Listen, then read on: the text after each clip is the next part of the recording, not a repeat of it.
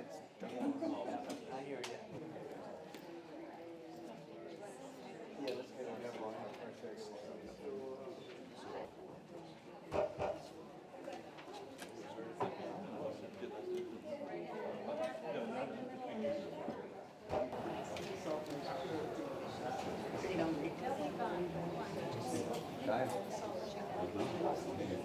I can see why.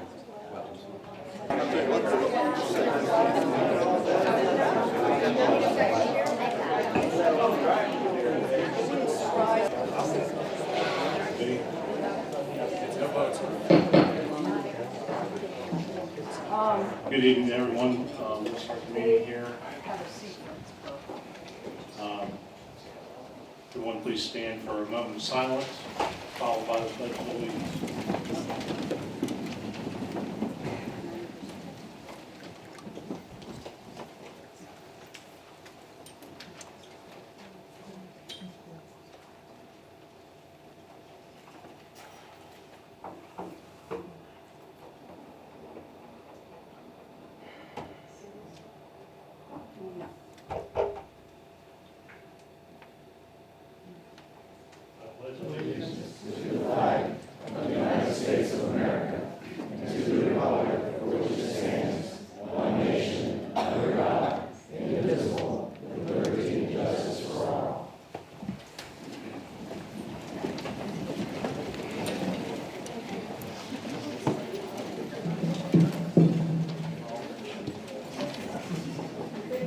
All right, just a few housekeeping notes. If you have a cell phone, please turn it on silent and take any calls outside. If you come up to speak at the appropriate time, come up to the microphone and speak clearly into the microphone. And for everyone here, please remember to turn your microphone on and speak clearly into the microphone. All right, old business, the meeting minutes from... No, adopt the agenda. Let's approve the agenda. Mr. Chair. Staff would like to request that we make a minor change to the agenda and that we move items C and D up ahead of item B. They are relatively small items, and the item C is likely to go very long. And so they're also old business. I'd like to move them up and let them go ahead and get that over first. Thank you. Board members? Okay with that?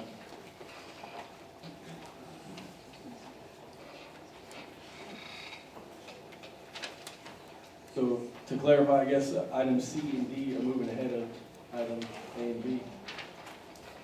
That is the request, yes, sir. I'll make a motion to accept the revision as requested. Second. It's been moved and seconded. Is there any public comment on this? Good evening, Mr. Chair, board members, staff. My name is Tamara Robbins. Mr. Chair, I believe that it needs to be addressed that this room has been determined to be at capacity for an advertised public hearing for this application. And so there are many people waiting out in the lobby, and the city knew in advance, the city staff, administrators, knew there was a potential for an overflow need, and they didn't accommodate this potential. So I'm asking that you make a determination, because the police officer is saying that the doors back there actually need to be closed so the public can't even stand outside in the lobby and listen. So we need to know what the law is on allowing the public to participate in the accommodations that the city did or did not provide. So could we get clarification on whether is it legal for the public to stand in the lobby and listen? And the city did not provide an overflow, which I told you guys all about last night. So please make a determination, because the public is responding to this call to a public hearing and the door is being closed in their face. Thank you. Thank you. Any further comments?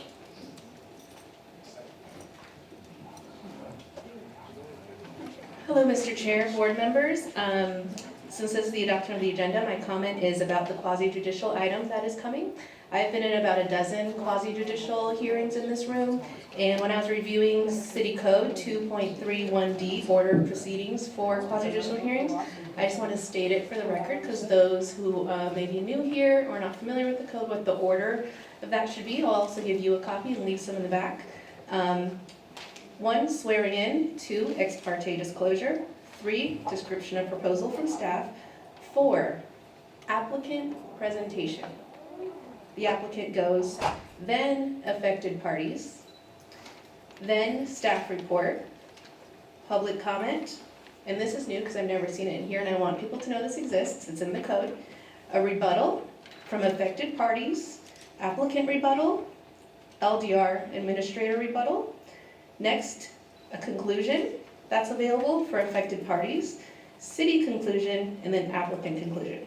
So I just want to state that this is all before deliberation and that the applicant presentation goes before affected parties and staff report. And for those who are affected parties, they'll read the definition for you, I'm sure, to see if you qualify. And then if you are an affected party, you have access to a rebuttal and a conclusion. And that was something I learned, and I wanted to share that. Thank you. Ms. Lindberg? Pam, could you please state your name?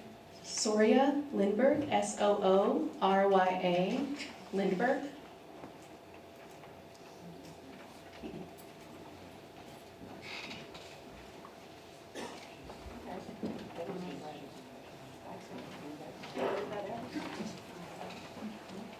Here, let me see that. Yeah, I'm usually showing this. Mr. Walker, Mr. Thomas, is there anything we can do to address the crowd?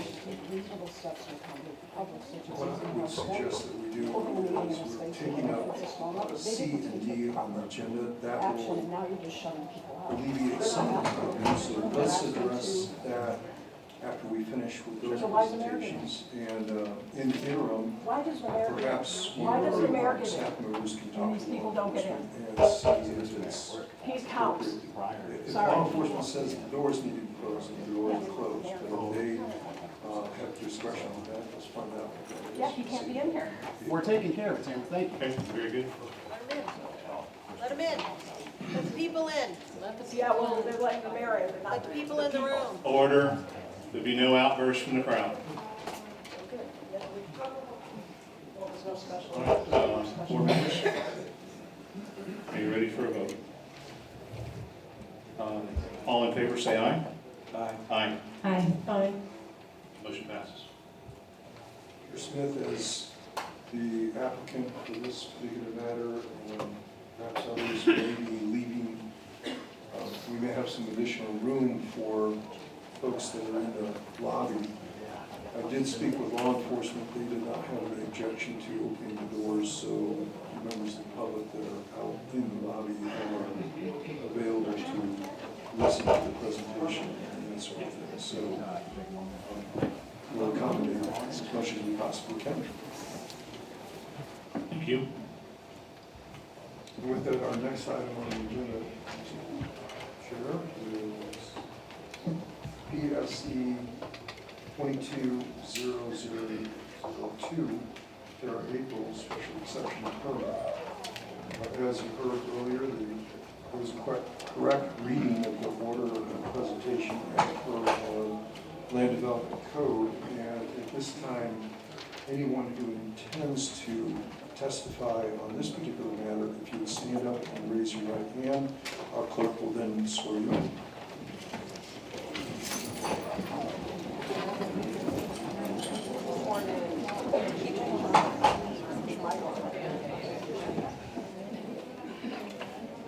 Madam Clerk is making her way up and she'll get swearing in.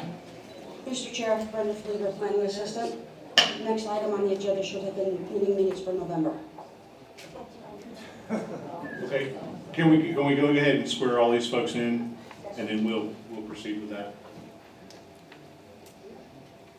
Swear or affirm the testimony you're about to give is the truth and nothing but the truth. I do. I do. Thank you. All of the witnesses have been sworn. My bad on missing the first item on the agenda. This time, we will go through the same procedure with the board members as the ex parte communications. Mr. Chair, I guess I have a procedural question. Did I understand the city attorney to say that the doors would be open as in the folks in the lobby could hear? Or, because I see them standing out there, don't know if any of those people wanted to be sworn in, so that's my procedural That's question. a great question. So if we could open the doors now, and then if any of those members, when the doors open, we'll ask the question. Thank you, sir.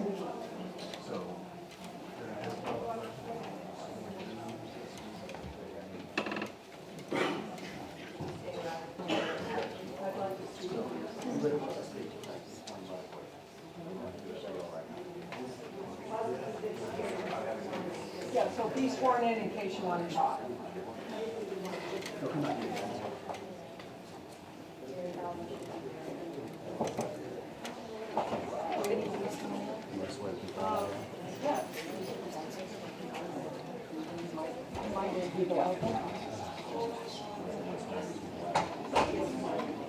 We just have to open the doors. I have to be up there. We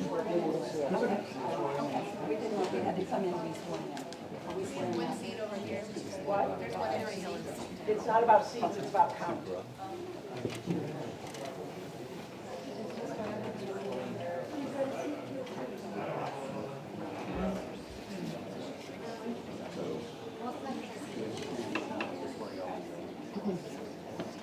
Okay, to everybody in the hallway who plans on speaking, please raise your right hand.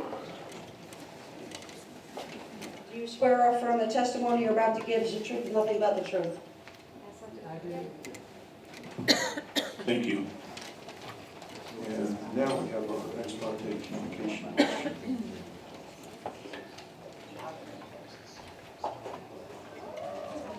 None. None. I am not. No across the board. I have had several conversations with the public, both before becoming a board member and after, but I intend to reserve my judgment for the presentation. That is exactly the criteria. You disclose the communications, and nothing in those communications would bias you in such a manner that you would not be able to make a decision based upon the testimony in the record here this evening. That is correct. Very good. We will begin the process now. Our staff will introduce the item. It should be noted that an applicant and affected parties in a quasi-judicial hearing get basic due process, which is something less than judicial process in a court of law. For members of the public, the rights are much less and depend upon their interest in this proceeding. And then we'll weigh any opinion testimony. Typically, opinion testimony is limited to those members of the witnesses that have designations such as Brian after a lot of letters after his name, ACIP, Certified Institute of Planners, I believe, the designation.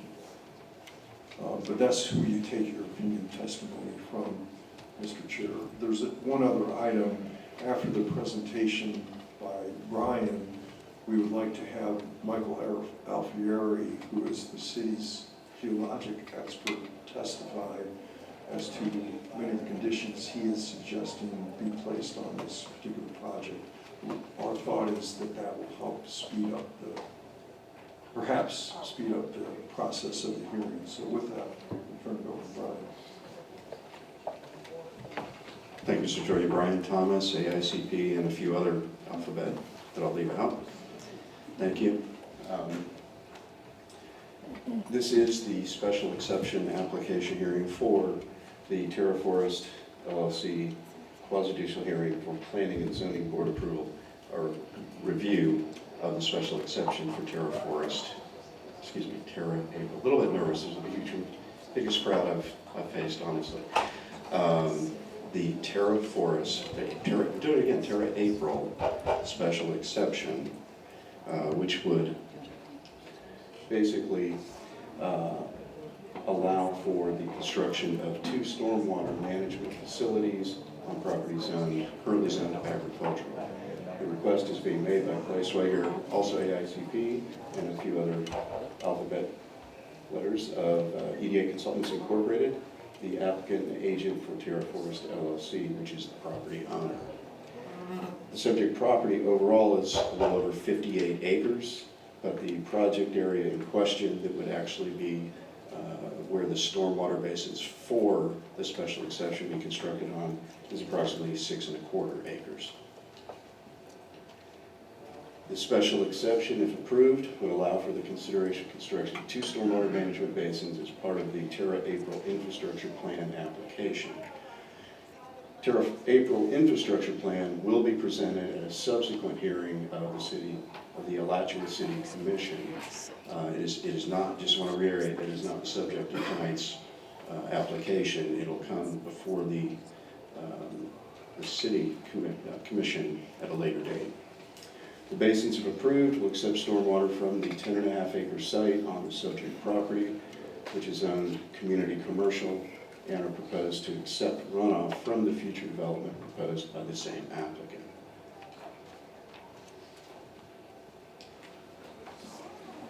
Here's an aerial overview of the total subject site of the Terra April Infrastructure Plan.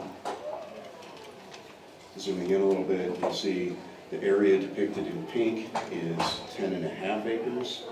The area to the north, the green area that also has the red circles, or red outlines, that is approximately 6¼ acres where the stormwater basins will be constructed. This is more of a conceptual design than an actual design. The red that you see is where the perimeter trails will be constructed as part of the overall project. Then zooming back out a little bit, you can see where this fits in the overall Terra April plan. And with that,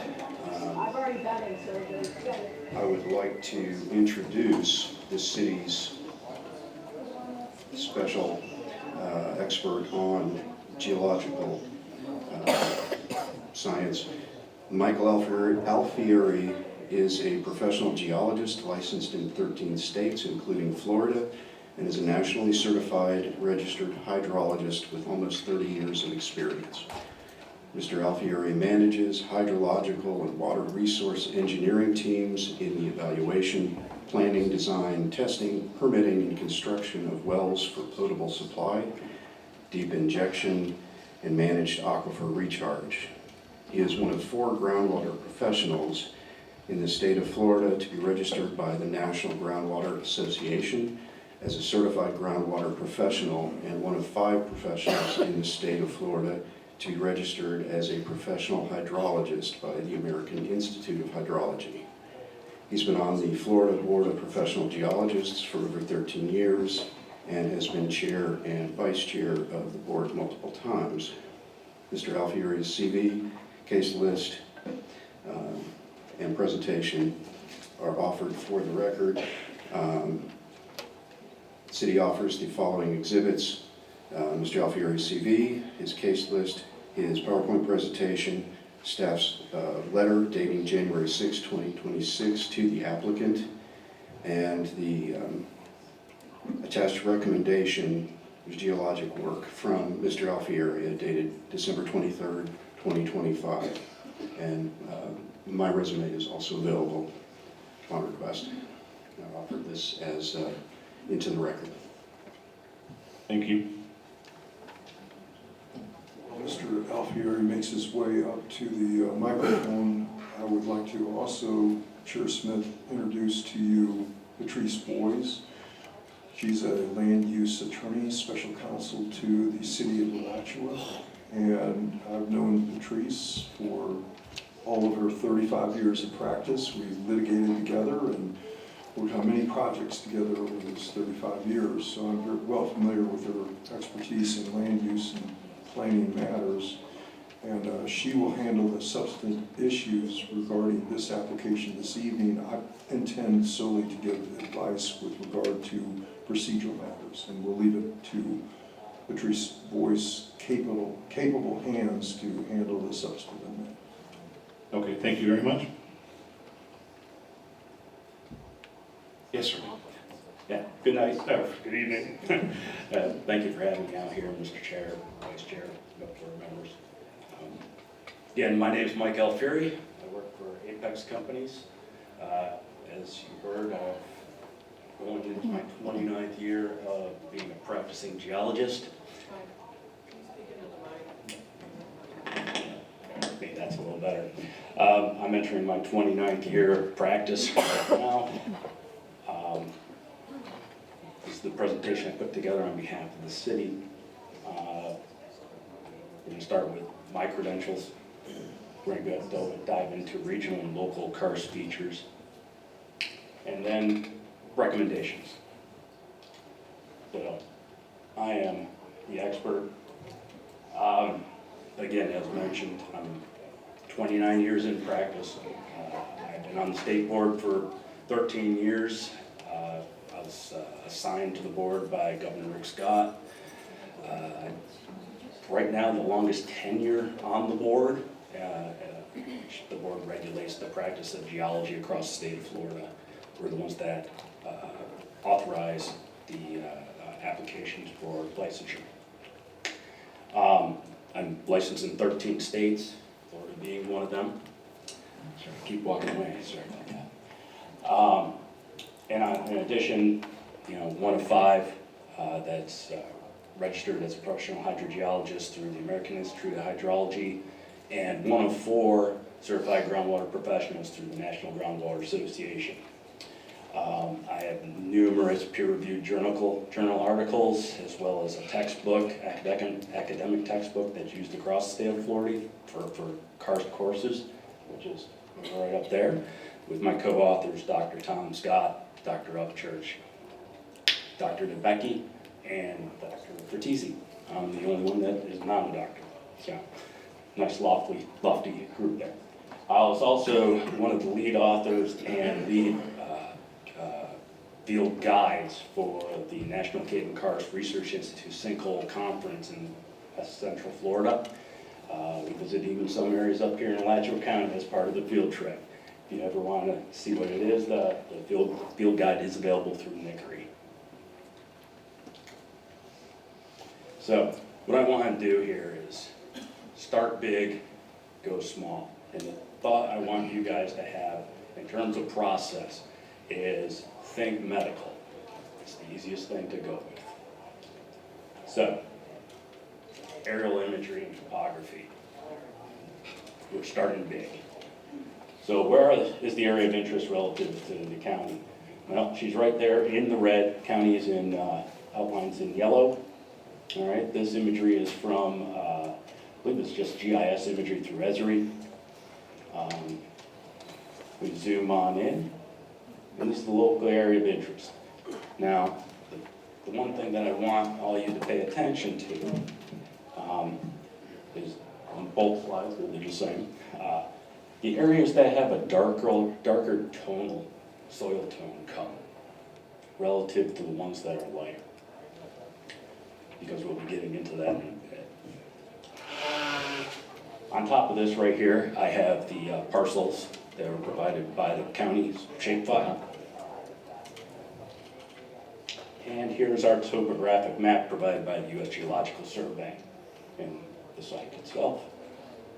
Using Alachua County LiDAR, which is topographic light imaging detecting aerial ranging. It is a laser that's essentially fired to the ground surface. You get your elevations from there. And as you can see, the scale goes from red to blue, blue being the lowest, white being the highest. Think like snow in the mountains, water in the sea.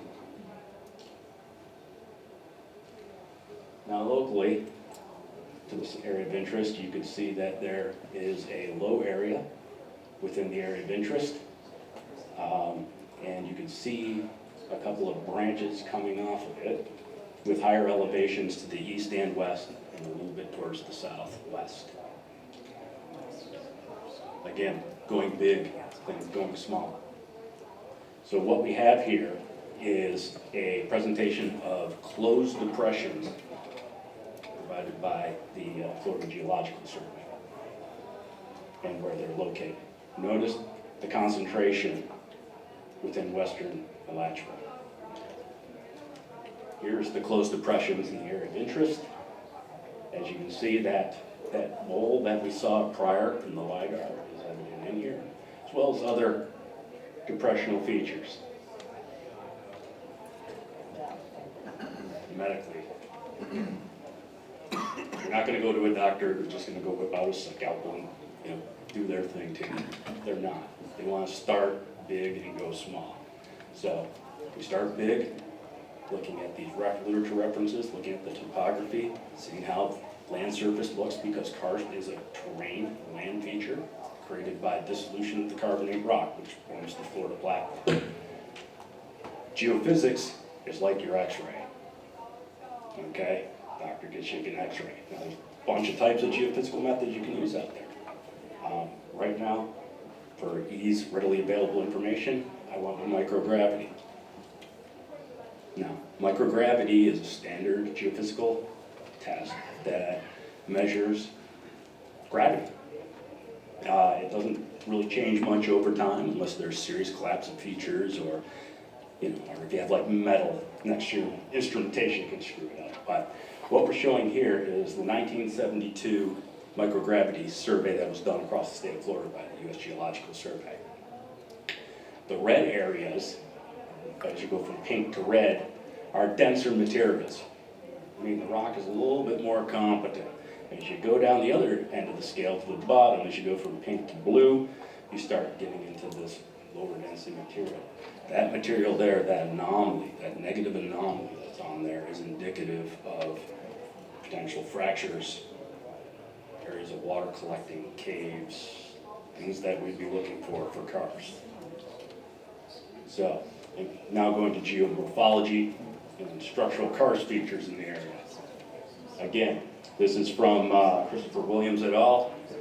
This is a geomorph atlas that was produced by the Florida Geological Survey by Christopher Williams, Dr. Upchurch, and Dr. Scott.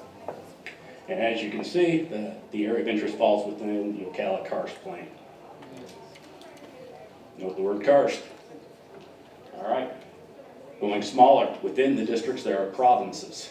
Think U.S., think states, same type of thing. So within there you got the Alachua Hills karst province there. You have Wilson's karst plain, all in western Alachua. And I'm showing here two things. These are literature reference faults within the area. Now, these are deep-seated faults, Jurassic-type material, so you're talking way, way beneath the surface right now.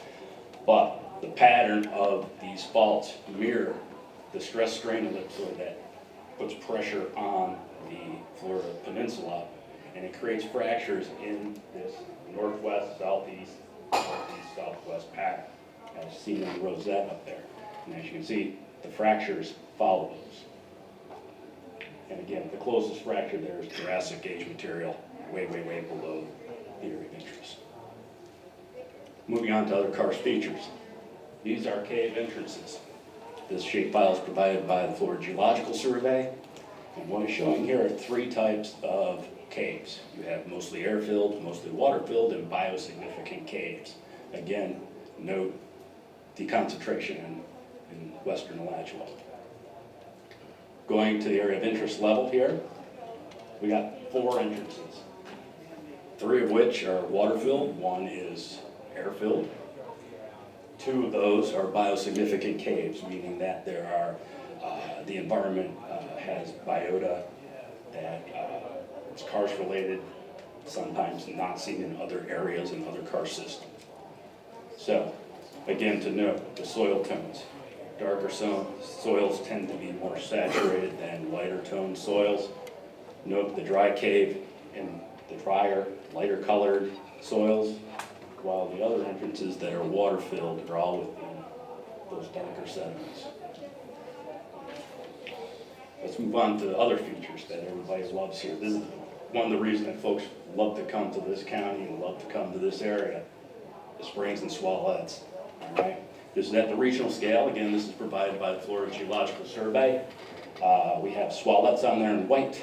The wet sinks are in light blue, and the dark blue are the springs. To note, the northwest edge there, you got Olino and High Plain, the state parks.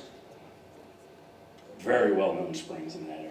The other thing to know, and just have a laser pointer or a laser pointer.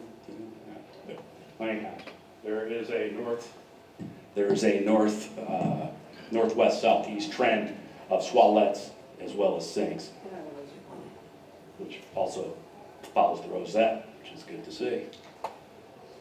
All right, at the site area of interest, obviously we got one's Mill Creek sink being saturated. Next feature, I put this in here, it's from the Florida Geological Survey again. These are subsidence instance reports. What is a subsidence incident report? That is any instance where the public reports to the Florida Geological Survey, they see something of interest such as a depression, a sinkhole. It gets put into the database and it is confirmed to be a sinkhole when the PG from the state goes and visits, determines it's actually a sinkhole, and it goes on the record. Thing to notice when we go locally, there really isn't much there. And why is that? There's no development. Farmers typically do not report a depression in their land. It's not going to really impact their cattle or impact their crops. So, when you don't have a lot of development, you tend to not see a lot of these reports. So, what I ended up doing here is I took photolinear interpretation and linear interpretation. Now, what is this? This is another screening method, a lot like geophysics. I look at aerial photography, I look for soil tone changes, and I'm looking how things may match up linearly. And the way you do this is you use multiple years of aerial photography, and then you lay it all these days in a GIS, determine, do these things fall in the right patterns? Do you start seeing a pattern? Do you start seeing concentrations? So what we have here is 2008 aerial photography interpretation from FDOT, 2017 imagery from FDOT, and 2022 from FDOT. Okay, that is your blue, your green, and your yellow. Added to this, I put in linear features that were observed within the closed depressions. And that there is in the orange and, oh, sweet, there we go, thank you. All right, so there we go. So, blue, 2008, green, 2017, yellow is 2022. Orange are linear features observed within the depressional shapefile. Red is linear features observed within the LiDAR, and the white is that Jurassic age fracture. And if you note, all these features follow the stress strain ellipsoid, which is expected. And what you do when you have this type of analysis, because it is a screening analysis, the only way you can take the next step forward to determine is this real, is this not real, is through testing. So, as you probably read in the technical memorandum, I just want you to be aware that the dates obviously have shifted on there because of the meeting and things of that nature. But the recommendations were provided to the city staff in support of the evaluation of the applications.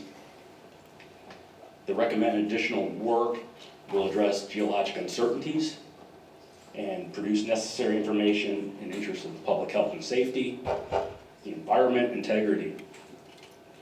Apex, being me, recommends comprehensive geophysical and geologic testing within all three property boundaries, and this investigation is essential to complete the geologic review that I started to ensure regulatory compliance, protect groundwater resources, and mitigate potential hazards associated with the underlying karst.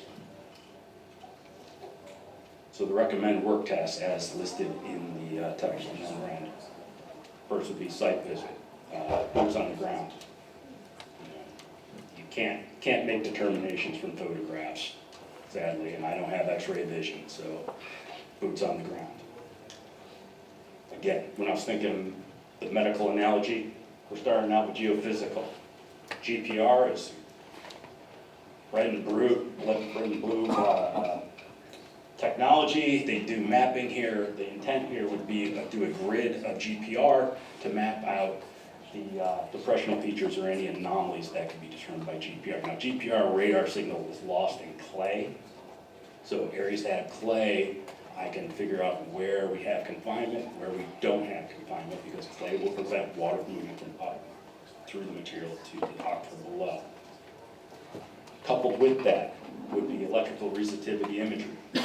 Now, ERI, as it's called, gets you a little bit deeper. It can punch you through the clay, it can see through the clay, get down into the rock to look for voids and other karst features. So, when you have the GPR, I find anomalies, see depressions. Those areas I want to do a little bit further investigation, like a doctor. So, GPR is your X-ray, ER, there's your MRI.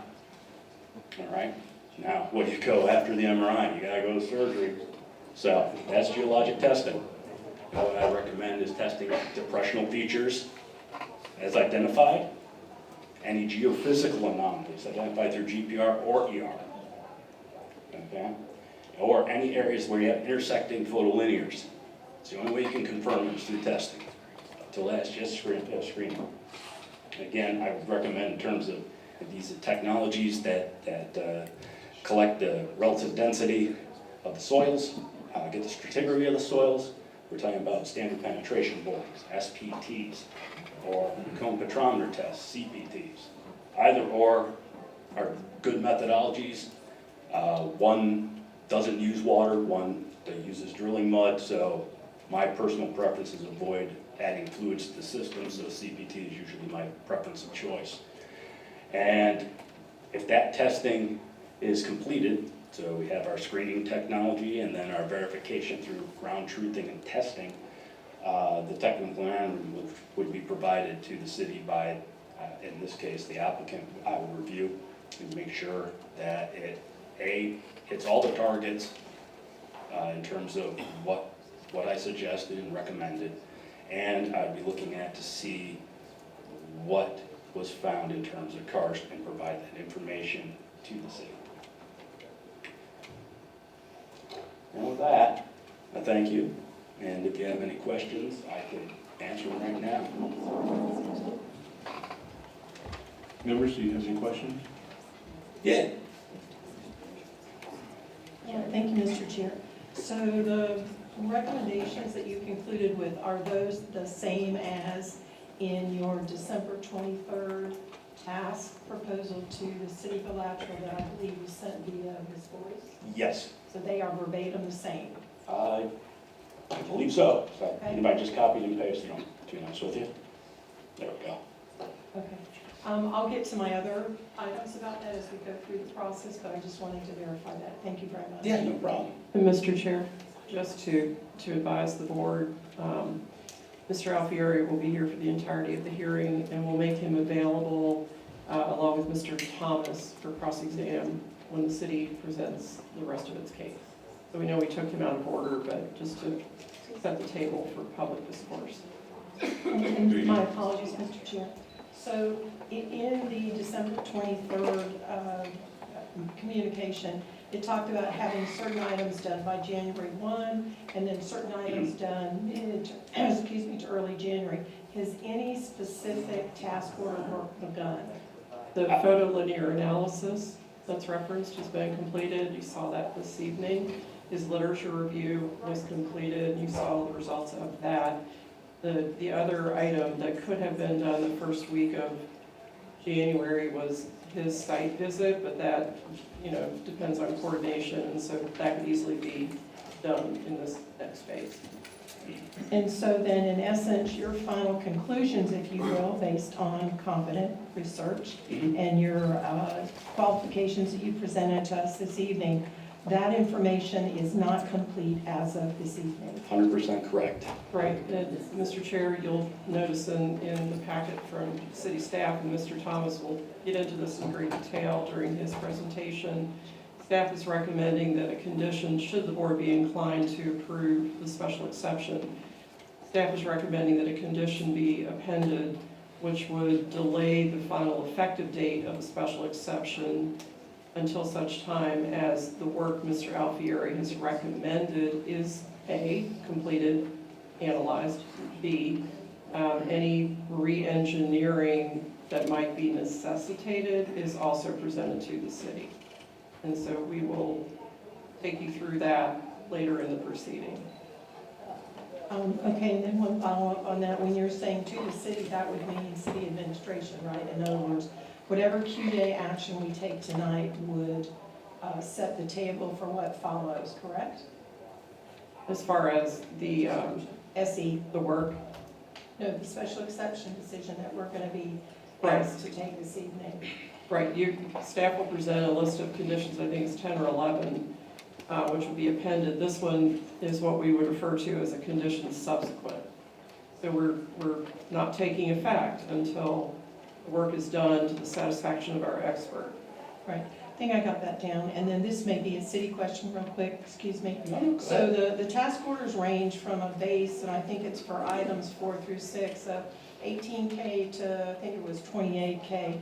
So who's paying for that, the city or the applicant? So there's two cost aspects to it. Mr. Alfieri has given you an estimate of his fees to perform his part of the work. I want to make that very clear for the board. The estimate to do the actual geophysics and the drilling has yet to be determined, and that, of course, would be borne by the applicant. Staff can answer this question more fully, but you do have the ability under your code to require reimbursement of the city for Mr. Alfieri's fees as well, because he is an outside expert that the city staff determined was necessary to evaluate this application. Thank you. Thank you, Michael. Appreciate it. Thank you, guys. If you'll be available for cross-exam by the affected parties later, I'd appreciate it. Absolutely. We have more So- presentation from the city. Not at this time. We'll do that at the end. We'll revert now back to the familiar order of presentation in your code, so the applicant will present their case next, Okay. followed by the affected parties. And by agreement of the affected parties, just so the public is aware, the National Speleological Society will present first. Of course, the chair will have to admit them as an affected party, followed by Alachua County, and their presentation, again, they'll present their basis to be admitted as an affected party, and we have a third individual who's requested affected party status, and that individual would come third. So that will be the next section of our presentations for the public's benefit. The applicant is next, and Ms. Annette Godelia is here with her team. Hi, good evening. Good evening. Ms. Brenda, I don't know if you can forward to slide 27 here, or maybe I can just do it myself. Should have moved it to the beginning, but here we sit.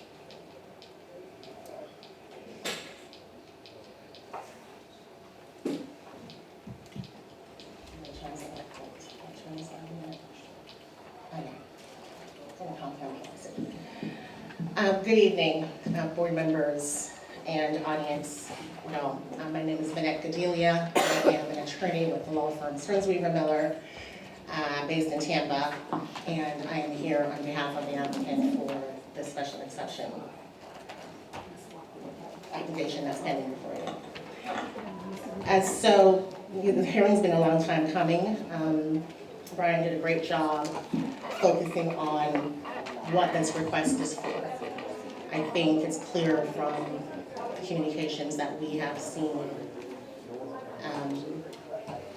publicly available that there is some confusion about what's being asked for.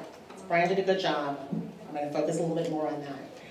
Clay Sprager here is going to be our star witness. This is a planning application. It is a special exception approval, which is akin to special type of, level rezoning quasi-judicial approval. It is not a technical application to the extent, for instance, that you would do an infrastructure plan, which is an application that goes before the city commission, not before the PZB. This is a land use approval. And so we have Clay presenting because he's an AICP planner with over 24 years of experience, and I think you all know him, he works here. So he should be a known entity, and he's carrying this presentation today. I also have with me Miss Susan Stevens, Esquire. She is my law partner at Stearns Weaver Miller and has over 30 years of experience in the environmental permitting world. She focuses on environmental permits.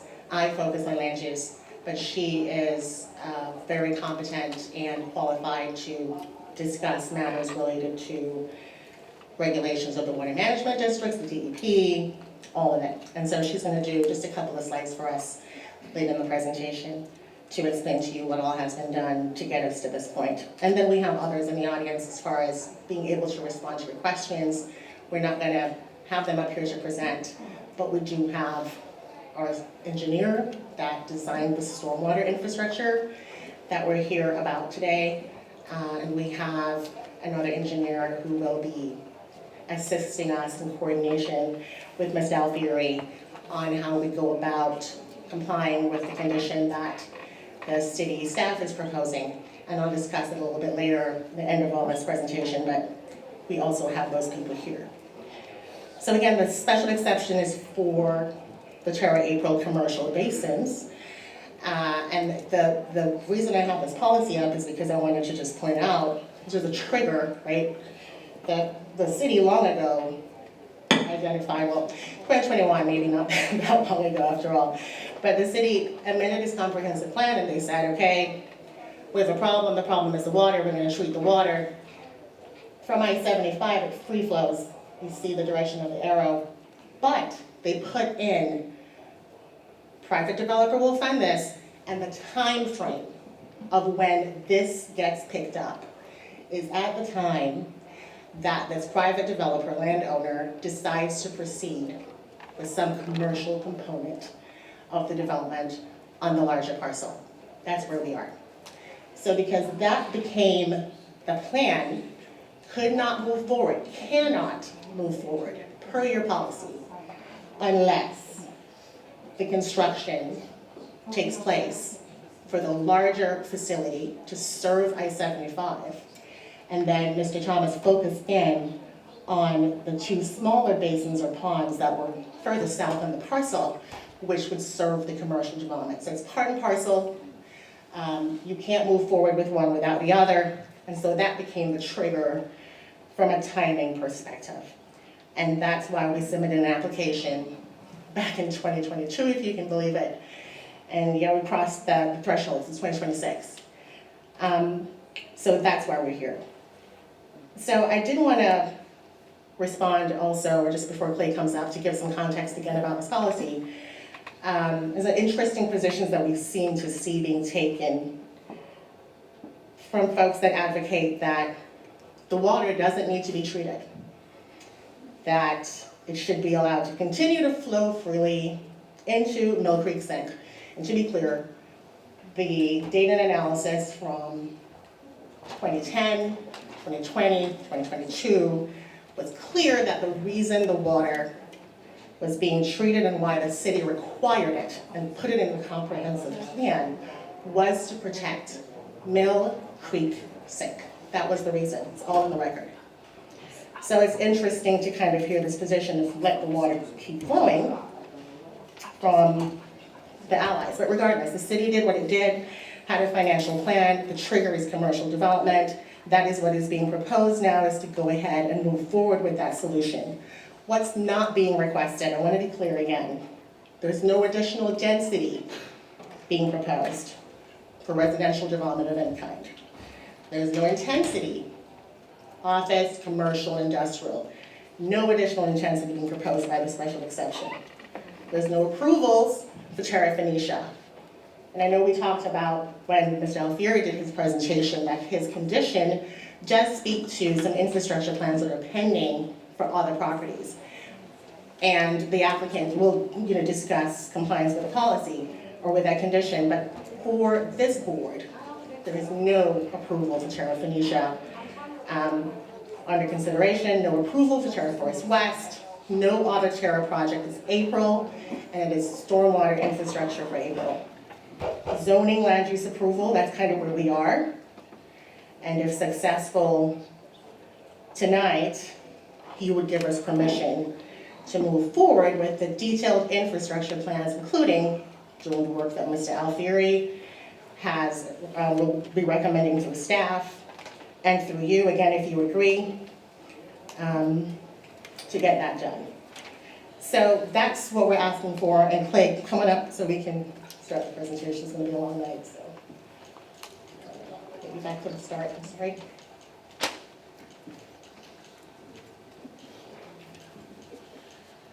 Lots of pretty pictures. There you are. Thank you.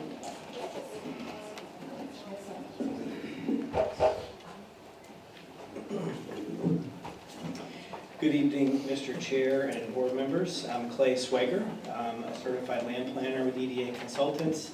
The agent here tonight has put this planning application together for your review. As Ms. Bennett indicated, there are some other folks here, part of this project team, to help answer questions that you have. This is an interesting project, a lot of interest, obviously. A lot of times this room doesn't have anyone in it. So, but I'm going to continue just to do what I normally do and just walk through applications and the planning materials that are relevant to your considerations, and then we'll be here to answer questions tonight. I'll probably just have to take a little bit longer than normal, but I'll probably about 15, 20 minutes, and I'll sit down. As staff indicated, this is one tax parcel in the city of Alachua, approximately 58 acres. It is near the intersection of I-75 and 441 off of April Boulevard. Just a quick outline of the topics I'd like to go through with you tonight. The timeline of past approvals, where we are tonight, and what the subsequent approvals might look like. What does the master plan entail? What are some of the benefits of the project? How we are consistent with the special exception requirements in the city code, comprehensive plan consistency, and relevant data analysis. So as Vanetta indicated, we are here just to talk about a special exception for this parcel tonight. I know there are other properties of interest and other projects, but I'm not the agent for those. That's not what's on the table for you tonight. So I'd like you just to bear with us here as we talk about, the application in front of you. So just going back in time a little bit, about 15 to 17 years ago, the property owners at the time really started to acknowledge the unique characteristics of this land and try to do some master planning from the land use and zoning level. At that time, the property owner did take their 356 acres and work with the city of Alachua on a series of land use and zoning map changes, which resulted in about 62% of the overall, what was known as the McGahee properties at the time, about 62% of that being placed into either conservation, which is really that swath of land with Mill Creek meandering through it in the middle, and some recreation land use areas sort of on the buffer or periphery on each side of the conservation areas you can see on that map. Subsequent to that, the property owners have dedicated some land for city projects and public purposes, like a dedication for a lift station location, public utilities, easement donations. Those have happened over subsequent years. And so our involvement began in 2021, working with the city of Alachua and the property owner. A series of applications were brought forward, a land use map change, comprehensive plan amendment, a rezoning that matched the land use change, and also a text-specific policy, which Vanette indicated, that was related to this property, and it had a requirement to provide stormwater treatment for FDOT runoff that runs from I-75 eastward to Mill Creek. And so those were all brought by my client and the current property owner in consultation and coordination with the city. Also, I would note almost 7 acres of land were placed into conservation land use and zoning. Those were a result of a on-site environmental assessment done by Verde Environmental. So all the wetlands, all the wetland buffers were put into conservation land use and zoning at that time. And as you can see, I think I have a laser pointer, about 10.5 acres of land were approved by the city of Alachua for commercial use. And so, as been indicated, there is a site-specific comprehensive plan amendment, which I did work on at the time, companion with these land use and zoning changes that placed a requirement that's now in the city's comprehensive plan to treat untreated stormwater runoff from I-75 that discharges eastward to Mill Creek. The timing of that requirement to build that stormwater treatment is before or at the time of any commercial development on that 10 acres of commercial land use area that's on the map today. At least a ½ inch of runoff for a certain part of the I-75 is required for treatment. That's a minimum. And then also there has to be active and passive recreation, passive recreation in the form of pathways and nature trails. Well, I'll show you a master plan in just a minute that shows you the location of those trails. Stormwater, walking and biking trails must be privately owned and maintained. So those are all codified in the city's comprehensive plan today and is folded into this special exception application that's before you tonight. Just a couple comments, as you know, I did go back about 15 to 17 years in time, which is when things were starting to materialize as far as planning of this property. There have been at least 18 public hearings over that time. Planning and Zoning Board, City Commission for land use and zoning approvals has been quite a bit of engagement. Obviously, a number of neighborhood workshops over that time. These public hearings are in addition to the neighborhood workshops, and that there were testimony was given at all those hearings related to these approvals. And my recollection, there were really no objections. I think everything was viewed very favorably as far as the direction, particularly the treatment of FDOT runoff and the approval of about 18 or 19% of the site to be used for commercial uses. One thing I didn't mention, and I apologize, planners were a bit repetitive because we have to go through criteria, but and I'll mention this again, but part of that comprehensive plan amendment as well is that there would be a limitation on commercial activity, and that it would be no more than what is allowed in community commercial. And we're going to take that a step further in this application and further limit proposed commercial uses. So today you have a special exception before you. This is not a construction permit. This doesn't allow development of the site. This is a sort of a use and zoning type approval of what's being brought before you to provide 2 stormwater basins, stormwater management facilities, dry, shallow retention basins that are considered in the city code as minor utilities in agriculture zoning. And they're being proposed right next to the commercial zoning area. So the City of Alachua LDR 4.3.2 provides a mechanism for stormwater on properties with less intense zoning. And that's really the crux of the origin of this application. The reason that we're here for a special exception is that proposed stormwater retention in the agriculture zoning. It provides an ability to construct stormwater treatment immediately adjacent to the commercial zoning properties. There are no other uses of that stormwater other than to serve future commercial development.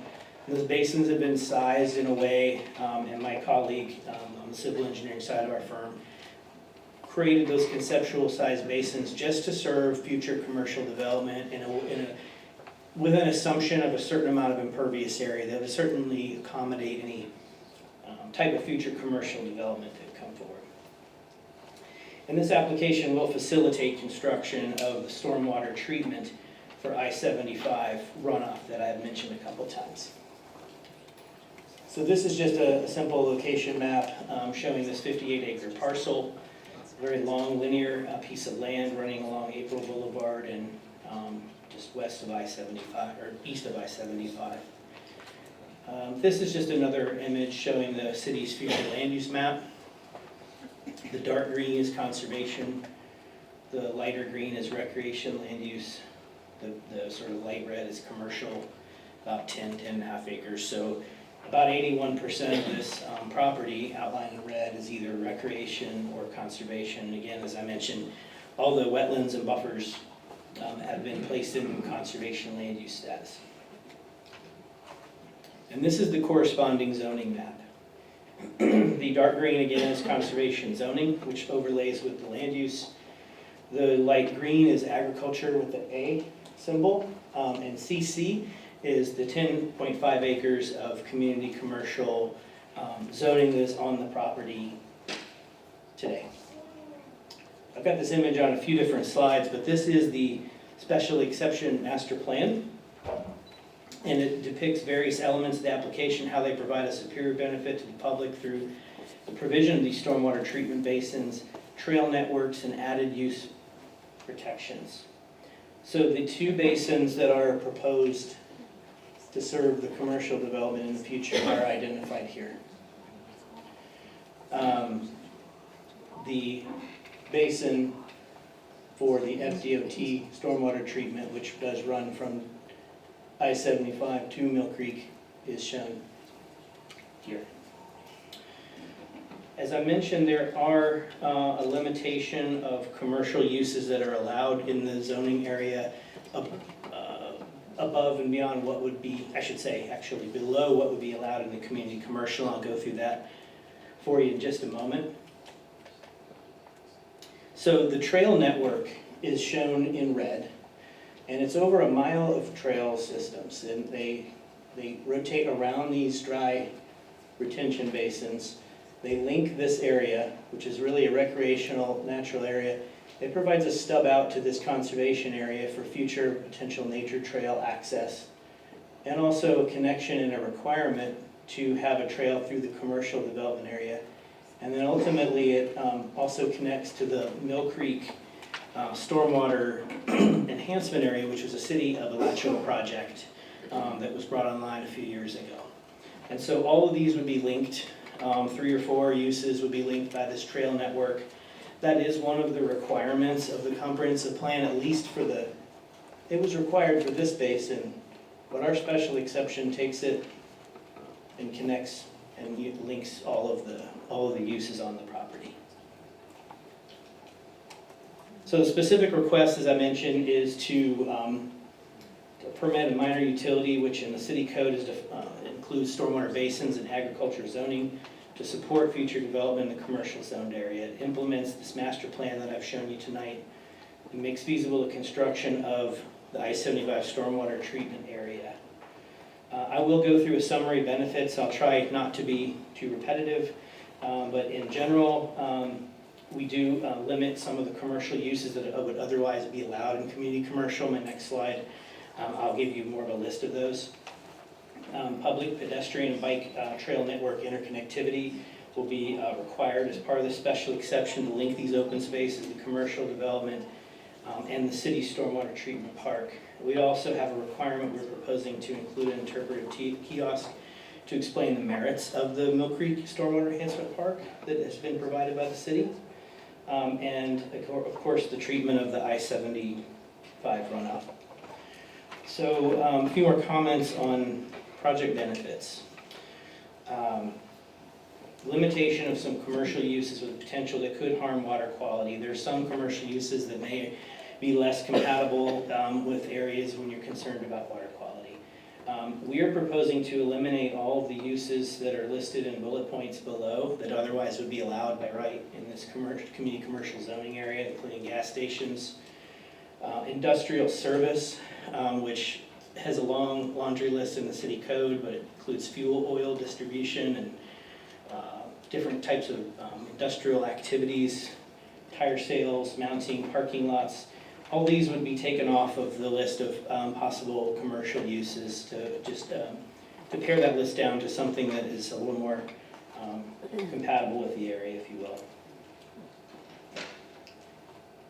Again, public trail network and interconnectivity, this would all be required to be constructed with private dollars and open to the public for public access to link all of these uses. would have to be done at the time of any future commercial development. A site plan would come into the city, whether it's for a shop or something like that, and they would have to show that these trails have been fully executed. As I mentioned, the interpretive kiosk by the City Mill Creek Stormwater Enhancement Area would also be provided as part of this. So I'd like to go through some of the criteria, the review criteria for you regarding the special exception. There are essentially 8 main special exception standards which are shown on the screen, and I'll go through all 8 very briefly. Your staff report, which you'll hear tonight, they are recommending approval of this project. They do, their professional opinion along with mine is that we do comply with the specific approval criteria for this relatively narrowly focused application tonight. But let me walk through those for you. So the first one is that the use complies with use-specific regulations. So in this case, the specific use is a minor utility, which the City of Alachua Code includes stormwater detention and retention facilities.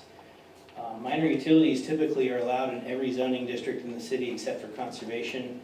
But in this case, because it's proposed in a different zoning district than the commercial, the special exception applies. But we do need to show that we comply with those criteria in 4.3.2. And so the first of those points is that the zoning location of the stormwater detention or retention allows minor utilities. As I mentioned, table 4.11 in the city code states that minor utilities are permitted in the agriculture zoning district, so we comply with that standard. Let me get my, okay. Number 2 is that we meet the compatibility requirements set forth in this section, and I'll speak to compatibility in a few places here as we move forward. And we also have to demonstrate that we provide enhanced natural or recreational functional use, and we do have that trail network to meet that requirement. We also have an approval from the city manager that early on this process identified that they concurred that this trail network would work and would qualify, if you will, as a recreational and functional use. And so that's a big part of our application. The stormwater area is designed to utilize existing topographic conditions, providing that transition from an interstate to environmentally sensitive areas on the other side to the east, particularly with that water treatment. The basin's amenities and improvements provide a functional recreational use with the interconnected trail over a mile long, the interpretive kiosk to the Mill Creek Water Quality Improvement Project area, and this will help make it financially feasible for the developer with private funds to build that stormwater quality treatment area. A few more comments. Number 2 is compatibility, and I'll talk about that more on the next slide. Subsection C regarding exemptions is not applicable in this case because we're not considering 2 residential districts or business districts. So we can pass over that. So again, about compatibility, special exception is appropriate and compatible with the character of the surrounding lands. That's the standard that you have to consider. And so a minor utility, in this case, which is a stormwater facility, is compatible with the surrounding uses. As I mentioned, most zoning districts allow it by right. There's no vertical structures, there's no noise, sound, odor. It's essentially a dry landscaped retention basin.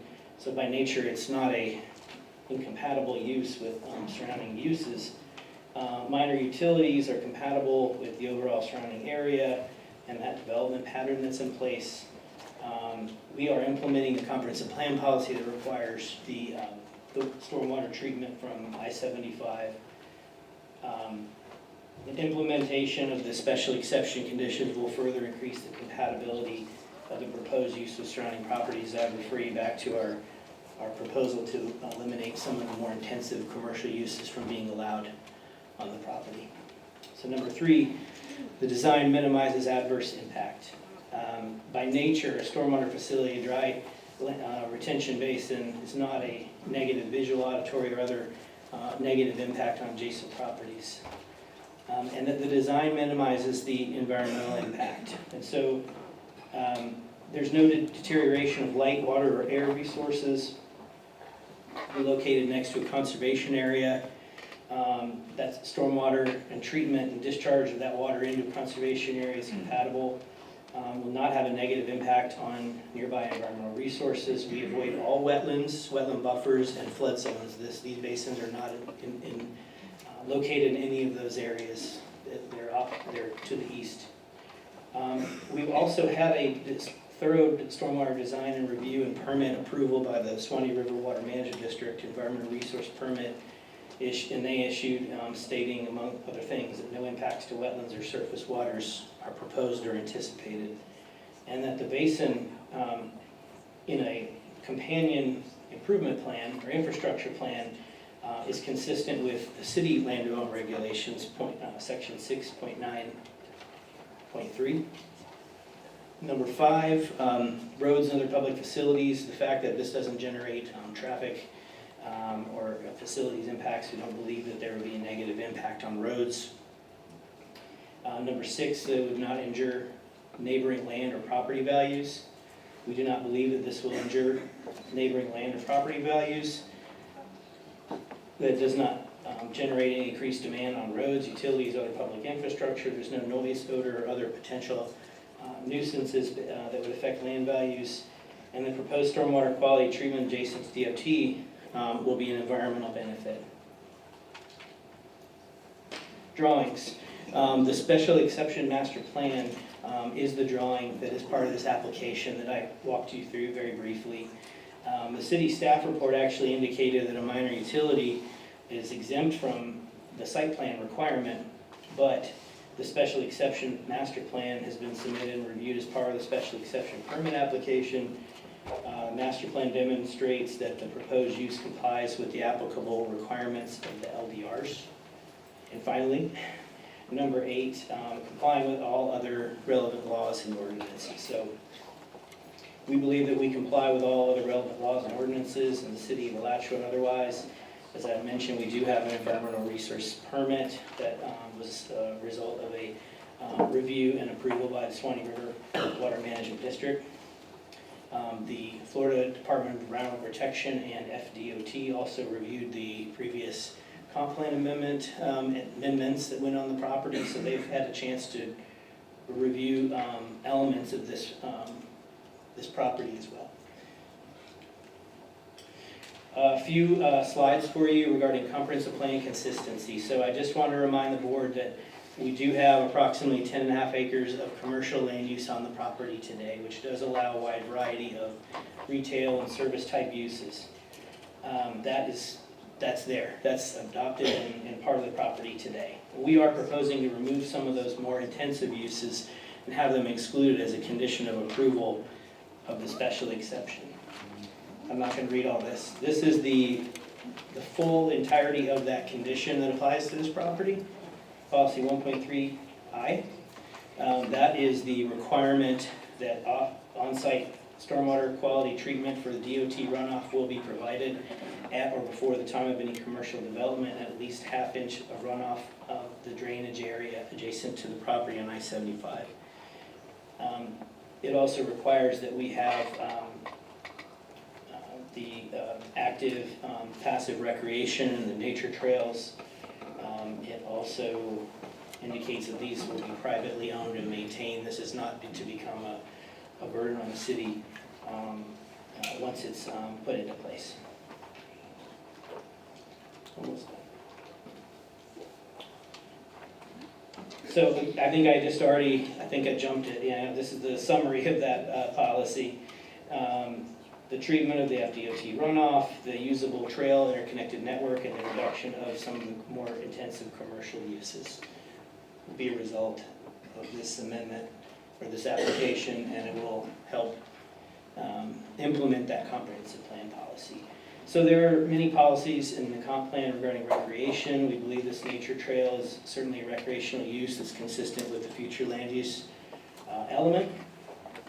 There are provisions about encouraging development standards of innovative and flexible development that utilize and address natural features available and available facilities and services. So we think this is an innovative approach to improve upon what could be done in the commercial area, to tie in the FDOT treatment area with over a mile of trails, and to also highlight the city's Mill Creek stormwater improvement area, to really just have this thing more master plan than just a piecemeal approach over time. Conservation and future land use element. Again, all of the land on this parcel that is either a wetland or wetland buffer has been put into conservation land use and zoning will be permanently protected and not impacted. All FEMA flood zone areas on the property are avoided as far as any proposed basins. And that I will just reiterate the Water Management District's review related to no impacts to wetlands or surface waters are proposed or anticipated. Water resources. The city shall protect and conserve the quality and quantity of water resources. We do believe that this FDOT treatment will serve and support that objective. And also the reduction of some of the more intensive commercial uses will lend to that as well.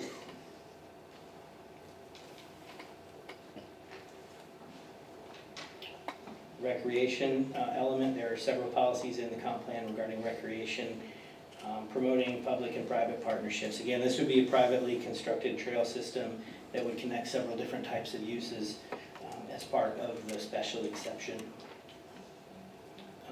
Community facilities and natural groundwater aquifer recharge element, stormwater. There are provisions and requirements in the city comp plan and code for stormwater treatment. We believe that we will meet those, all of those requirements. So I'm almost done. I've got a brief summary of permitting, and I've sort of mentioned it to you over this presentation, but there have been a lot of different public hearings and approvals on this property, including the site-specific comprehensive plan policy regarding the DOT treatment, the land use and zoning changes, putting the wetland areas into conservation and approving the 10.5 acre commercial land use and zoning, and also the approval of the environmental resource permit from the Suwannee River Water Management District, which is still valid and in place. So tonight you have the special exception that was submitted quite a while back. That's for your review and consideration tonight. Subsequent applications would include an infrastructure plan, and those are essentially construction plans. Those are technical engineering drawings that would show the exact design of everything that would be proposed as far as these basins go. The special exception is a planning type application regarding more related to uses or not allowing uses. So there will be another opportunity for the city, if this were to be approved, to review the technical engineering drawings. I understand there are some conditions that staff is proposing that may help bridge the gap on some of those issues. And at this time, I'll conclude, but I would ask Ms. Stevens to come forward and just give you a few final remarks. Thank you.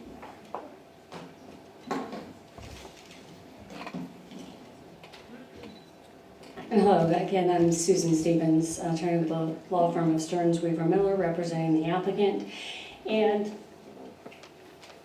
I just wanted to touch on a few things. We've had a lot of discussion about the history and the record, and there's been a lot of discussion that you're coming forward and you don't have enough information to assess the special exception standard of minimize environmental impacts. Well, there's a lot of information in the record that you've been provided that were from these other records that we packaged up and submitted to you, and I wanted to kind of point out where they were and let you know what those are. The existing conditions of the property, the assessments that have been done over time, the findings that have been made by our own consultants and consultants retained by the city to review the project. And so first, and not in a particular order, but to group the environmental assessments together of the site conditions, we have one that was done back in 2008 during the original proceedings that Mr. Swager talked about. And also, and that's located in the PDF, massive PDF package that was in the record called the Revised Application Package 11-2008. And you can find that, it's in there multiple times, the way this package is, the agenda package works. That's at page 124 of that massive PDF, just kind of orient you on that a little bit. There's also the Verde environmental report that you heard about that resulted in the conservation of the more environmentally sensitive pieces of the property. And that was performed in July 2020, and that is found in the next massive PDF package you were provided, and that was entitled, that package is the, where did it go? The agenda package for the March 8th, 2021 City Commission meeting on the rezoning application, and that's found a couple times in pages 186 and 217.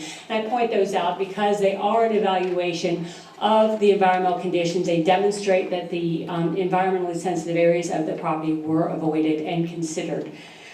Turning to that, we have some of the discussions of what was retained by the city, reviewed the Verde report, who was specifically tasked to look at the impacts because of the fact that it was upgrading to Mill Creek Sink. He did that. They had recommendations. They said, look at the Water Management District sensitive karst criteria, and that environmental resource permitting process that you talked about will be addressing those criteria, and in fact, they did. And that wood report for the Terra April property is also in that same package of material, and that's at page 83, and then a responsive email when they said their comments were addressed, and they had no further questions, and after some back and forth, we're at page 115 of those materials. And you have another, I won't belabor all the locations of those, but we have some other reports in there back and forth with the EDA. And I wanted to point out another item in the report was CHW was hired specifically by the city to review the Terra April Comprehensive Plan Amendment Package, and it's in that same package of materials. And they were asked about the public benefit associated with this project, and they found a public benefit from treating the I-75 runoff. And so that was specifically in the records, a consultant hired by the city to review this project. And so those are just some of the records. I won't go through any more of them in any detail than that. Another package of information that we provided was all of the environmental reports and the ERP issued by the Water Management District, its technical staff report, and the stormwater drainage, stormwater modeling report and drainage report submitted to the Water Management District, the GSE geotechnical investigation, which we did rely on site-specific site visits, multiple soil augers and laboratory testing of that data, and review of the literature review that we were talked about as being needed. That was all part of the review package. It was reviewed by the Water Management District. It was reviewed by the stormwater engineer and supported the stormwater modeling that said, hey, this is how these systems need to be designed. This is how we will design these. We also have the design plans that were submitted to the Water Management District. They're not before you today, but they're detailed plans that show exactly how these things are to be designed to conform with the Water Management District's criteria. And then you end up with the issuance of the ERP based, and there's some other matters, the Cultural Resource Assessment Survey. Again, that Verde report was resubmitted to the Water Management District, so they knew there were not going to be impacts to wetlands or other surface waters. And all of that resulted in the issuance of the permit, which constitutes reasonable assurances the water quality standards were not going to be violated, that the adverse impacts to the water resources of the district, including Mill Creek Sink, including the Swallow, would not be adversely impacted. And there's a laundry list of other reasonable assurances, determinations that ERP represents. That is their determination that it met the standards, that it would not cause these adverse impacts. So we posit all of that is in the information is in the record. We posit that demonstrates the requirements to meet for the special exception standard, that it's not going to have environmental impacts. The record is not devoid, as has been suggested, of that demonstration. It is there. And just pointing out, and I'm going to be very quick on that, we have some final findings from the city's own consultants. You have, they specifically determined in the Wood report, again, that the sensitive karst criteria evaluated by the Water Management District would be protective. And that was his review of the Verde report for Terra April. The CHW report, as I mentioned already, and so I won't touch on it again, that's the quote from their report, that it found that there would be a public benefit associated with the Terra April project. And then the December 8th, 2020 staff report of approval also recognizes the importance of the Terra April project for to protect Mill Creek sink from untreated stormwater runoff. And so that is all that I had, so I made it very brief for you, just on that particular criteria of the special exception. Mr. Chair, if I could ask just one question to clarify. Ms. Stevens, thank you. Could you point me to any place in your technical materials that contain drilling logs deeper than 15 feet at the site? In the drilling logs deeper than 15, I believe no. The GSE report, they did go to 15 feet, and we have somebody from GSE here to get into more specifics, because I haven't memorized that, but they do have drilling logs are in that GSE report. Right. The logs are in there, and there are 27 of them all over where the stormwater basins will be, which is the entirety of the Terra April. Right, and I just want to clarify for the board so they understand none of them went deeper than 15 feet. And I'll leave it to the experts to tell us what all that means, but I wanted that fact on the record.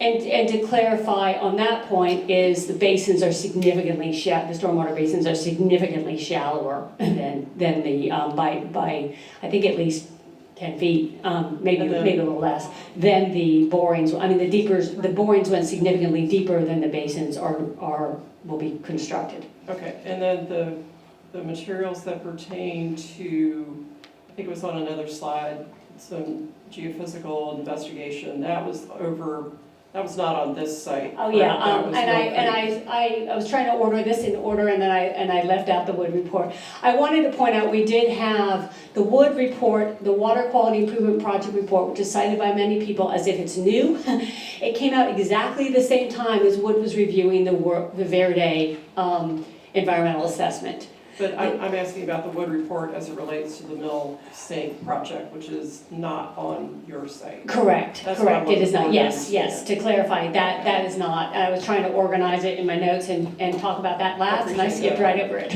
And then you would agree with me as the lawyer that the city has concurrent jurisdiction over stormwater, correct? Oh, absolutely, yes. Okay, so you do have an ERP permit that is significant for the board to understand.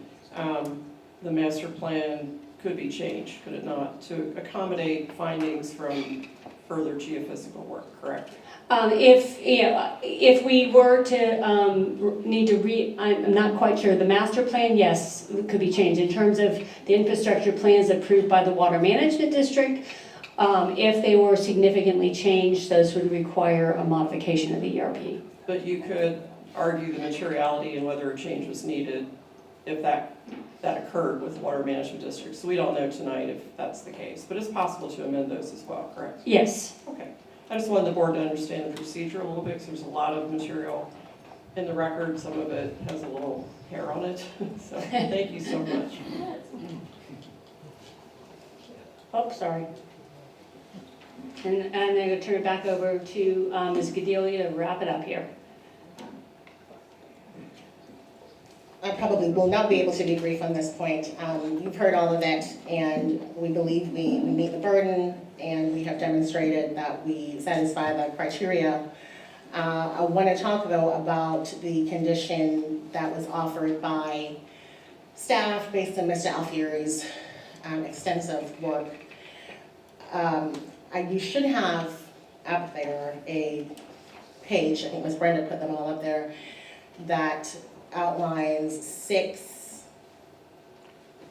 paragraphs, a way of trying to document the condition that staff is proposing, but with just a little bit of a modification with regard to the sequencing of the study. So to be clear, the applicant is agreeing to do the work that the city, based on its experts' analysis, has asked it to do. It will do the work. We have a proposal that's a little bit different. It's not quite clear because the way that the tasks are outlined and that Mr. Alfieri presented and board member Judd did go through and say, is this specifically what you had in your report? But we don't have the conditions written out so very crisply. And so, we got this a week ago, as you know. We understood that this was a thing that was in process. But we received the condition, the letter, the proposal by staff that the conditions apply not just to April, special exception, but to Phoenicia's infrastructure plan, to April's infrastructure plan, to Terra Forest West's construction plan, so a series of plans. And then we waited and we received Mr. Alfieri's analysis that he presented tonight, yesterday.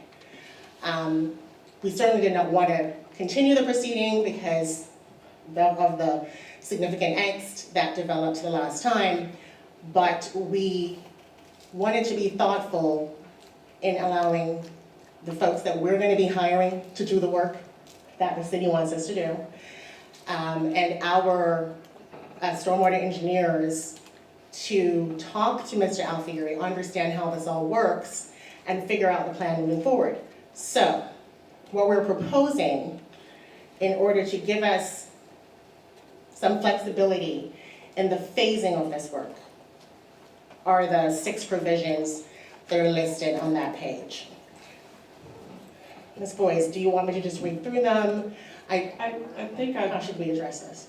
I think it's great that you announced it so the board knows this is coming. Would it be okay with you if we did the iteration after staff puts the recommended condition on the record, and then you can react and the board will be fully apprised of all the presentations? Absolutely, agree. Okay. Thank you. And then may I ask, are these 6 conditions you are proposing in lieu of the 11 that staff's proposing, or in addition to, or will you be able to walk us through that later in the hearing?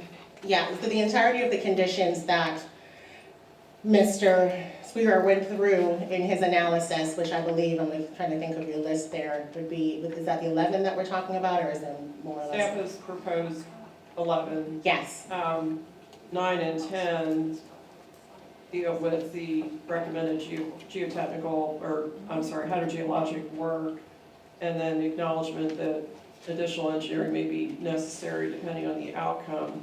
Are these like 9A through Yes. D, B, C, D, F? That would be the appropriate way to 9A through F, is that how we should understand it? Yes, that's Okay. exactly how it should be understood. Okay, I would greatly appreciate on behalf of the board if we come back to this later so they have time to look at this and think about it.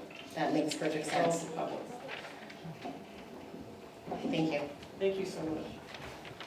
Chair, I see a number of people, including our county commissioner, Mary Helen, standing in the back and alongside. There's chairs that are open in the area here, so in the main seating area. So if anybody maybe if somebody could let the folks know in the lobby that there's seating available. We're not done yet, and so standing another hour or so, a little wearing.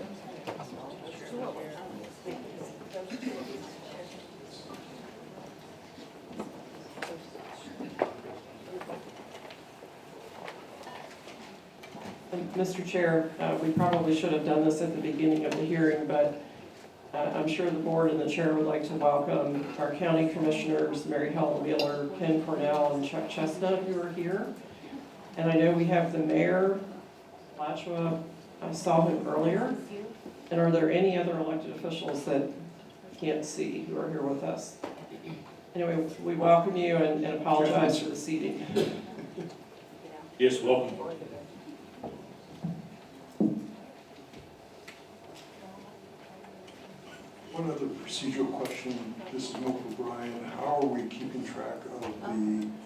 exhibits that have been referred to? Everything's in evidence already with a Madam Clerk, or how is that looking? Just I believe everything that we have is already in the record, other than the additional 6 conditions that are being proposed by the applicant. So the materials that Brian offered on behalf of the city, in addition to, the list that's in your code, which is includes the comprehensive plan, the land development regulations, CVs of professional staff for the city, all of the presentations that have been submitted by the applicant. I would ask if copies of all of the documents that Ms. Stevens referenced in the 2 slides were submitted, just to confirm that for the record, and if not, if she could provide copies to the clerk.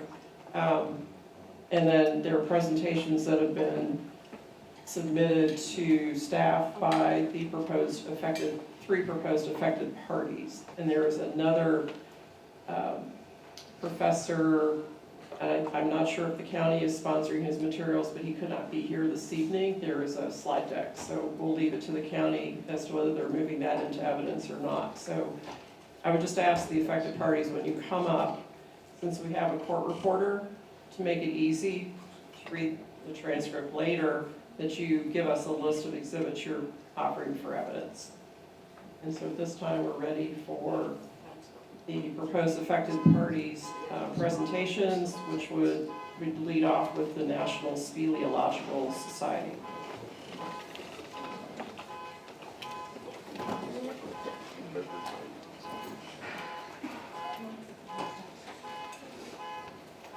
I know council's making her way to the podium.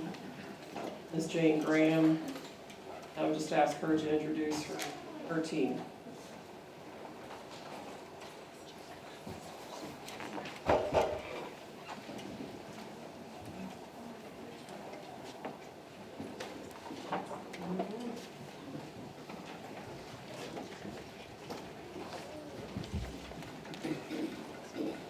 Then if the witnesses would indicate when they come forward, introduce themselves, and indicate if they've already been sworn, please, for the record. And also, Mr. Chair, just would like to point out if the board would bear with staff a little bit working in the back room, because we have a number of presentations that have been presented, and so there'll be a little bit of shuffling around to get the right ones up at the right time. So the first order of business, Mr. Chair, would be for you to decide if this proposed affected party should be admitted to the quasi-judicial hearing and then be allowed to present testimony. Very well. The chair recognizes say it for me. The National Speleological Society. Speleological. Thank you. Excellent, thank you. And I guess I'm waiting for my presentation to come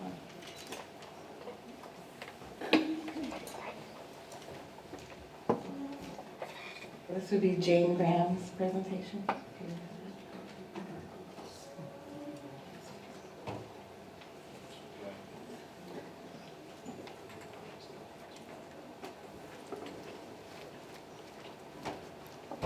So we will admit you as an affected party. Great, thank you very much. And before we get started, if we could clarify, we've requested a total of 30 minutes presentation time, 10 minutes for myself for legal arguments, and 10 for Stephen Boys, and 10 for Sawicki and Ken Sallet. I believe he's someone that we've added, so maybe 3 to 5 for him, if that's all right. Please proceed. Thank you very much.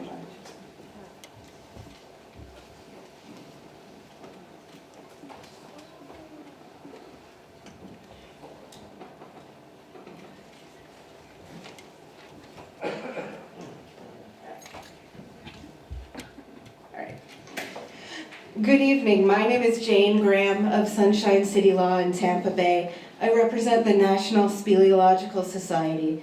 Today with me as experts, I have Stephen Boys, who is a hydrogeologist with decades of expertise in Mill Creek Sink, Professor Sawicki, a subterranean biologist and professor at FAMU, and Ken Salat, who has observational experience and expertise in Mill Creek Sink. We respectfully request tonight that you deny the Terra April exception. The applicant has the burden to prove with competent substantial evidence that it meets the criteria for a special exception, and they failed to do so on at least 4 of the criteria.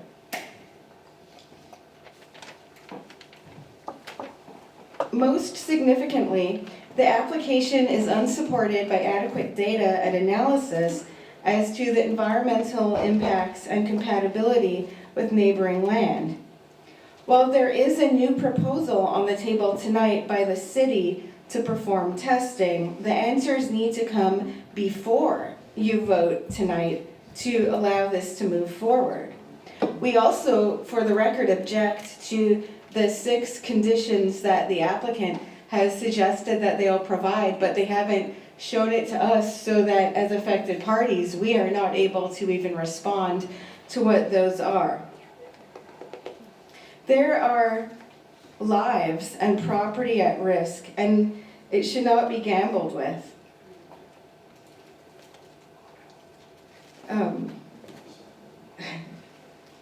Okay.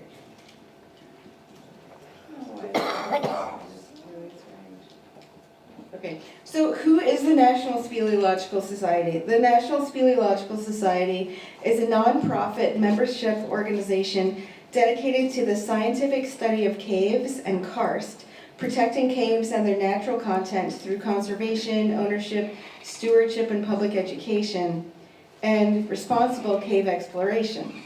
On top of that, they are an abutting property owner to the proposed Terra April site. And so they are a uniquely affected party which suffers special injury by the introduction of stormwater areas into the karst area.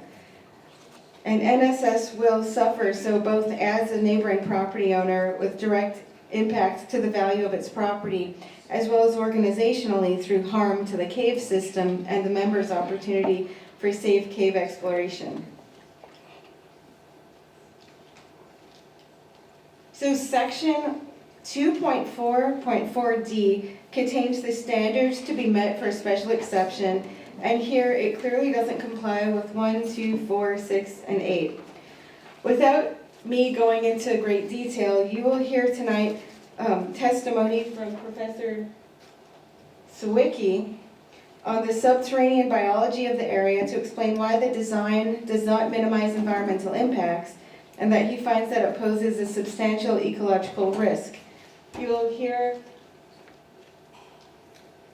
testimony from Stephen Boyes, who has decades of experience as a geologist and expertise in Mill Creek Sink, who will testify as to how it poses a significant geological risk that is incompatible. I will speak to some of the other land use issues as well, but I'd like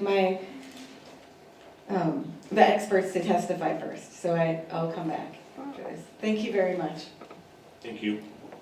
Ms. Graham, we just received these this evening from Ms. Godelia, and casting notes versions, but we're having copies made of the 6 conditions. Okay, That's really why we're trying to move that to the end, so everybody has a chance to review it. Yeah, it's just, there's a concern for. Of course. Because okay.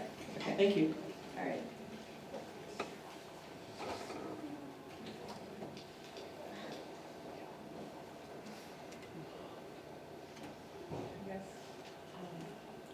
For IT, if we could get Stephen Boyes' presentation up. Oh, if we could get Stephen Boyes' presentation up, please.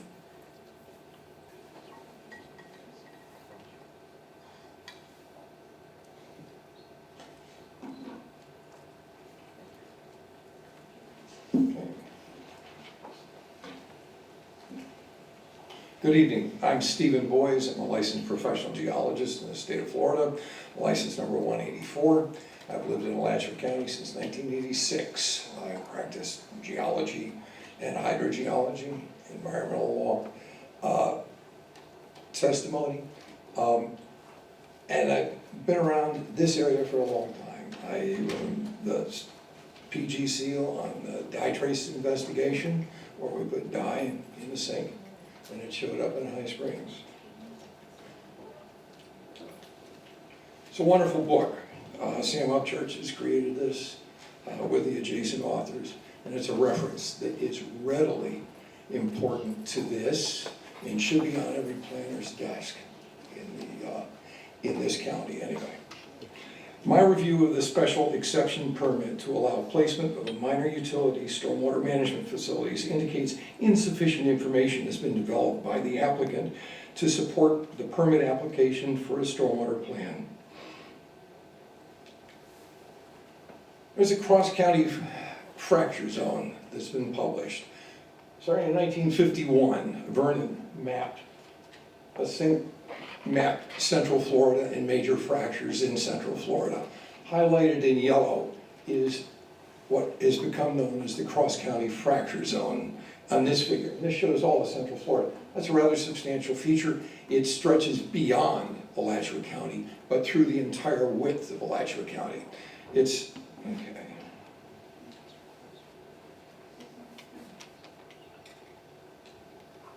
Okay, this is the publication in 1977 by White indicating the location of the cross-county fracture zone in Alachua County. It's approximately a mile wide. There's a lot of fracturing that goes on in it. It's more or less the limestone platform broke, fractured. And within that zone, there are lots of breaks. The photolinear map you recently saw.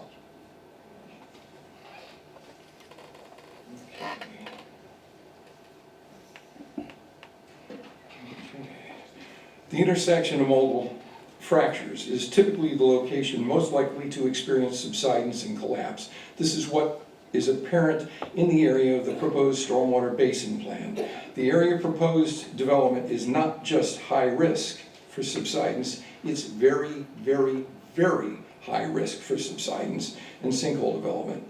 Changing land use drainage patterns will dramatically increase the risk of subsidence. Collapse in this area could create life-threatening conditions and in and around I-75 and I-75 entrance ramp, as well as any divers that might be diving in the cave system at any particular point in time if the subsidence takes place then. It's the movement of water and forced infiltration of water that is the most common trigger of subsidence in karst terrains. Geologically infilled karst features like old filled sinkholes and vertical solution tubes plug are typically locations for subsidence caused by forced infiltration of water. That is why you investigate subsurface conditions before you select the location for infiltration. You have to look and investigate before you can locate, design a basin. Okay.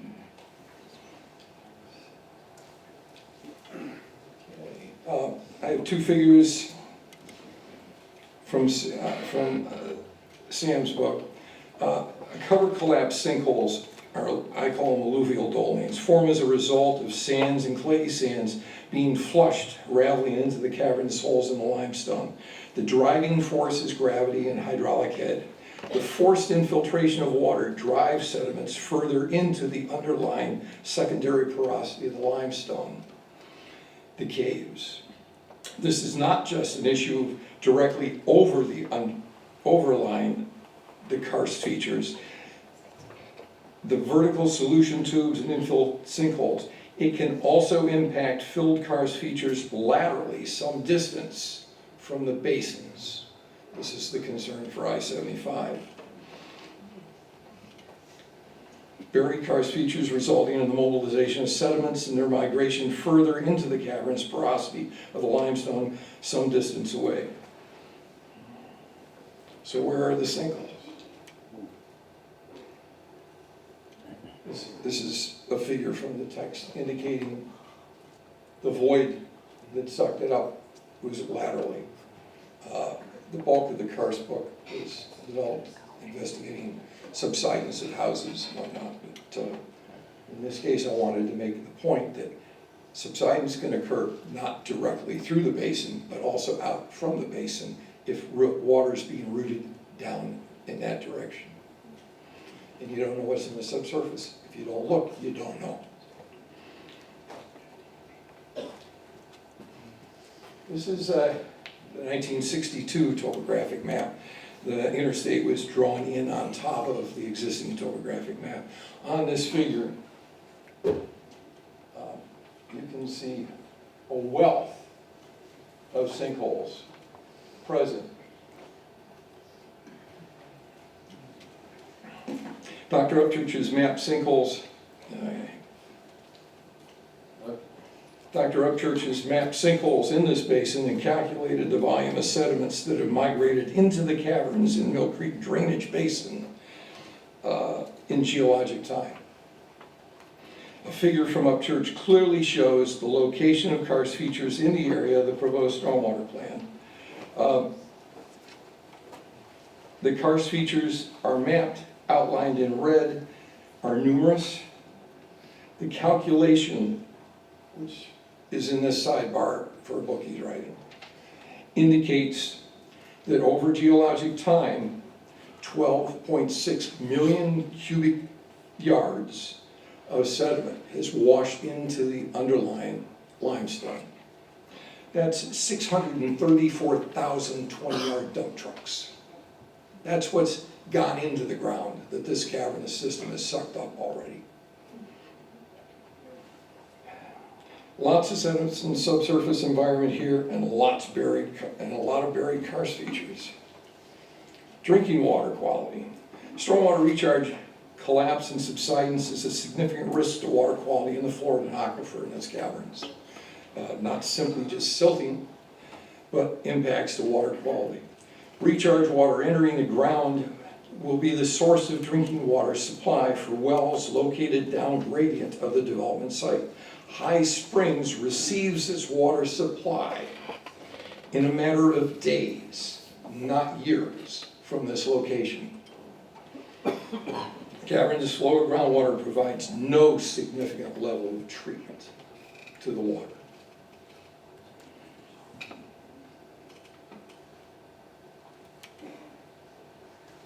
Oh, I got the wrong one. Okay, this is a blow up of that map. And this shows the area of Mill Sink. And a real concern here are everything outlined in red are sinks that Sam has mapped. And that includes the entire basin in the immediate vicinity. Here's I-75 coming up here, and this is where you're planning on putting this thing. There's a lot of buried paleo, a lot of buried karst.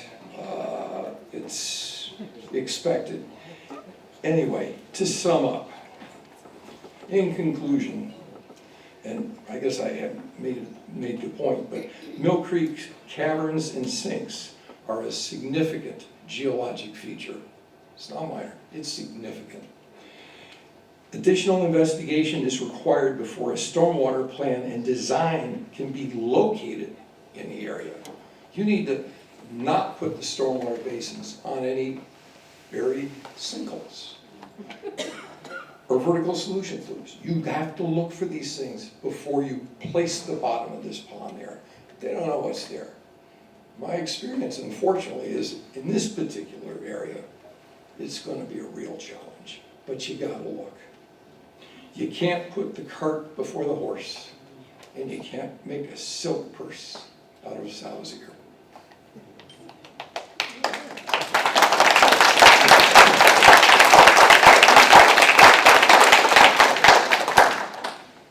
Any questions? Questions?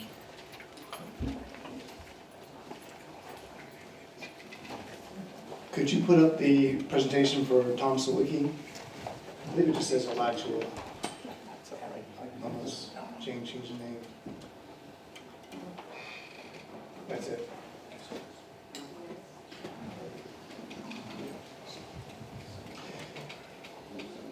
Hello, thank you for having me. My name is Tom Sawicki. I'm here tonight to talk to you about the biology of the Mill Creek system. Before I do, just introduce myself a little bit. I'm currently an associate professor of biology at Florida A&M University. I've been there since 2014. I have almost 30 years of experience diving in and exploring, both as a recreational aspect as well as a scientific diver in cave systems across the world. I've described new species from caves from Bermuda to Palau. But for the last 15 years, I've been really focused on the Florida aquifer. I don't know if this is going to work or not, but let's see. It is not. Could somebody click on this? It's a video. I was hoping to play this. Yes, play button. Thank you so much. This is the Devil's Ear Eye Cave System in Gilchrist County. This, I want to show you this because I want to give you an idea of what it's like to be in these systems and to dive in these systems and try to explore and do research in these systems. I was in this particular dive doing an investigation for a microbial ecologist. I was looking for microbial mats in the system. And right about now, well, maybe in a little bit here, is this working? Nope, not working. Oh well. In a little bit, what you're going to see swimming by is an amphipod crustacean, a little white speck moving through the water. And there's going to be another one that's going to move through here shortly. Hard to see from this vantage point. But that kind of makes the point. These systems are really difficult to study. I've done dives in the system multiple times, never seen anything, and then come up with a brand new species that has, again, never been seen before. Because they're very, very difficult to track. We don't know where they go. We don't know where they spend most of their time. It's not usually in the big solution tubes that a human can fit, but they're there.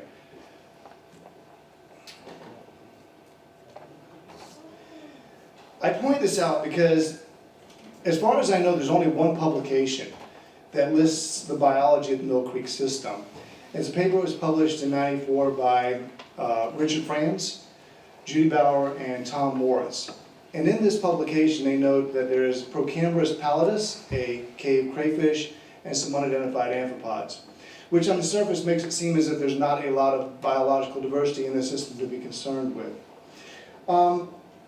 I want to point out a different cave called Herzog Caves, located about 10 miles or so due south of the Mill Creek system.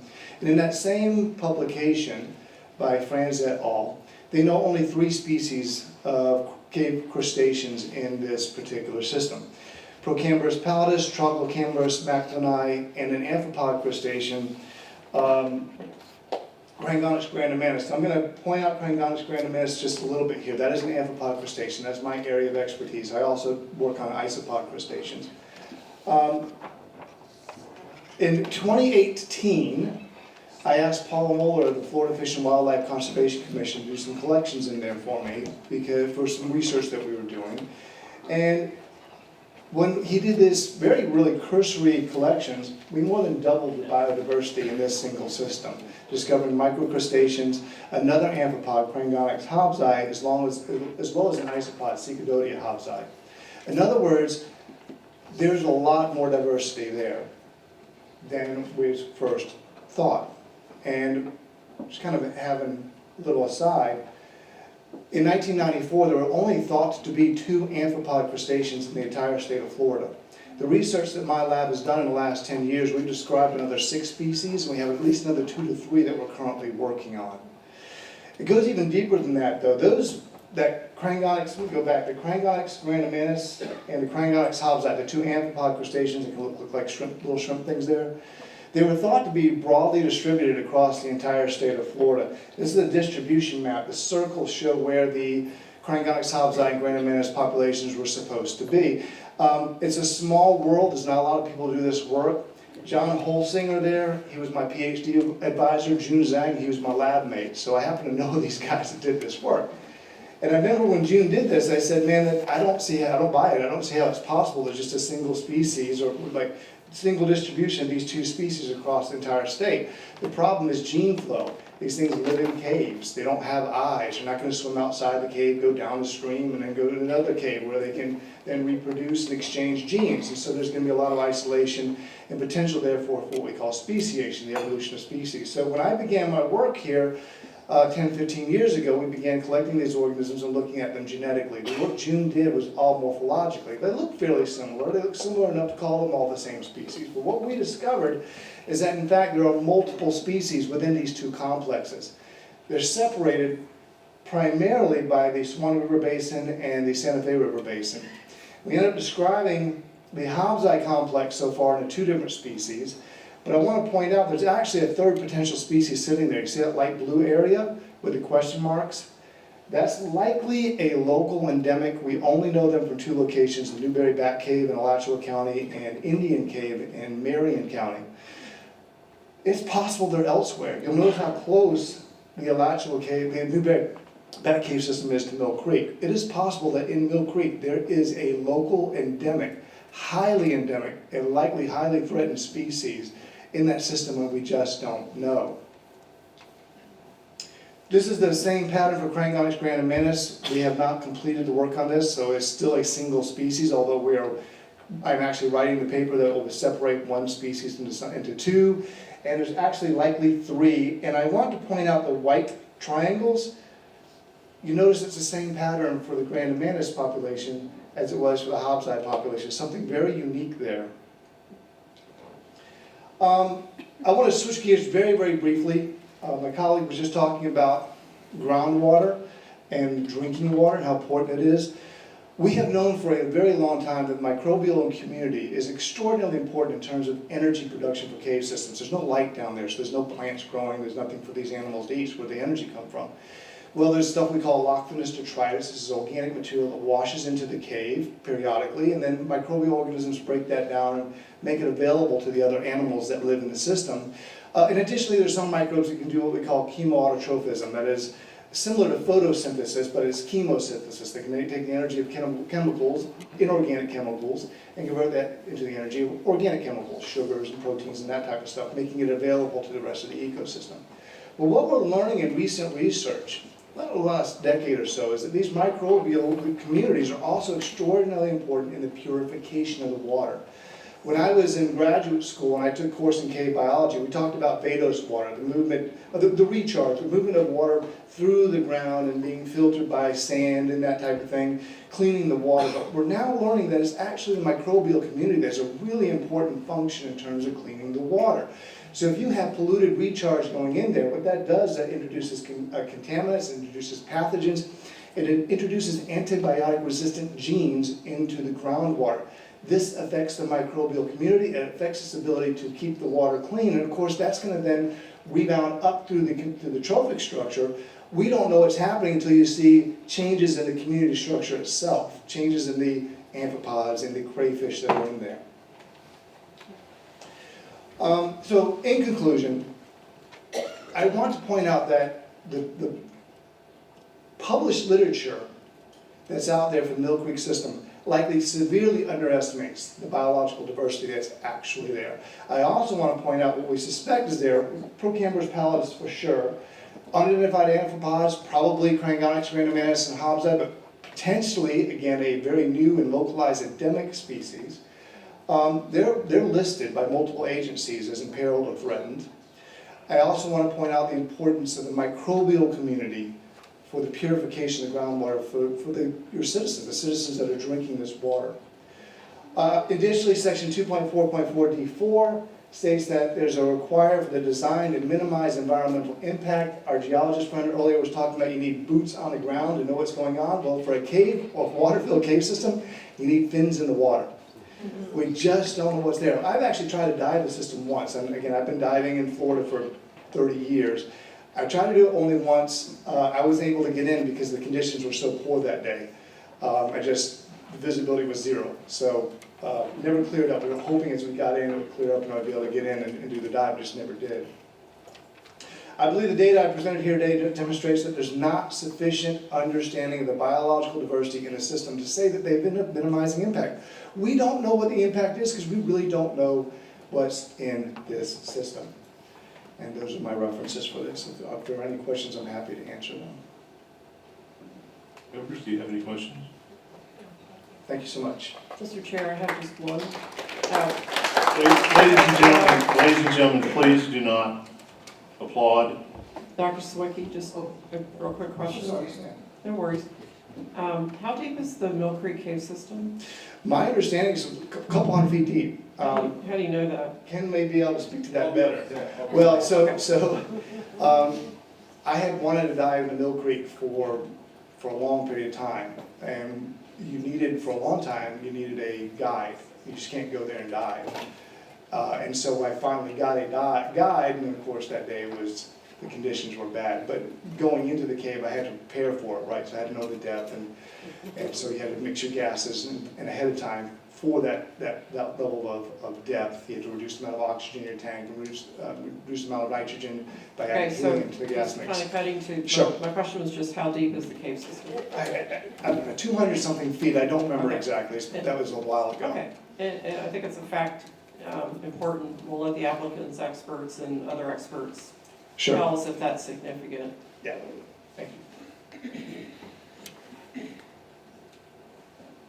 What do we got here technology-wise? And, yeah, my name's Ken Sallant. I am a resident of Alachua County. I'm also a dive guide at Mill Creek Sink. If you can bring up my PowerPoint, please, I'd appreciate it. My first dive at Mill Creek Sink was back in 1995, so I've been there a little bit over the years. I've been guiding divers there for the past 5 years. As Dr. Sawicki had mentioned, it does require a dive guide. One of the reasons is because the visibility of the system is fairly complex at times. It's seasonal. What I'm here to talk to you about tonight is to give you a little bit of a snapshot of what you can see when you go diving in the system, so you have an idea of what the cave actually looks like. So I'd like to start with a little bit of an overview of a map. This is the map of the cave system that has been mapped by divers. These are places that we've gone into. How do I get the laser pointer to work? Yeah, I think I've got the simple one. That's works.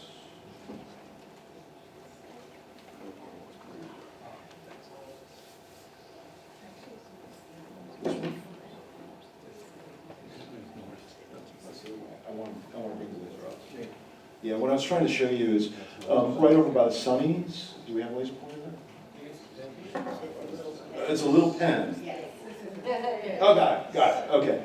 So the entrance to the cave system is right over here, right at Mill Creek Sink itself. And if you notice, it looks like a funnel. I think that's an important distinction to think about when you think about funnels draining down into things.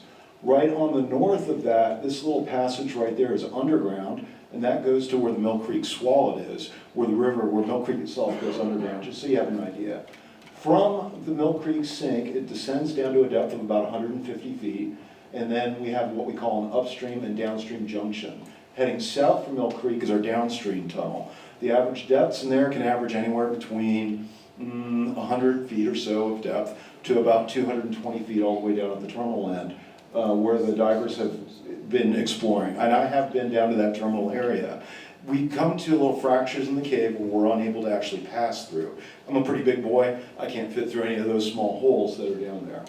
Upstream of the cave system from this junction point, we have our very first room. This is a room we call Dana's room, and the depth of it is 150 feet at the depth, but the ceiling is 60 feet tall. Let me put that in context for you. That's a 90-foot vertical relief in that void. On top of that, this room is probably a good 100 feet in diameter, and there is one of the most unique clay formations I have ever seen in over 30 years of cave diving in there. We have a sheer wall that goes from 140 feet all the way up to a depth of 90 feet of these beautiful stratification layer of clay and silt. And it's a very unique feature that is right inside of there. Once we leave Dana's room, you go upstream in towards where the Lowe's is. We have an average depth here of between 150 and 120 feet. It goes up and down over and over in an area that we call the roller coaster. Once we pass the roller coaster, we come into our second of the major rooms. And I'll talk about that one a little bit because I've actually got a video of there. The ceiling in that room is at a depth of about 60 feet. And once again, we have this debris cone that sits there at a depth of about 90 to 100 feet of depth. And then it gently slopes down into descending little passages from there. This next stretch here is at about a depth of 150 feet. Then from there, it drops down to about 180 feet. And then this area here on password is a depth of between 200 and 230 feet of depth. One of the things that divers have to consider is that whenever we are diving, we're under pressure from the water. And those extreme depths also mean that we have to release the nitrogen and helium that our bodies absorb while we're diving in a process that's called decompression.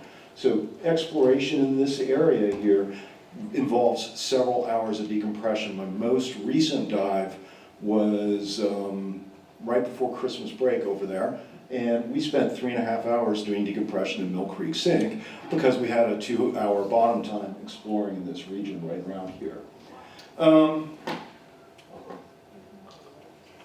If somebody could play the video, this video is in the second room, and Mr. Boyce had mentioned that there are solution tubes inside of some of these caves.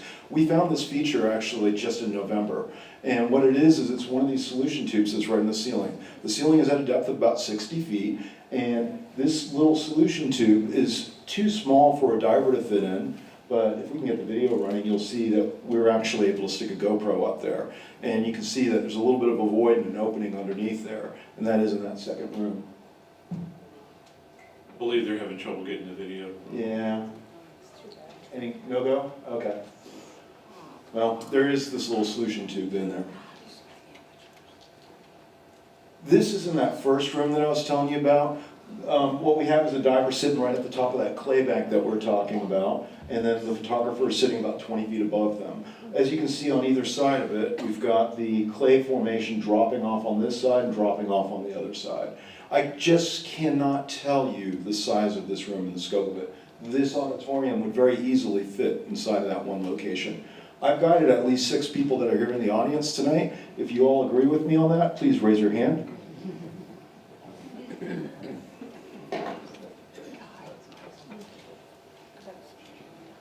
This is another one of those rooms, and you notice that you can't really see a lot of what is going on in there, and that's just because of the immense space that's inside of this void. Remember, I think it was Dr. Sawicki that mentioned something about the flora and fauna, or the fauna down there needs to use chemosynthesis. In other words, they need to use the chemicals in the water because there is no light. We as divers have to bring our own lights with us, and unfortunately, this room is so big, we cannot bring enough light in there to properly illuminate it to really get a good photograph. Another thing I do want to mention is that this cave has been featured in news articles and magazines such as Underwater Speleology. This section right here on the cover of this magazine is in the downstream passage. It's an area that we call the subway passage. It's at a depth of about 160 feet. It's a solid 10 feet in diameter too. It almost looks like a worm has eaten through the limestone there. It's one of the most amazing features anybody has ever seen. All of us that have been down there say, oh wow, that is absolutely incredible. It's a very unique feature.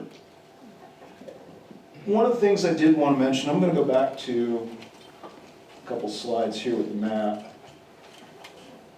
When I was talking about the funnel, everything that comes in right here into the surface strength of the swallow does go downstream. In the downstream passage, just a couple hundred feet from where that junction room is, I have found beer cans, I have found bottles, and it is frequently getting, any sort of debris, any sort of thing like that goes down there.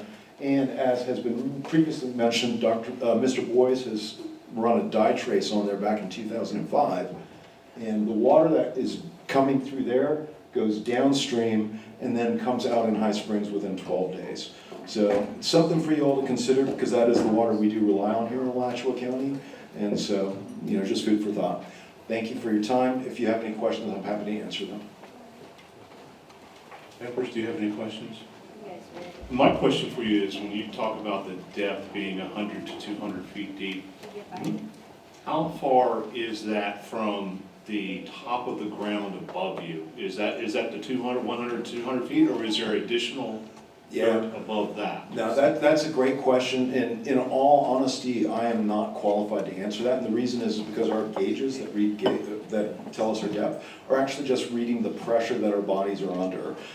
If we took a 1-inch column right here on the surface of the Earth and went into outer space, it weighs about 15 pounds for that square inch, and every 33 feet of seawater is an additional pound of or additional 15 pounds of pressure. There are many different things that can impact that. The weight of the rock above us can impact it. The only way you really can tell is by doing some ground penetration work on that, and I'm not a geologist, and I didn't sleep at a Holiday Inn Express last night, so I can't get into more detail. Thank you, I Mr. Chair. appreciate it. Mr. Chair, if I may, if you could kindly let me know if you, first of all, took any of the photos you've shown tonight in your slides. Did you take those photos The of video, the video I took, or Brian did with me, and the second photo of the thing was taken by my friend S.J. Bennett. She is a professional underwater photographer. And then the third one was taken by a guy by the name of Jimmy Godomsky, who's also a professional. Okay, but I asked if you took any, so. No, I didn't. Okay. Yeah. And then, of this map we're looking at with the blue, whatever, did you make that map? That map was made by researchers with Carson Underwater Research. We're a volunteer organization. We've collected the survey data and made that map over the time. It's also been... Hold up. Sure. Did you make the map? The map was created by a friend of mine by the name of Andrew Pitkin. He is the head of the Dive Guide program. Okay, so that's a no. No. Okay, so the record has got to be clear for the board. Sure. We don't want to over or underrepresent, we want to be fair to all parties. Certainly. We want to clarify what evidence you're offering and your authority to do that, so I need no Certainly. disrespect. On this cave map, has a human traversed the entirety of the blue line? Yes. Every bit of that blue line that is on that map has been surveyed by a human with a compass and a tape measure. And the other element about it as well, in a couple of locations, I mean, has it been, yes, what's the word, GPS located so that we've done that too. the applicant could So yeah. So the applicant could correlate GPS locations if they had your layers and metadata to their property? Because I'm not seeing. I can't speak to the technical competencies of the applicant, but what I can tell you. I didn't ask you that. Well, you asked me if the applicant I can layer asked them. you if they would be able to evaluate your blue line if they had access to the metadata. I can't speak to their technical competency if we gave them the metadata. You But have the metadata to provide is what I'm asking. we will provide it. Okay, and would you provide that to the city, please? I will ask Andy to take care of that. Okay, and that's probably the wrong term, but if it's a KMC file or some type Yeah, of electronic KML. file KML. thank you, that the experts could then use, both the applicant's experts as well as the city's experts. Certainly. And I do want to comment on that. In this area right there, right where I highlighted with the laser, back in about 15 years ago, I believe there was a plan to put a Walmart on site. And so we used a cave radio location device to validate those locations. So we actually put a magnet in the You say cave. we, what did you do? I was not directly part of that, but I meant Carson Underwater Research. I'm speaking in the holistic sense. Okay. All right, and then you've personally been in a portion of this blue cave? I have been up to about that location, and I've been all the way down to there and everywhere. Going in at Mill Sink and going both directions? Yes, ma'am. All right, and I guess it was unclear to us if Dr. Zwicky has actually been in the cave. From what I heard of his testimony, he is not, but I cannot speak to him on that. Okay, we'll just ask him later to come up and clarify. Sure. All right, thank you. Yep.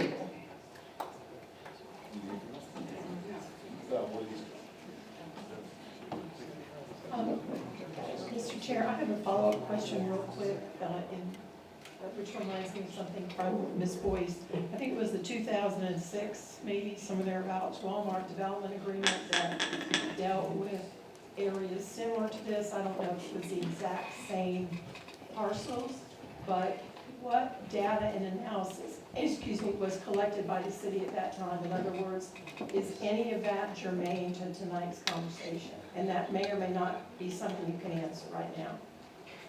I can promise you I did not work for the city at that point. I don't think anybody at the dais did, but we could look into that when The reason why I bring it up is I was, I think, with the city in that approximate time.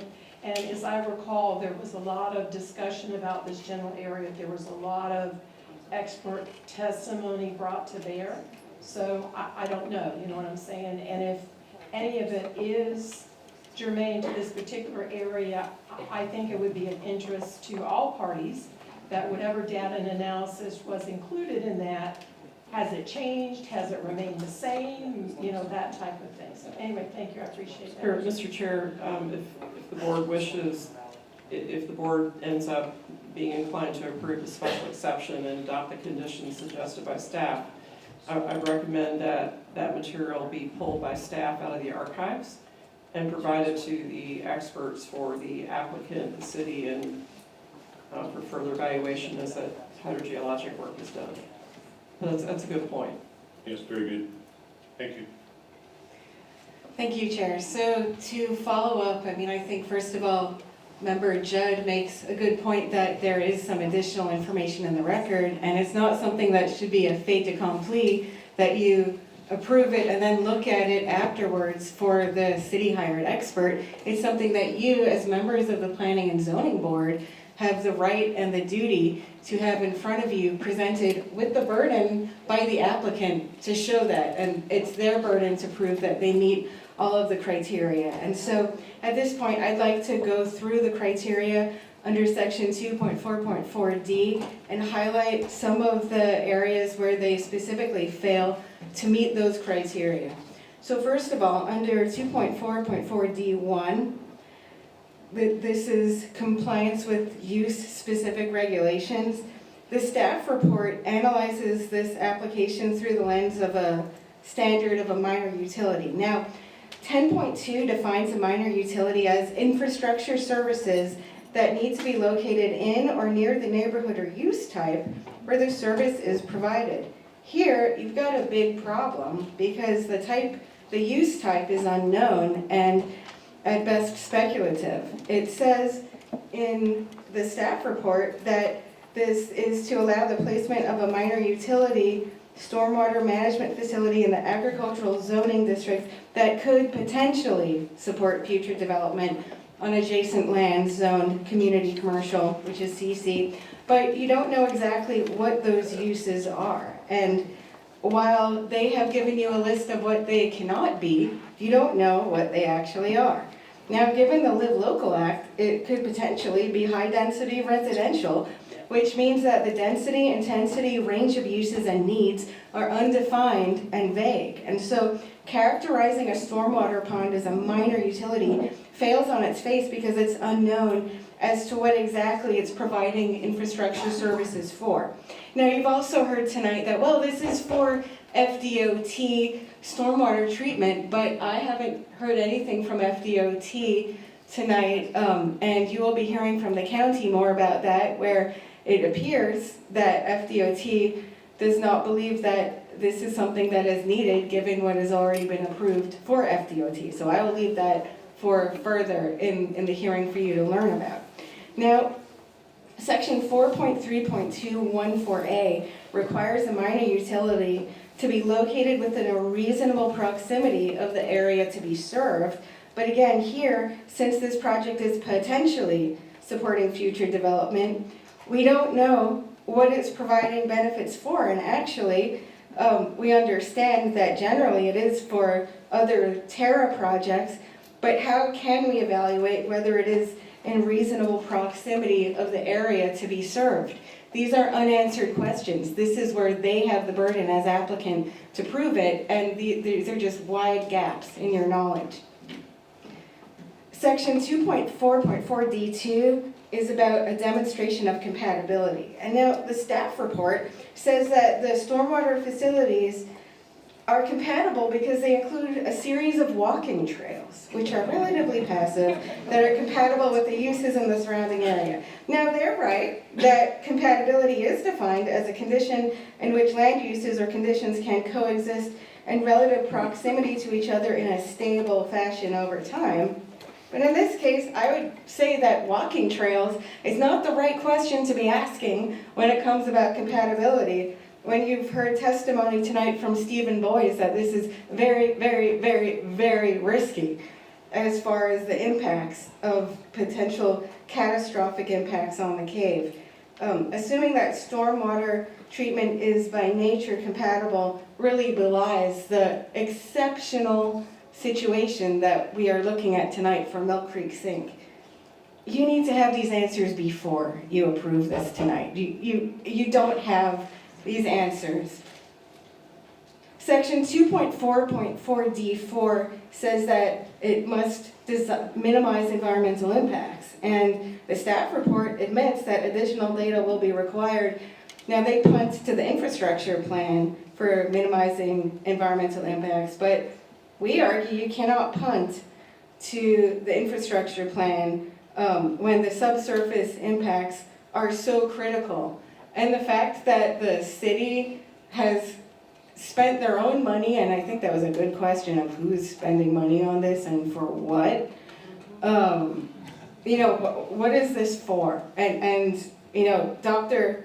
Sawicki has explained that, you know, these are very unusual and rare biota within the caves, and it's something that needs further explanation and exploration.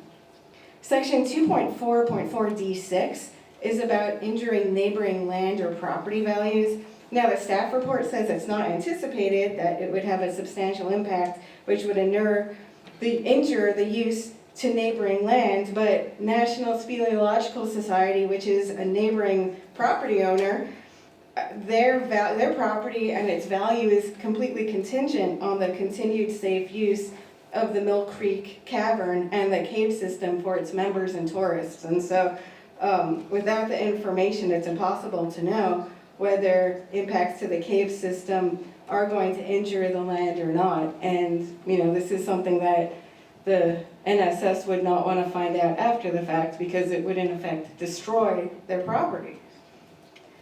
Finally, it does not comply with other relevant laws and ordinances. I would just draw your attention to the City of Alachua Comp Plan Objective 1.7, Geological resources. The city shall identify, protect, and conserve significant geological resources and their natural functions.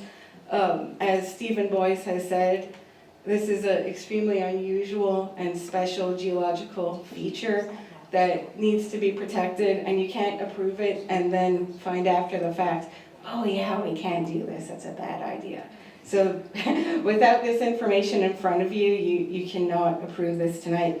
I'm going to be providing into the evidence a list that's in this box. It includes the National Speleological Society property deed, the Alachua Property Appraiser's website of the NSS property in relation to the para-April, NSS's mission statement, and the Mill Creek St. Nature Preserve Management Plan, various letters that are within here, as well as the resume of Stephen Boyes, pictures that are referenced by Steve Boyes, USGS map, the Mill Creek and Lee Sink's dye trace report from July 2005, Thomas Sawicki resume and his letter and presentation.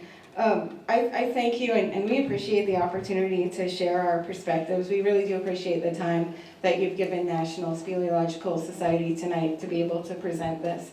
I'm here for any questions, and I didn't say this beforehand, but just by way of my background, I am board certified in city, county, local government law. I've been practicing for 16 years exclusively in land use and environmental law, and I have an environmental LLM from Vermont Law Society, Law School, which is the top-rated environmental school. So, thank you very much. Thank you. Members, do you have any further questions? Okay, thank you so much. Thank you very much. Ladies and gentlemen, at this time, I'm going to recess for 10 minutes. I think we've had quite a bit going on here, so we'll come back in 10 minutes and re-adjourn.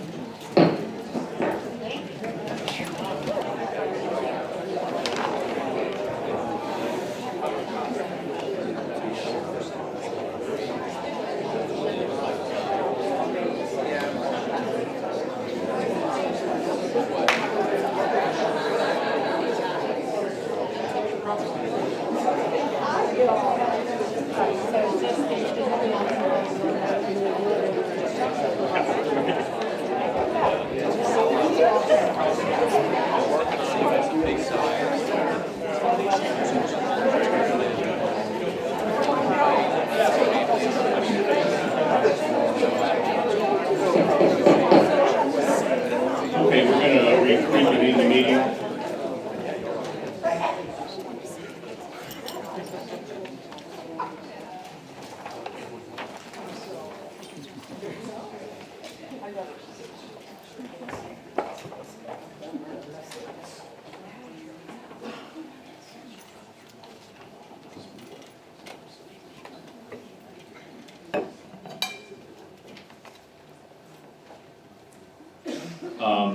Our next affected party, I believe, is the county.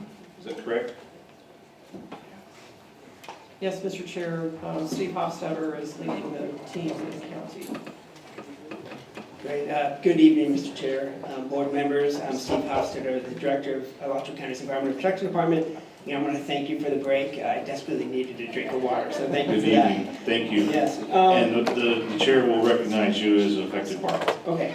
So, I will not read a paragraph on that point. Again, I'm Steve Hofstadter. I've worked for Alachua County for 22 years. I've been in local government for 30 years. I'm a native Floridian. Before becoming the director of the department 6 years ago, I spent 13 years directly analyzing development impacts in Alachua County. With me, I have Mary Zoka. She's our water quality engineer. She has experience with stormwater design in this basin, and she'll probably hit on that a little bit as well. She's going to lead off the presentation when we start. Jeff Hayes, Growth Management Director for Alachua County, is here as well, and he'll conclude at the end. Also with us is Sylvia Torres, the Alachua County Attorney. For the record, in addition to presenting what we're going to present in the presentation today, we've provided a copy of that presentation. We also have resumes of staff who are going to be speaking to the item. We also have Stacy Greco's resume. She was going to be starting off her presentation, but is ill this evening and can't make it. She has over 20 years of experience analyzing water quality concerns in Alachua County. We also have a copy of the County Commission chair letter that was given to the city on November 13th, 2025, that outlines our concerns in great detail, as well as demonstrates why we're a substantially affected party. We've also provided information from Dr. Kine Tran. He's an expert and UF professor in engineering, and his expertise is in subsurface investigation. He wanted to be here, but because of the change of meeting date, he is at a conference in Washington. So we've provided his information. He basically, we've included his resume, some examples of the type of investigative work he's been involved with, as well as a statement in support of a need for more additional subsurface imaging and investigation for the Terra April projects. So that information is also in your backup information. Let's see, I think we'll take about 15 minutes. It shouldn't be long. Our presentation is not too long. But at this point, I would like to request the opportunity for rebuttal. It's usually requested at this time, if that is appropriate at a later date. And at this point, I'll turn it over to Mary to start off the presentation.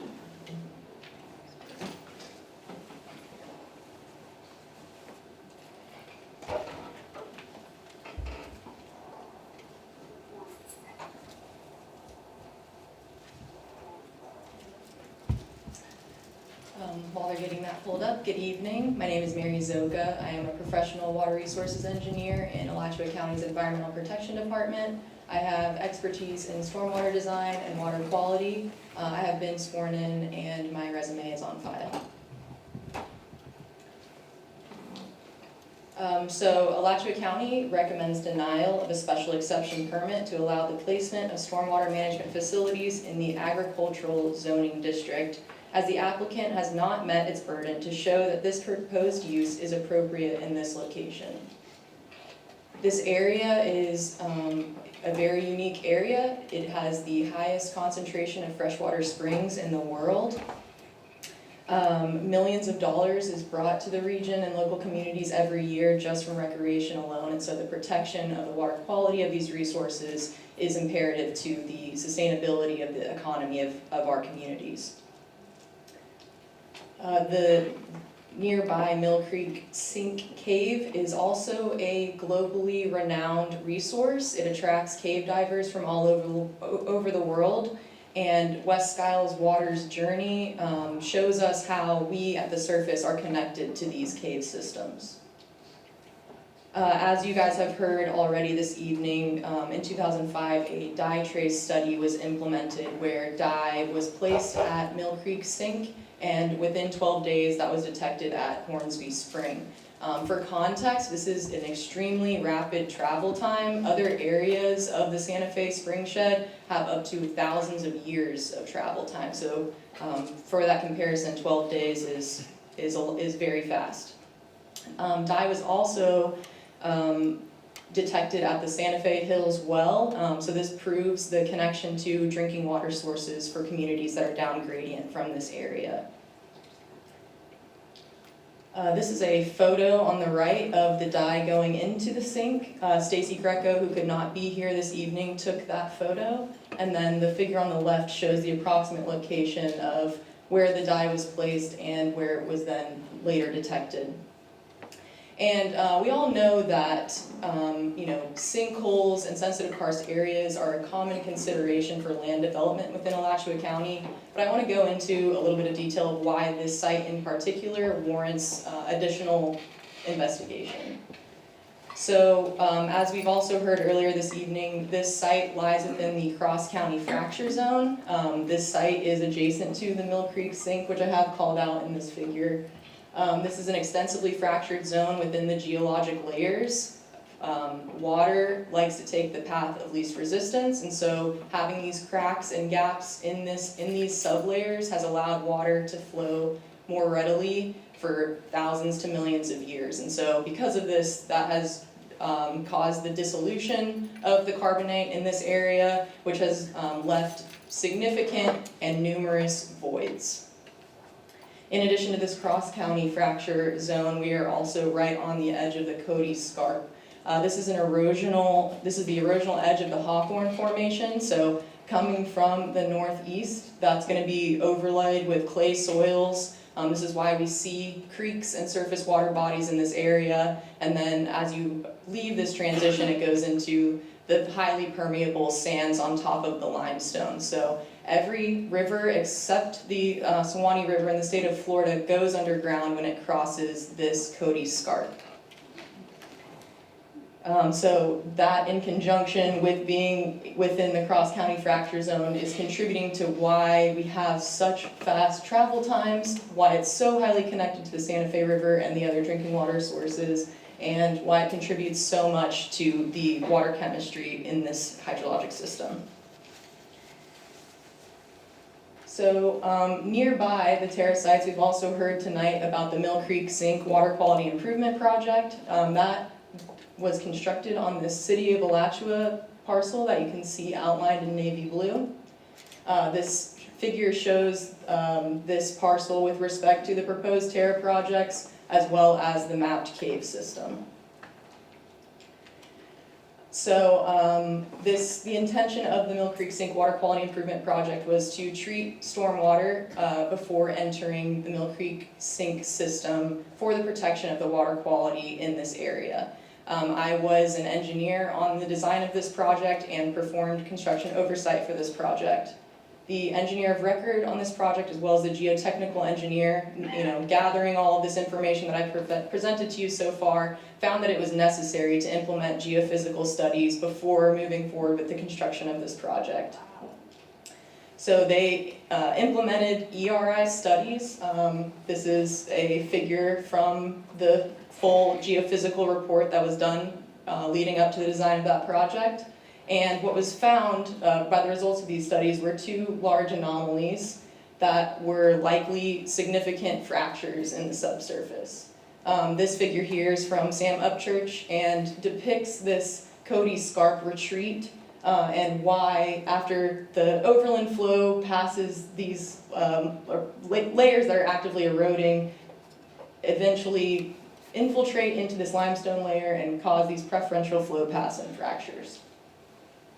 So as a result of these studies, the entirety of the project was shifted north in order to mitigate potential sinkhole formation and protect the existing properties on site.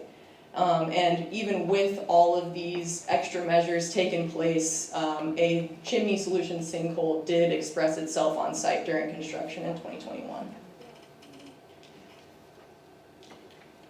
So this figure here shows, and one of these is a laser pointer. There we go. You can see many of the geologic features in the area. This is the Terra April infrastructure plan that we've seen tonight, and this is Terra Phoenicia. I'm showing both of these because Terra April is proposing or will hold the floodplain compensation that is needed for the construction of Terra Phoenicia. So we cannot talk about one project without the other, and this is proposed Terra Phoenicia with respect to that mapped cave system. You can see the other geologic features that have been expressed in the area. There are stormwater ponds right down the road that both have had sinkhole formations, or sinkholes formed since their construction. You can see the results of the geophysical study anomalies here, and then these are active sinkholes on the Terra Forest West property. In addition to these, we've also heard tonight that there has been a quote from the ERP for this area saying how there will be no adverse impacts to surface water and wetlands. However, it does not discuss groundwater quality. So I just want to call out that shortcoming from that quote for the ERP. Second, we've also heard that this project is going to improve water quality. It's going to treat runoff from I-75. I have an email from FDOT. In my experience, it's really difficult to get FDOT to agree to let you collect their stormwater. So I reached out to FDOT about this. After I read this, I'll submit this to the record. This email has been shared with city staff as well as the applicant. The department prefers that the stormwater from the I-75 basin continue to free flow in the way that it does today without any restrictions. The department is in no need of water quality treatment since the I-75 basin has its own stormwater treatment system that was permitted by Suwannee River Water Management District. Additionally, the proposed plan will be cutting off base flow to the wetlands to the east.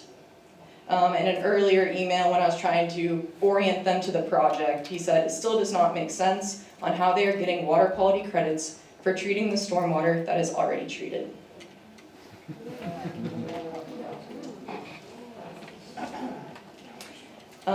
So based on the information I've shown today, it is unknown whether the stormwater utility is an appropriate use for the site.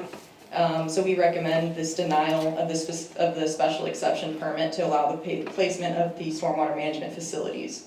Alteration of site hydrology is what poses and increases significant risk of sinkhole formation. The recommended studies should be completed before the approval of land use changes. Thank you. I'll pass it back to Steve Hofstetter.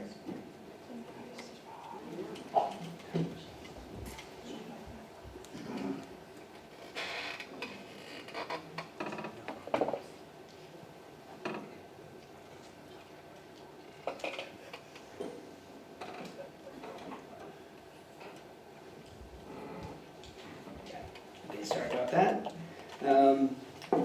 So kind of what I'm going to transition now is looking at the city's code policies and comprehensive plan policies that I believe support that this application not be recommended for approval at this time based on concerns for the protection of existing and proposed infrastructure and for the safety of our existing and future residents, our water resources, and county assets. We believe the application should be denied based on the following city comprehensive plan policies and land development regulations.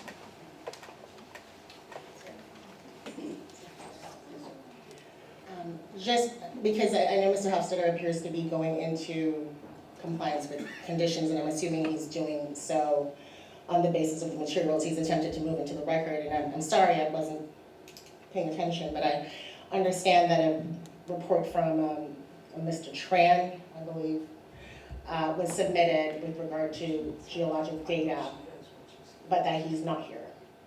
Is that correct? So I would object to that going into the record because everybody here needs to be able to cross-examine him on that report. Otherwise, thank you.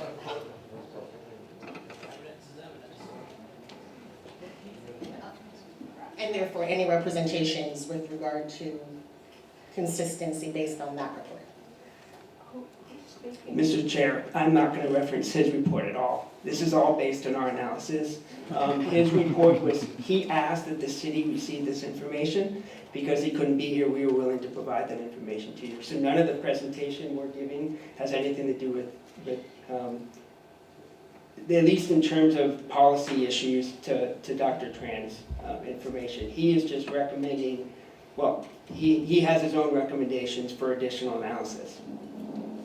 So, Mr. Chair, you can decide, or the board can decide to let the information in and give it the weight it deserves, is one way to handle it. Generally, we recommend you receive all information from all parties in the public, and then you sort through it and determine what is credible and not. But you do have an objection. You should probably have some discussion about that objection and rule on it, either now or later. Members, what are your thoughts?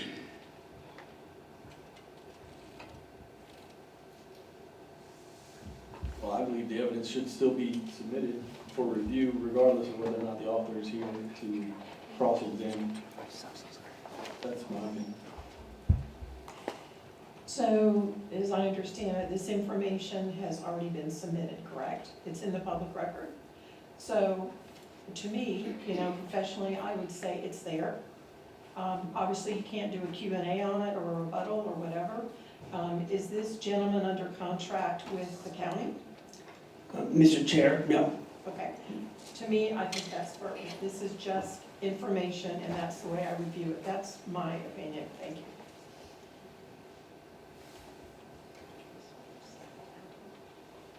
Okay, do we need a motion on that, or? Probably.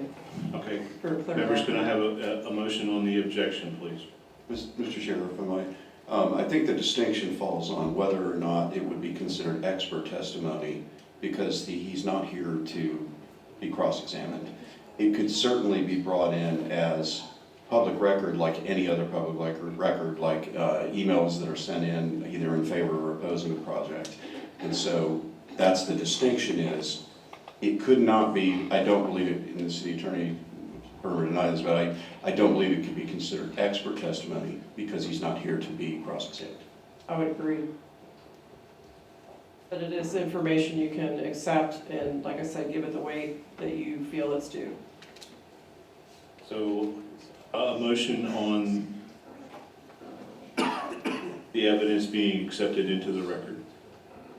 Second. And one of you has to make the motion, I can't make a motion. He said he needs one. Oh, okay.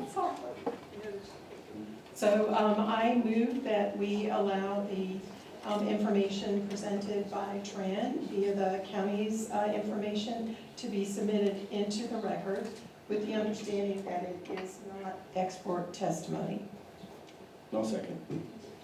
It's been moved and seconded. All in favor, say aye. Aye. Aye. Is there public discussion on that motion?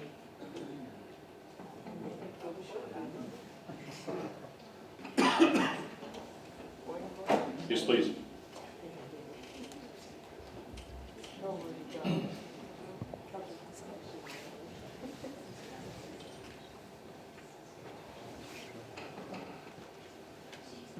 Thank you for the time, Rudy Rothsiden. It's going to be a long evening. We're all very aware of that. First off, I would like to, the attorney that's been brought here, if she's not paying attention to the things and everyone else is, that makes things very skeptical of what she is putting her mind to.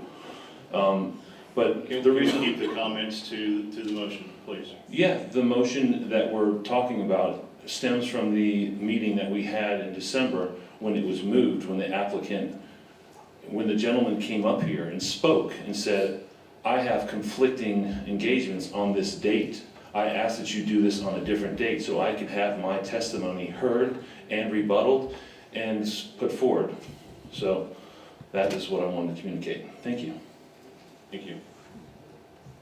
Any other comments? All right, let's proceed, please.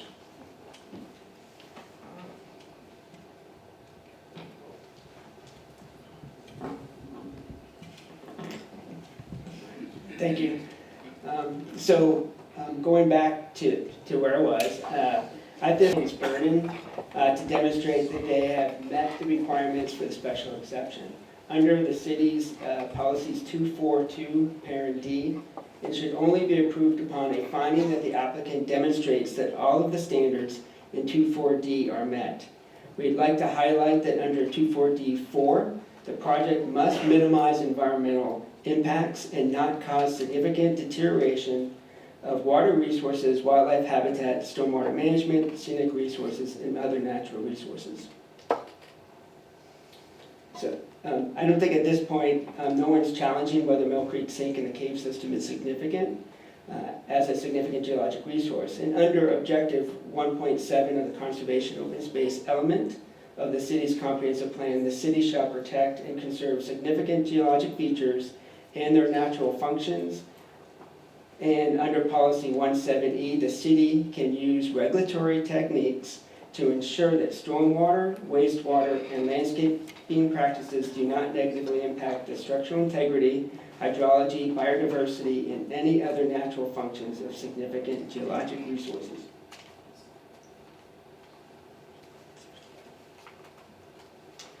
Under objective,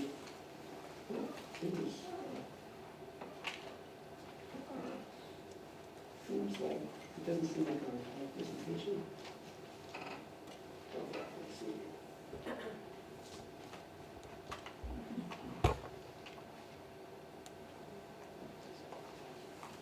I apologize for that. Yeah, we were in the wrong spot. There we go. Okay, under objective 112 of the conservation open space element, the city shall protect and conserve the water quality and quantity of water resources, not only for the benefit of the residents of the city, but for all of North Florida who depend on the Floridan aquifer for our drinking water and for the benefit of all connecting springs, streams, and rivers, which may be impacted by the city's land use and development practices. And under policy 112A, the city shall recognize the interconnectivity of surface and groundwater systems and shall work to minimize degradation of the water resources which extend beyond the city limits. Per the city code, the applicant is responsible for demonstrating the burden to show that the applicant complies with the land development regulations, and the city and the parties do not have the burden to show that standards are met. The applicant must show that the use of the parcel is suitable and appropriate and does not deteriorate water quality and impact significant geologic resources. We don't believe they've done that. Therefore, Alachua County recommends denial of the application because the applicant has not provided competent substantial evidence to meet its burden for the requirement of section 244 of the code, and that the proposed use is not appropriate for the site, is not designed to minimize environmental impacts, is not protective of geologic features as required by the Conservation Open Space Element Policy 17E, and water resources required under Conservation and Open Space Element Objective 112, and has the potential to injure neighboring land and property values. In conclusion, before I have Jeff come up here and make a few more statements, even though the city staff and the county are presenting kind of a different recommendation, we do agree on one critical issue. We both believe that the applicant should be providing additional site-specific geological study and field data prior to any construction and alteration of the property and other associated terror projects. We differ on when that recommendation should occur. City staff have stated that the use is appropriate, but the infrastructure plan should not be approved prior to additional analysis. So staff believes that the use is not appropriate for the site until the study has been completed and the results are analyzed and evaluated, and that in any other reason why we are recommending this application for denial at this time is based on the fact that we believe this analysis should be done up front, not before an approval of the special exception. Jeff, if you want to add a few more words.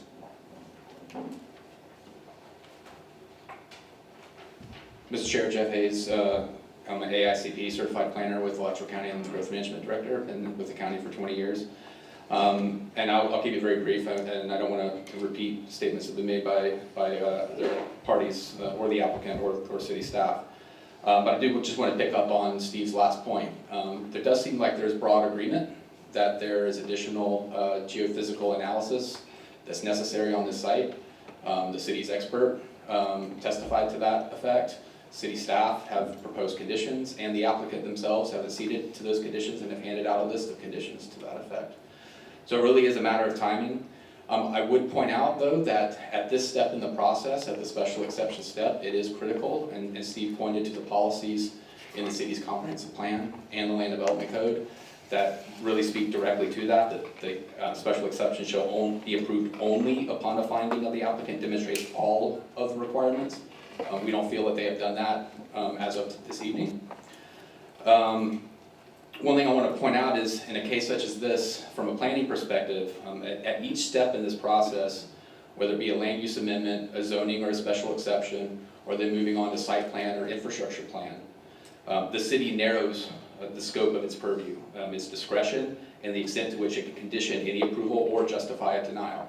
And that's why it's really important to have all of the data, and I don't think it's an accident that the city's code and comp plans speak to having the data and speaking to demonstration of minimizing environmental impact at this stage in the process. I think that is the point, and that's why the language is so specific.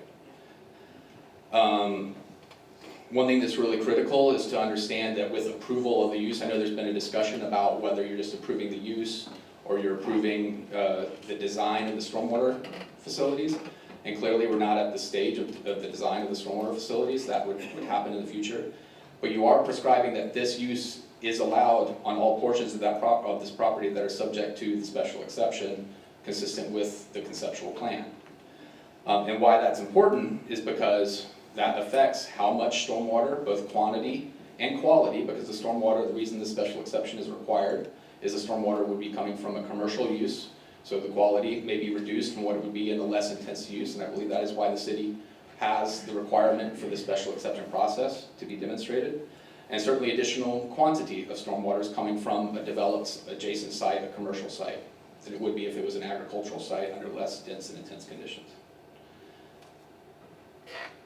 As Steve said, in much the way that the previous items on your agenda, you found that there was competent substantial evidence to recommend approval. We don't feel that there has been competent substantial evidence significantly submitted by the applicant to justify the approval this evening. The only other point is it's really important too, I think there was, Ms. Boyce had mentioned, and I don't think we've seen it yet, but the idea that the effective date of an approval, if it were to be approved tonight, may be pushed out into the future. I would say that it is this board who has been charged with approving and denying these applications based on the data presented. And it's not appropriate for, in the eyes of the county, for that to be pushed off to an administrative decision by staff. The use is important, and that's the use that you're considering tonight. And until you have that data, the county feels that the use should not be approved. Thank you.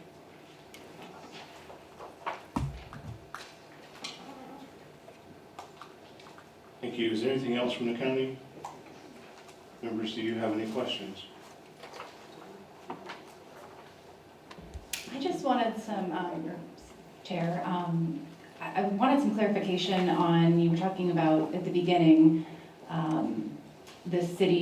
the water treatment area that you worked with the city on, just some clarification on how you chose the location for that, when you did the research that you went through in that process, and then kind of what the connection was between the city and the county on that project. So I worked in that capacity with the private consultant that did the project for the city, so it was Wood at the time, now WSP. So from my knowledge, that site had already been designated for that project. That parcel was acquired using Water Management District funds to implement that specific project at that location.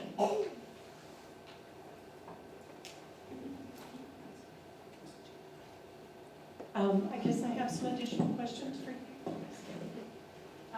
The email that you read into the record speaking about DOT, what is the date of that? Yes, that was November 17th, and that same email was shared with staff and the applicant on that date, November 17th, 2025. Okay, so the communication with DOT with their comments has been in the public record between the applicant and the city since November 17th? Yes. Do you know that it was received within a day or so, or immediate? In other words, what I'm getting at, has there been any dialogue between the city or the applicant with regards to the DOT comments? Not to my knowledge with Alachua County. Oh, and do you know how deep the basins are that were part of that water management district project? Yes, the wet basin holds water at about 1.5 feet, and the dry basins vary in depth. I don't know exactly, but I want to say around 4 feet deep max on the dry retention basins that feed into the wet pond. Okay, and this may be a city question, but with regards to the idea for the project, what was the genesis for that idea? Did that come from the city? I think it was a special appropriation or something, but what was the genesis for the idea to place that project at that location? I am unaware of that history. Okay, all right, thank you. Thank you. Next affected party is, I'm sorry. I have a question. I actually have, I just want to share a little info since the county has just presented something that I didn't see it in the materials in November. And the packet was like almost ages for today. But the chair of the commission sent a letter to the mayor. Are you all aware of that letter? Did you all get that? Have you seen that? So there are a couple parts. I'm not able to vote on this here, but there are a couple parts to the letter that I would like to read into the record, and for the benefit of the others in the audience, if they haven't seen that, if it's okay. Do. The letter is dated November 10th. It was when we last convened on this item before the delay, and it's referencing the TAR April special exception. Dear Mayor Welch, the Alachua County Board of County Commissioners appreciates the City of Alachua's continued dedication to sound planning and protection of the community's shared water resources. In furtherance of these shared goals, the county has serious concerns regarding stormwater management of the proposed TAR Forest April, TAR Forest West, and TAR Venetia projects, and requests affected party status, which we've heard. And one part in here that I think is really, and I was going to bring up earlier. So I'm going to, for brevity, not read the whole letter. Alachua County strongly encourages the City of Alachua to require the applicant to perform further geophysical investigation via electrical resistivity imaging (ERI) surveys prior to commencement of construction activities and prior to the approval of the site design expansion, as recommended by Wood's Site Assessment Report and Geotechnical Engineer. Because of the Mill Cave system, significant geological feature as defined by the city's comprehensive plan, and the known nature of active karst formation in the area, it is irresponsible to perform a significant land development and earth moving activities without thorough subsurface exploration. While sinkhole formation is a common consideration for land development within Alachua County, these known characteristics for this area warrant this additional data gathering to best protect public health and safety, and requesting this analysis investigation is consistent with Objective 1.7, geological resources of conservation and open space element of the city's comprehensive plan, which states the city shall identify, protect, and conserve significant geological resources in their natural functions. And that was sent, but this is an excerpt from the letter from the chair. I just really wanted to add that as a summation of what was shared by county staff and some of the other experts, and may be possible for some of the citizens that may not stay to the end of that, which I might not stay as well. Thank you. Thank you. Next affected party, please. We have one more proposed affected party, and then while she's coming to the podium, just to let everybody know where we are in the evening, following her presentation, Then city staff will present the staff report recommendations and outline the conditions. We're going to have to open it after his presentation for, excuse me, additional questions from the board, but more importantly, cross-examination, because all the affected parties will be officially recognized. And so we will start with, excuse me, so sorry. We will start with the applicants, cross-examine any of the experts they heard this evening. We'll proceed to the affected parties, Speedly Illogical Society, followed by the county, followed by the current proposed. And after that, we do rebuttal at that point or public comment? It would be rebuttal. Public comment. Those in opposition to the application. Rebuttal's at the very end. And then rebuttal. Okay, so then there'd be rebuttal. The city of High Springs is also here as an affected party, and we sent the letter as such. So I just wanted to.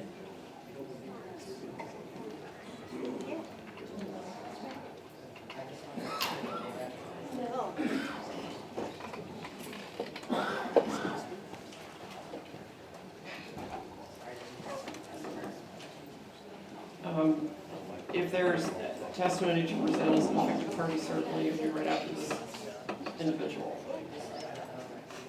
Right. Okay, there were no materials submitted, I'm told by staff, with the letter, just the request to be an affected party. But, okay, that's fine, just so I As know. long as we do public records, they can go and we assert that we're an affected party. All right, well, we'll hear from you right after this individual. Subject to any objections, I think Ms. Cordelia has.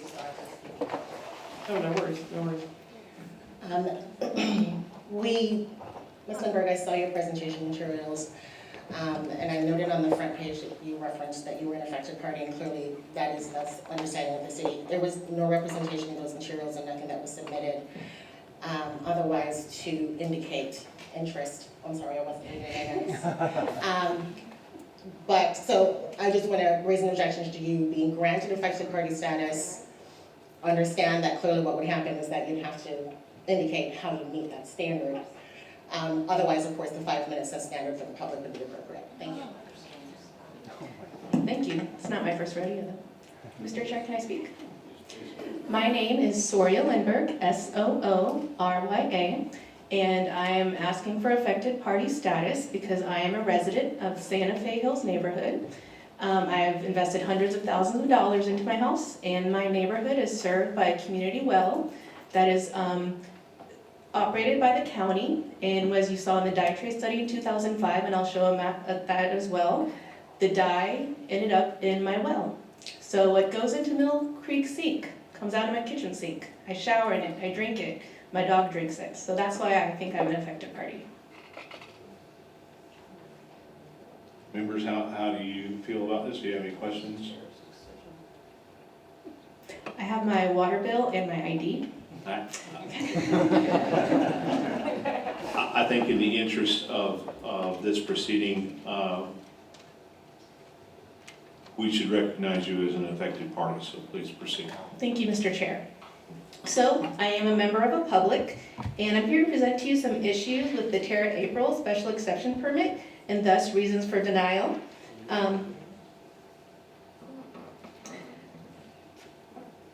Sorry, Mr. Chair, there was some conversation to my right. Approving this application with the condition that studies be completed later puts the decision before the facts. The board and the public should see the results of these studies before you vote, not after. Promises of future information are not a substitute for informed decision-making. Mr. Chair, you make the rules along with the board, and you can decline their new conditions.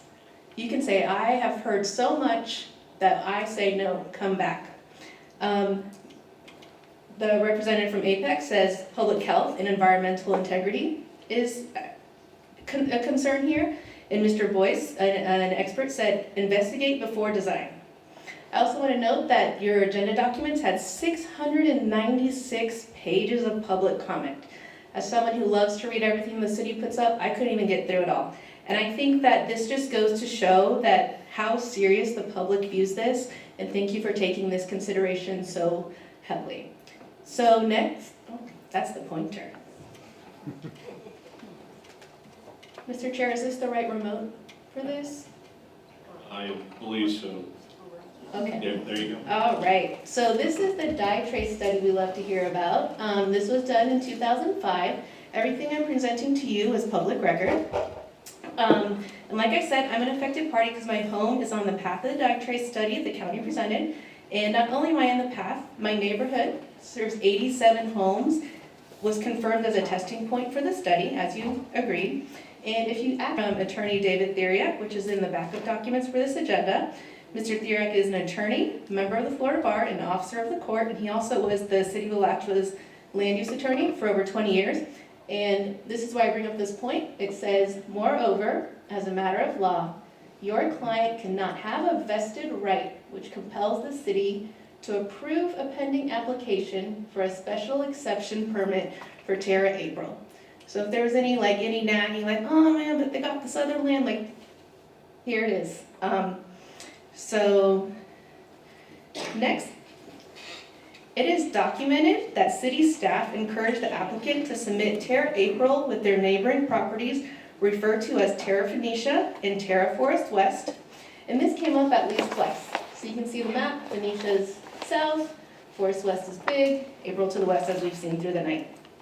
Here it is in June 2022 in a letter addressing all three properties, Terra Forest West, Terra April, and Terra Phoenicia. The city manager says that even though they were submitted at different times, they're, quote, inextricably intertwined.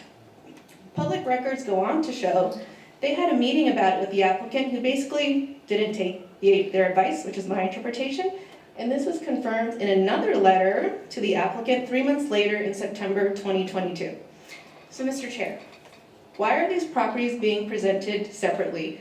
Why are they doing it this way in pieces instead of the whole as it was recommended by staff?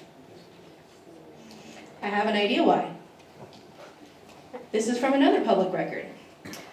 This document from city planners noted here, and just like we saw in the previous slides from staff, in 2022 said Terra Phoenicia, parentheses, floodplain compensation, is dependent upon Terra April. Terra Forest West, parentheses, access to US 441, is dependent upon Terra Phoenicia. So let me switch hands. Let's go over that again, because I thought this really put it together, and I'm glad someone else did it to explain. Here's Phoenicia. Here's 441. We want to put commercial here, because of course we know it's on the road. Oh, Pointer Brook, oh there it is. So this needs floodplain compensation from April, which is why we're here tonight. But guess what? Terra Forest West, it needs a road. But you can't get a road until this is here. And this is my interpretation of this quote. So staff said it's interdependent, multiple levels of staff. Also, anyone in my reading that has defended Mill Creek Sink and had brought up these questions, they all quit or got fired. So this is such a big deal to our city. All right, and something a little confusing, the first neighborhood meeting in 2021, they were all together.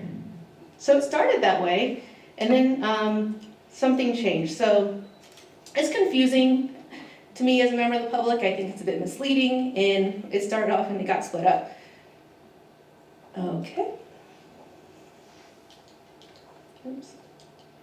So throughout their presentation, the applicant will say the minor utility for a proposed stormwater project will treat runoff from I-75, which is a Florida Department of Transportation road. You heard it read into the record. Here's a screenshot of one of those. Turns out FDOT does not see it this way. Douglas Dykus, District Environmental Permit Engineer, on November 17th, 2025, said, the department prefers that the stormwater from the I-75 basin continue to free flow in the way that it does today without any restrictions. Okay? Then it says, the department is in no need of water quality treatment since the I-75 basin has its own stormwater treatment system that was permitted by the Swanee River Water Management District.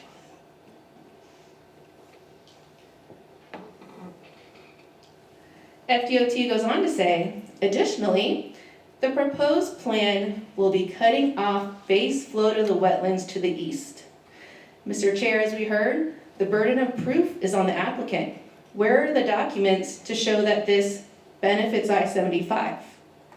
They're saying it, I don't see it yet, at least.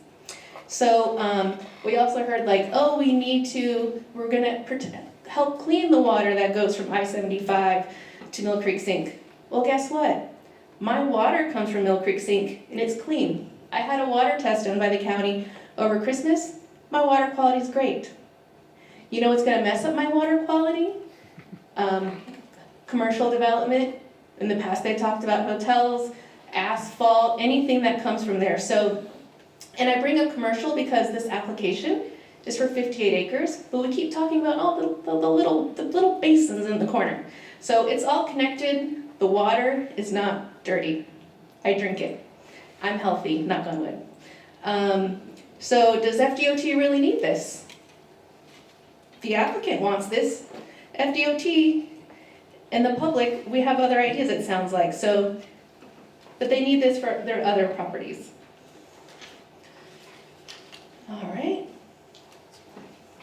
Here is another excerpt from Attorney Theriak's letter. It says, your client has failed to demonstrate compliance with policy 5.1 of the future land use element of the city's comprehensive plan. It goes on to say, the Terra April project also proposes a substantial change in the topography of the subject property.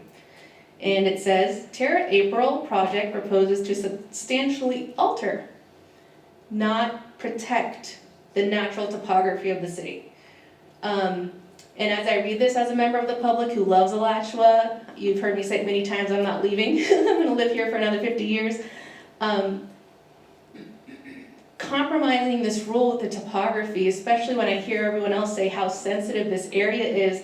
So, Mr. Chair, I'm curious, we don't know how much fill is proposed to fill or dredge this project. It's heavy, water's heavy, and that just, not even considering the FDOT argument. So it's a significant detail when it comes to weight, considering how sensitive we're learning this land is.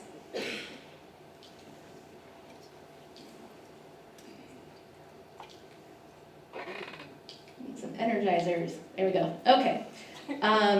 Here we see another record of city staff informing the applicant of what is needed. And this time, I found a public record asking for floodway encroachment analysis. Where is it? This came up in November 2022.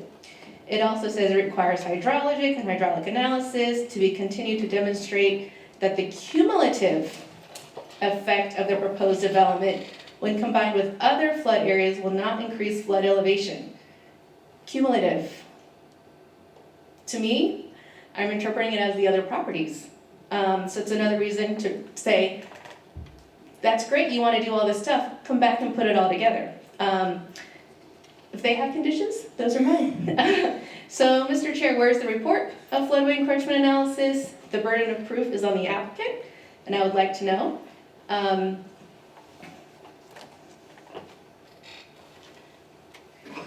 So here's the map again where I added an arrow, just to show where it is.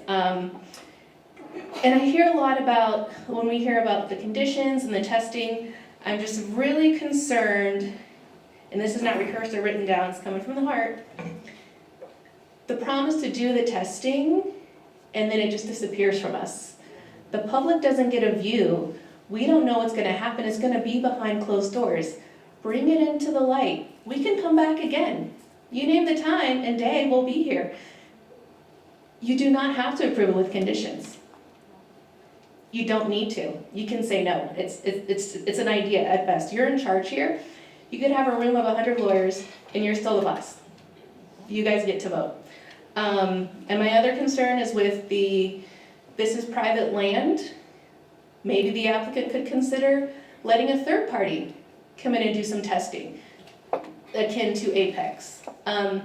Personally, I have zero interaction with the applicant, but I don't trust this process, seeing how staff has asked for things and it's not considered. So that could be interesting too.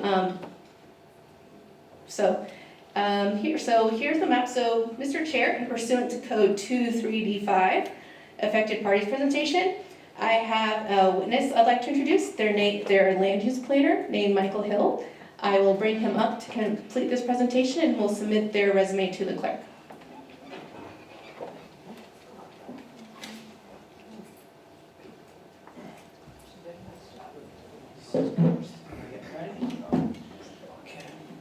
Good afternoon, Mr. Chair, members of the board. Thank you so much. My name is Michael Hill. I am a land use planner. I've worked predominantly in South Florida. I've got about 3 years under my belt, and I have a very proficient understanding of Florida histories and Florida's urban planning history. So if you want to sit and talk sometime, you can come find me. All right, so we're going to move on with this presentation. So the special exception criteria specifically deals with section 2.44, and because this is minor utilities by Article 10 in the definitions section of the Land Development Code, we're going to do 4.32I4A. Excuse me, that is a mouthful. As noted beforehand, in section 2.44D, the special exception permit, okay, we have this 8 criteria that need to be met when it comes to a special exception. After doing an analysis of this application and the materials associated, what was highlighted and bolded here is what we're going to address that we believe has not been met with this application. So, here we have existing site conditions. As you see, we have the topography, and you can see that the highest point is about 80 feet above elevation, and then it depresses at every 5 feet going east, which is where the sink is and where the creek is. So, we can say that water will move that way historically. The city does not have a definition of compatibility within its Article 10 of the Land Development Code. However, as previously stated, the Florida statutes do in Chapter 163, which reads, compatibility means a condition in which land uses or conditions can coexist in relative proximity to each other in a stable fashion over time as such that no use or condition is unduly negatively impacted both directly or indirectly by another use or condition. Therefore, if the applicant is going to say that he has to meet compatibility, then he must demonstrate that the allowed development of this project will not impact the adjacent properties both directly and indirectly. And I have to say here, this is something that needs to be considered greatly when it comes to the analysis and the consideration of this quasi-judicial hearing. So, as you've heard from previous experts, we have CARS. So, from the Florida Department of Environmental Protection, CARS is a generic term that refers to the characteristic of terrain produced by erosional processes. Sorry. Oh. Yeah. So, CARS is a generic term that refers to the characteristic terrains produced by erosional processes associated with chemical weathering and the dissolution of limestone or dolomite. The two most common carbonate rocks in Florida. Dissolution of carbonate rocks begins when they are exposed to acidic water. Now, the big thing when I looked that up was this. Florida Department of Environmental Protection said most rainwater is acidic. So that means that the collection of rainwater in these ponds could very well accelerate CARS activity in the area. As you see, we have a picture here from what it can create. Now, the site is within the sensitive CARS area of Alachua County where the Floridian Aquifer is, and it's near the land surface. As you see, here's some pictures that have been seen before. Now, let's talk with compatibility. So, the proposed stormwater facility is proposed near the area with known CARS activity and formations. The stormwater detention and treatment facility in this location can lead to the accelerated formation of ground loss and sinkholes in the area due to the concentration of acidic rainwater. Therefore, application PSE 22-002 will have a negative effect on adjacent land uses both directly and indirectly and does not meet the definition of compatibility outlined in Florida Statute 163.31649. and therefore cannot meet the section 2.44D2 of compatibility in the city's land development code. I'm sorry, the testimony has gone way beyond the concept of a professional planner into geology. So as long as we stay within the realm of what is proffered or offered, it's fine, but it's definitely discussion of karst and I'm not sure what all this is, but the acidic creek, all of that is just beyond the scope of the plan. I would disagree that it is beyond the scope of a planner, because I am not offering an opinion on karst. I am reiterating publicly obtained information that is on a public website for the Florida Department of Environmental Protection. Also, too, I have made my argument here about compatibility in the Florida statutes when it comes to land planning. Thank you. So as you see, the results of the assessment and analysis show that concentrations of hydrochemical components increase significant from rainfalls to the concentrated confluence in sinkholes. As you see, we have provided the sources for the Journal of Hydrology there. So, increased rainfall can cause the creation of sinkholes. Now, let's go to section 2.44D4 of the minimization of environmental impact. As you see, in general, commercial development would increase the impervious cover via the roads, and therefore heighten erosion potential and more pollutants to water bodies, rely on drinking and recreation. Therefore, application PSE 22-002 does not meet section 2.44D4. Even wood engineering had concerns about ground loss in this area. Now, one question when I was reviewing the application was this. Most applications have what's called a SWIP, or a stormwater pollution prevention plan, okay? Generally speaking, there was not one provided with this application, and that is concerning considering this is a stormwater detention and retention area.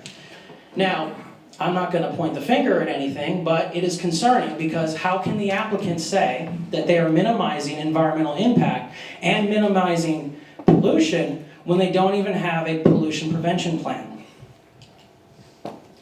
Now, let's talk about section 2.44D5 and section 2.44D6. Due to the proximity of the project being near the Interstate 75, if a sinkhole is to open up in this area, it not only could compromise the interstate, but it could also compromise April Boulevard, which is an FDOT right-of-way. So, though the intention of the code is traffic-related, it can still impact public right-of-way from a construction perspective. Cross now over into structural engineering. I understand that this is not a typical courtroom proceeding, but with some limitation on the value of the statements and the interpretation with regard to environmental resources, karst features, geology, and now structural engineering, there has to be some kind of limitation and some parameters put around this testimony. It's just way beyond the pale. I don't think it's appropriate. And I think I need some kind of action from the board with regard to the continuing nature of the testimony. Are you asking, what specifically are you asking the board to do, Ms. Cordelia? Just so we can frame for you. To have the expert witness either provide credentials to support the statements and the conclusions and that he's making, expert conclusions, or to stick to his testimony falling within the parameters of a professional planner, which I believe is what he indicated he's qualified to provide. So, Mr. Chair, you would need to decide, the board would need to decide. Mr. Chair, can I make a point to that? Members, what are your thoughts on this? Mr. Chair, if you can just give us a moment, please, Mr. Hale. Yes. So as I'm listening to all this, I think I'm just viewing the aerials and certainly took a lot of thought and time into the information. But for me, it's kind of getting on a slippery slope, okay? I don't know your qualifications, sir. I suspect in this room there are multiple professional planners. And to me, it's kind of crossing the threshold of perhaps these are public comments, if you will. Ms. Lindberg, I understood, I know she doesn't live in the city, She lives in Santa Fe Hills. I think we're all very familiar with, how Santa Fe Hill operates, if you will. But I think we're going down a slippery slope here. I think what I'm hearing is opinions, but I'm not hearing necessarily competent and substantial evidence. So that's just my thoughts. So I'll defer to the rest of the board. Thank you. I tend to agree with you. I think this is going into more opinion, and I'm not discounting you at all. I'm sure you have quite an extensive career. But I want to stick to factual items. If you have code, that's fine. But the rainfall and whatnot is opinion. Okay. So then my question to you is this. So then let's talk about ground loss. So we know that ground loss can occur in that area. And it has been noted by the city's expert that ground loss will occur in that area. So, but I'll keep moving. So, again, we believe these sections will not be met because of potential ground loss. So, now let's talk about the city's review of a site plan. Now, after reviewing the site plan, one thing that brought to my concern was this. I noticed on the civil sets, when I was looking through it, that the site plan was not signed and sealed by a licensed Florida design professional. And I have had stories from colleagues of mine in the planning world where they stamped civil plans that were not signed and sealed by a licensed design professional. The cities that they worked at got sued, and the courts ruled against the cities and said that, well, you stamped it, so you have to abide by it, you can't burden the landowner anymore. So and again, before I got into this meeting, I went back and double checked, and I did not see a signed and sealed signed and sealed from the licensed design professional in this site plan. So I believe this site plan is not a full and complete site plan. It does not meet the definition of a site plan in the code. So if the city cannot proceed until a site plan proposing specific development is submitted to the city for review. Therefore, the application does not meet 2.44D7, which is drawings. Now, one thing also too that is concerning, on the special exception permit application, and again, this is not something crazy to torpedo the project, but it just again kind of echoes the inconsistencies that are with this application, is that the acreage is inconsistent, the future land use designations and everything are inconsistent, and so are the parcel ID numbers. So, but again, this isn't something that you can deny on and that, it's breaking the law, but again, it's another inconsistency that needs to be brought to the board's attention. Now, let's go into utilities. As previously mentioned in my presentation, we talked about the state's definition of compatibility. In 4.32I4, it mentions compatibility again in B and also in II. If you look at those two sections, they are based entirely off each other. So we have demonstrated that it will not meet compatibility, the state's definition of compatibility in 163, so therefore it cannot meet the definition of compatibility in 4.32I4.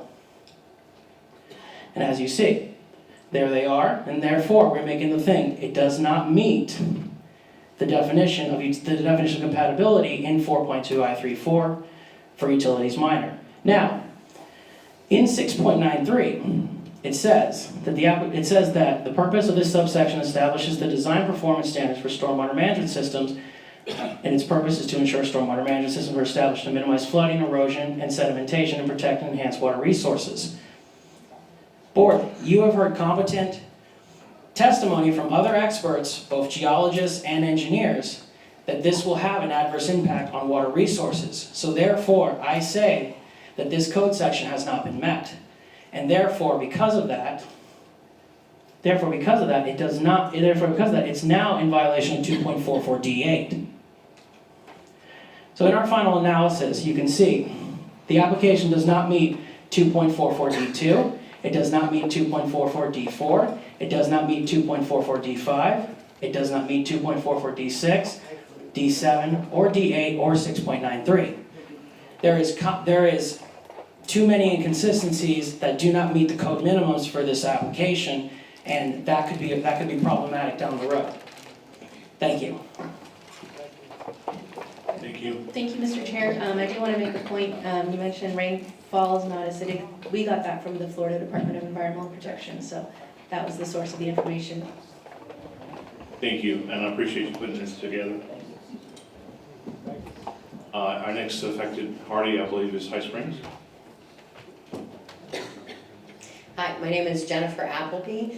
I'm the City of High Springs Parks and Recreation Director, and tonight I'm serving as the acting city manager for High Springs. We'd like to assert that we are an affected party. The location, do I have that we are an affected party by just offering me to speak? I would grant you, the chair grants you affected party status. Okay, thank you. The proposed location of the basin has the potential to be significantly detrimental to the quality of our drinking water, and we have a sincere vested interest in this board's decisions and the consequences of this decision. We, the City of High Springs, are committed to preserving the quality of our water, our rivers, our wetlands, and the Florida aquifer. It has been stated several times tonight, High Springs has been mentioned in name. 12 days after a dye test was performed, those results were seen in Hornsby Springs, which is in the city limits. And it was mentioned to us by City Council that we needed to be present and publicly state that we are an affected party in addition to the letter that we sent to the city. And that is all I have, as I feel that the body of evidence that was presented by tonight by the Speleological Society, the county, and other affected parties speaks for itself, and it is our recommendation that you deny this exemption. Thank you. Thank you. So, according to your code, we're now moving into public comment. Very well. Sorry, we forgot the staff report. Sorry, it's getting late. We need to bring the city staff back up to present the staff report and recommendation. Okay. And then we go off to public comment. You know, I don't know, I'm an affected party, I don't know that I got on the list or anything, but I'm with Camp Alachua in High Springs.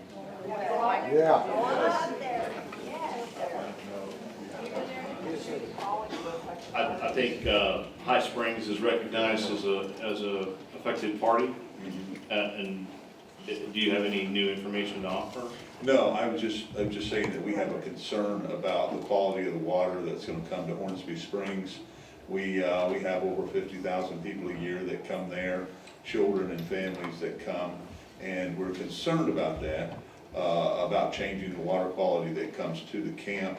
And we are, been there since 1953, and so we've enjoyed the beautiful spring that we've had there, and we're just concerned about any changes that may take place since the test showed up in Hornsby Springs the 12 days later. So that's our concerns, and so I just want to make sure we recorded those. Thank you. Okay. Appreciate it. Mr. Chair, who are you? Oh. Yes, please state your name. Yeah, I'm Phil Yance, I'm the Executive Director of Camp Alachua. Yeah. Thank you so much. Do we have the gentleman's name for the record? He did, okay. Why were you in PA? Is there any others looking to claim affected party status?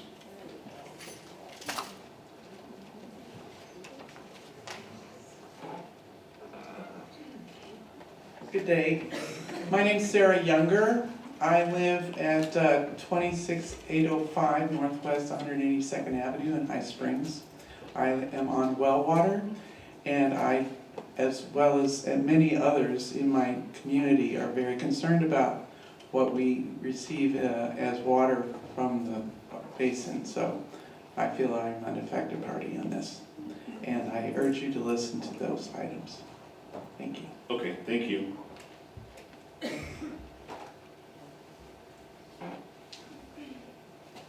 Hello, for the record, my name is Soyini Kojo, and I live north of the proposed multiple Terra developments.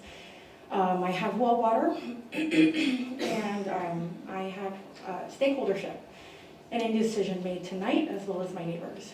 just want to thank everyone for coming out and hoping that the chair and the board can really take into consideration the long-term effects that this can have.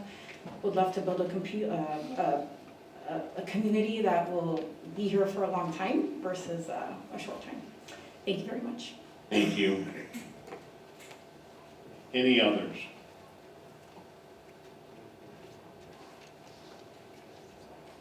Yes, my name is Carl Savoy. I live in High Springs, directly in line with the maps you've already seen.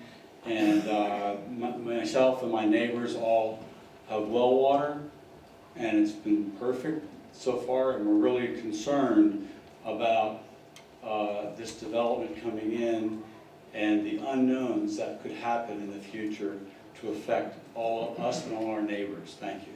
Thank you. Mr. Chair, we should move to the city staff report at this point. Yes, let's proceed with the city staff report.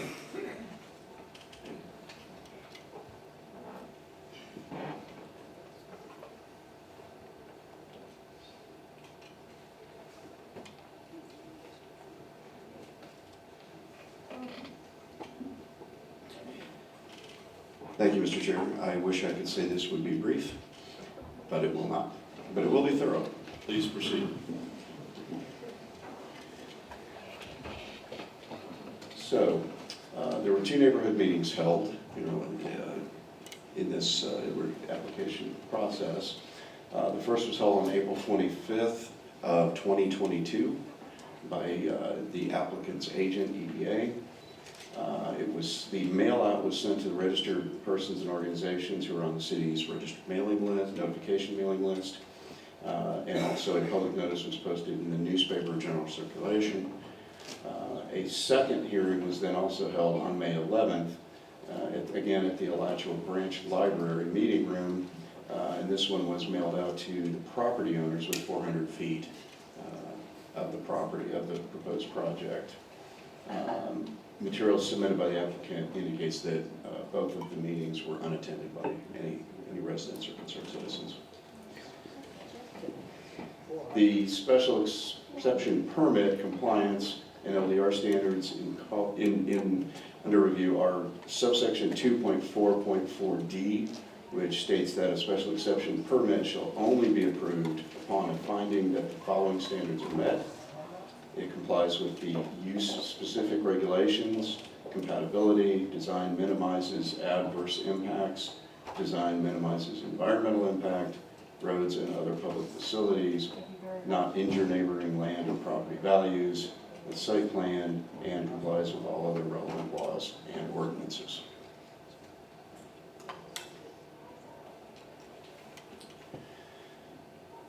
So, in relation to section 2.4.4D1, complies with use-specific regulations.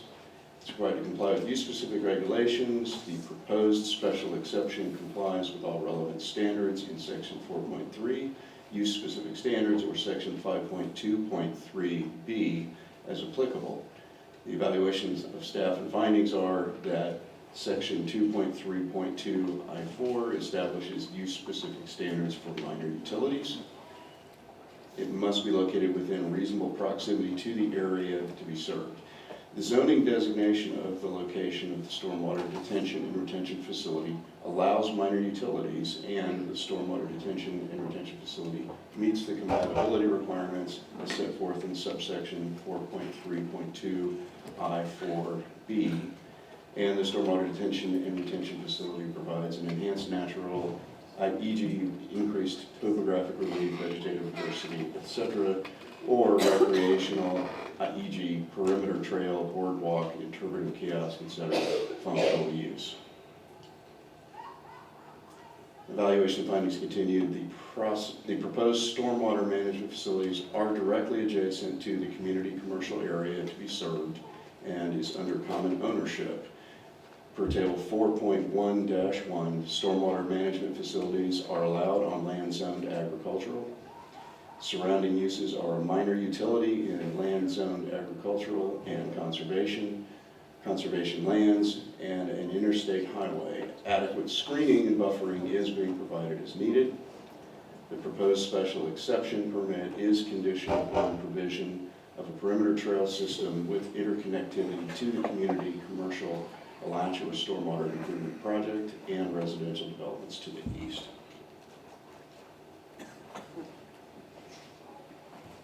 Section 2.4.4D2, compatibility.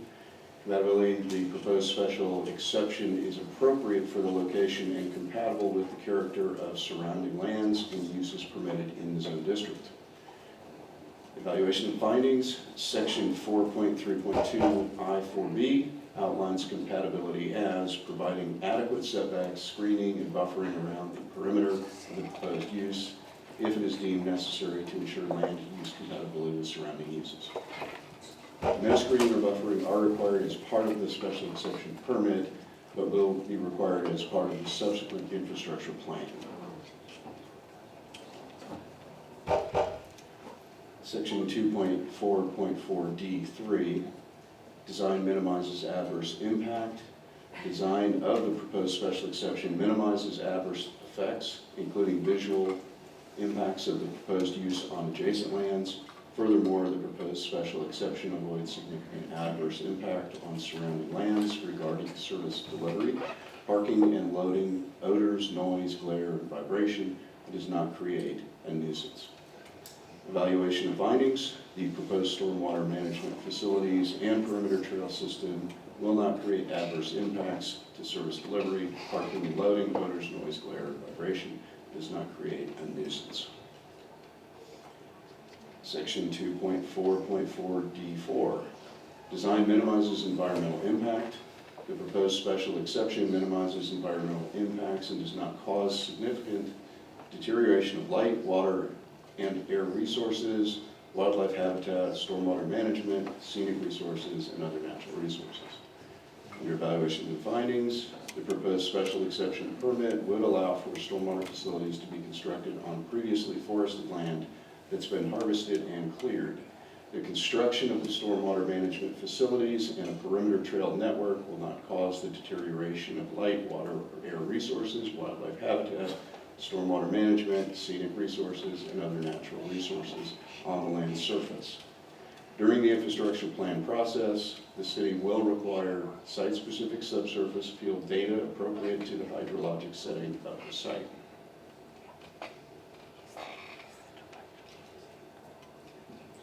Section 2.4.4D5, roads and other public facilities. There is adequate public facility capacity available to serve the proposed special exception, and the proposed special exception use is designed to ensure safe ingress and egress onto the site and state road conditions around the site. Evaluation of findings, the proposed special exception permit will not have any impacts to public facilities, and temporary ingress, egress, and parking to the trail network will be provided on the community commercial zone area.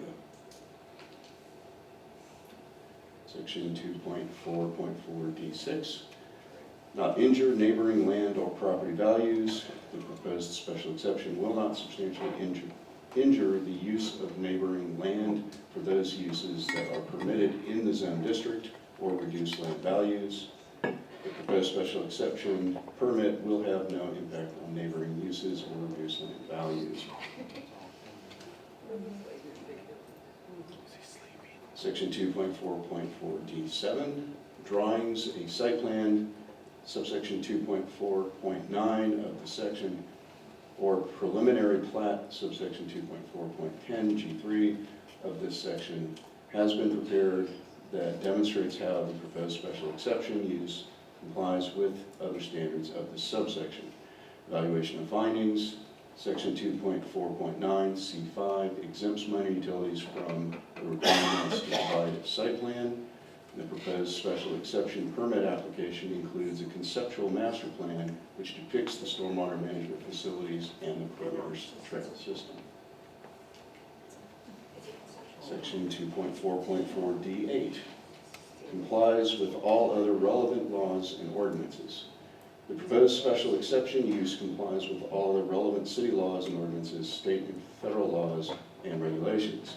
Evaluation of findings, the application is found to comply with all other applicable city laws and ordinances, state and federal laws and regulations.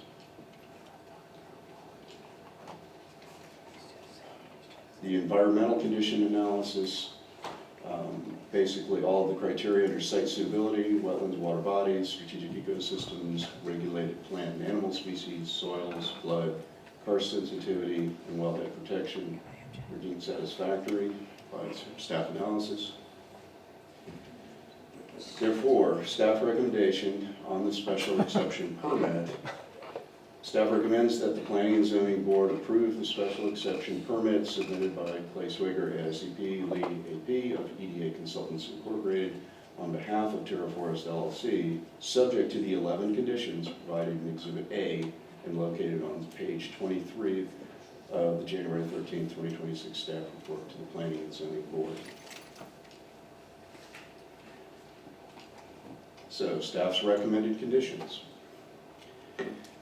The applicant acknowledges and agrees that the applicant shall install an interpretive kiosk on the City Water Improvement Project site in Mill Creek Stormwater Enhancement Area, with the location of the kiosk to be determined by the City of Alachua in its sole discretion. This condition shall be the obligation of any subsequent party with interest in the property subject to this development order.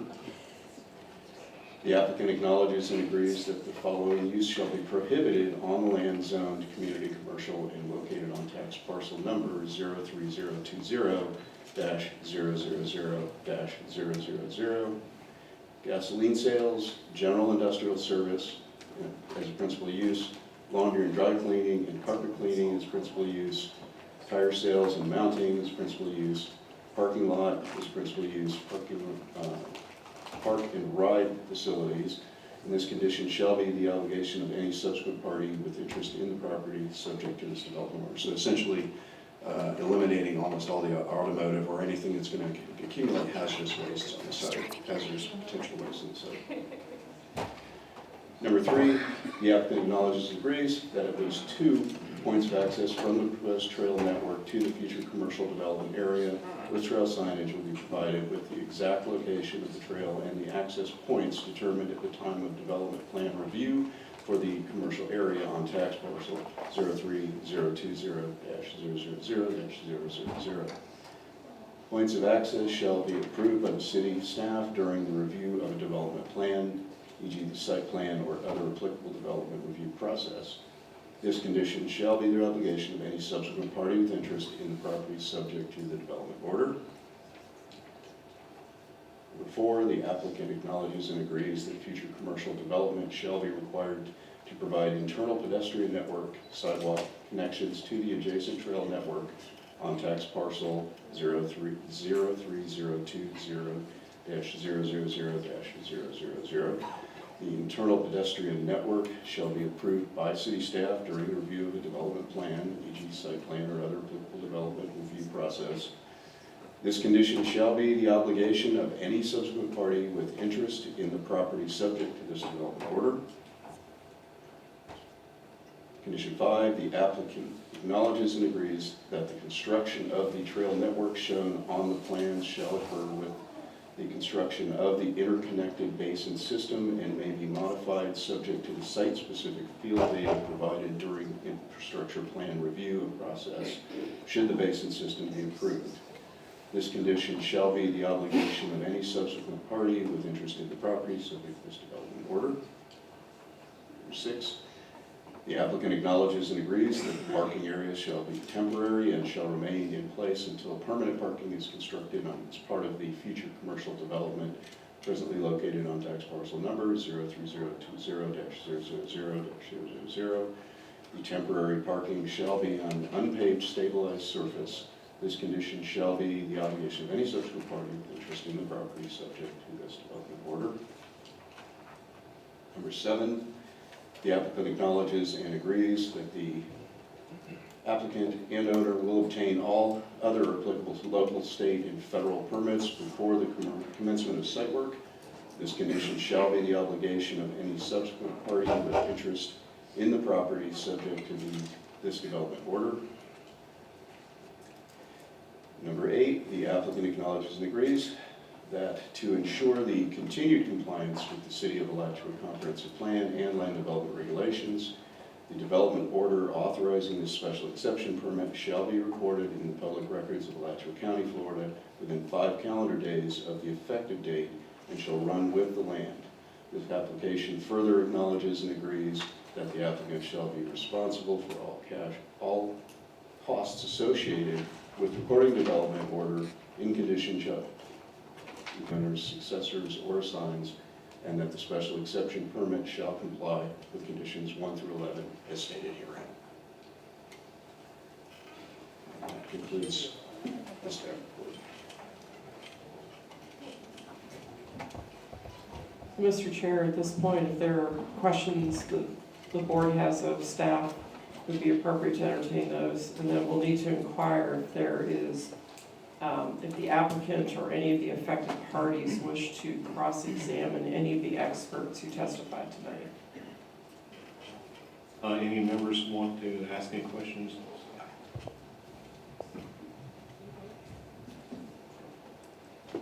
Here, I got a question.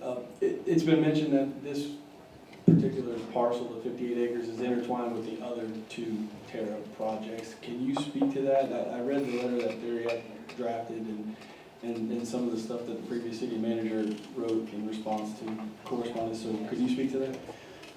Mr. Chair, I can speak to that, but understand that we're not evaluating the Terra April infrastructure plan, which is actually what is the interconnected portion. The application before you is for the special exception that would allow for 2 stormwater basins to be constructed as part of that infrastructure plan. But if that infrastructure plan, which will be heard in a future hearing, is not approved, then essentially the approval of the special exception becomes rather moot, because it will be approved as part of that infrastructure plan. All that the board is actually evaluating tonight is just whether or not to grant the special exception that would allow the applicant to build those basins in an adjacent parcel as part of a future infrastructure plan approval. And so there is substantial interconnectivity between Terra April infrastructure plan and Terra Phoenicia infrastructure plan and Terra Forest West. But again, I hesitate to get too far down that road because that's not what the application before you is actually addressing. So the reason for my question is because I heard something and I also read about compensatory storage for floodplain impacts, and I feel like that's because of Terra Phoenicia, right? And so if we're looking at an approval for a special exception on Terra April that's connected to Terra Phoenicia, then I think that information is pertinent. Mr. Chair, the stormwater that you're referring to is, again, it's part of the infrastructure plan. The 2 basins that are contemplated as part of the special exception that would be granted if the special exception is approved would not take any stormwater from any parcel other than the community commercial parcel it's adjacent to. The additional stormwater basins that are contemplated as part of the Terra April infrastructure plan would take that extra water, and that would potentially have an impact on Terra Phoenicia. I understand, and I guess that explains the size of the retention pond. So we have 58 acres, and we're talking about a 10-acre community commercial site. Yes, it does. So 48 acres of stormwater pond? And as described in the earlier overview, only about 6¼ acres are being proposed for the 2 stormwater basins and perimeter trails that would take the water for the 10½ acres out of the 58 plus total. Yes. Thank you.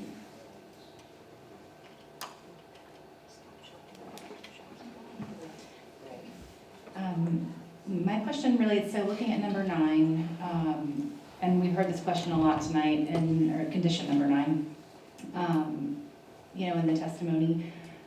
Can you explain why the staff recommends doing the Apex study after, why we're doing it in the order that we're doing it, just for understanding?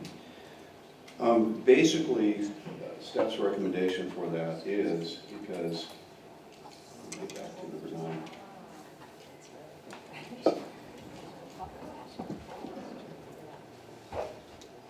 So basically what this does is it limits the ability of the developer to move forward at all on the stormwater basins for the special exception unless all of the studies have been completed and reviewed by the city's expert.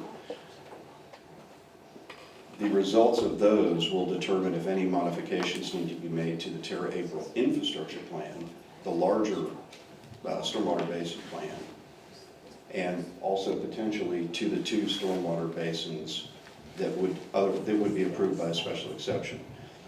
I want to make it clear to you all that the approval of the special exception does not grant them the ability in any way to actually construct those basins. They have to have the approval of the infrastructure plan in a subsequent hearing before they could actually get approval to construct those basins. And that's with, that hearing is with the city commission? Yes. I think the only other thing I just wanted a little bit of clarification on, because it says, you know, in number 10, that, you know, that it would be re-engineered prior to the development order. So if the study determines that it is a risk or that it is, you know, unwise to build there, does that condition give then you, the city, the authority to say, no, you can't do it at all? Or how does that kind of work? That would be then reviewed during infrastructure plan hearing by the city commission. The results of that study would then be a part of that hearing, and they would base their decision on whether or not to grant an infrastructure plan on, among other things, the results of that evaluation. So, Mr. Chair, so what I hear is, well, basically the application states that, you know, stormwater and infrastructure plans will be submitted later, right? We've heard that, and so what I'm trying to wrap my head around is whether or not the board's being asked to rely on a future review to satisfy today's special exception findings. And so that's where I need some clarity. So, Mr. Chair, I understand the confusion in that, but again, the special exception does not grant the ability to actually construct the stormwater basins. The study that's going to be conducted, at least should, provide guidance on how those basins would then be constructed, but only through the approval of the Terra April infrastructure plan. And so, again, the approval of the special exception does not grant any rights for development without the Terra April infrastructure plan also being approved. It basically just says that if that's approved, then they could construct them off-site on an adjacent parcel.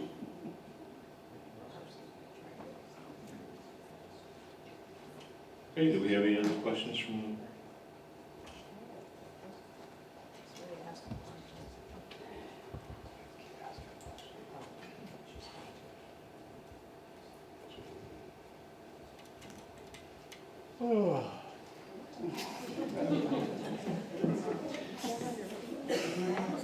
So from the code under administrative, special exception uses may require the imposition of conditions to ensure the appropriateness of the use at a particular location. And so without that study to determine what the appropriate use is, the appropriate use may come back that it's an allowable use, it may come back that it's an inappropriate use. And then as part of the infrastructure plan hearing, that'll be, the determination for that will be made at that based on the new evidence from the geophysical evaluations. Okay, thank you. So I have a couple of questions. These may not be for you. If they're not, just let me know, and then we'll flip over when it's the applicant's turn. Whose idea was it to come up with this FDOD concept on this site? Do you know? Mr. Chair, that was done significantly before my time, but as the applicant or the owner, at least whoever that was at the time when the comprehensive plan was amended, that was a requirement of the city. It was put into the comprehensive plan as a sub-element specific to that parcel that said that to develop the community commercial portion, they would in turn have to take that stormwater off of I-75, at least a portion of the stormwater off I-75, and treat it to a higher level. And so that was actually a requirement of the city at the time. Okay, so I'm just gonna wing it and say probably the city asked for it at some point, because it ended up as a text amendment to the comp plan. And the actual master plan is part of the application, which is part of the evidence for the special exception, correct? The little master plan with all the trails and everything? Not the infrastructure plan, but the Right. master plan, which is being referred to. In reference to that, yes, it's part of the evidence for that to demonstrate the intent of where those two basins would go in the conceptual site plan that was submitted. Okay, and so basically, I guess, you know, I'm not gonna speak to the applicant thing, but basically what we're looking at, excuse me, is 3 basins here. One basin is supposed to be for the DOT concept with the stormwater from I-75. And then the other 2 basins are having to do with development on the community commercial site only, or are those, and this is why it's difficult for me, because basically the infrastructure plan won't come back to us.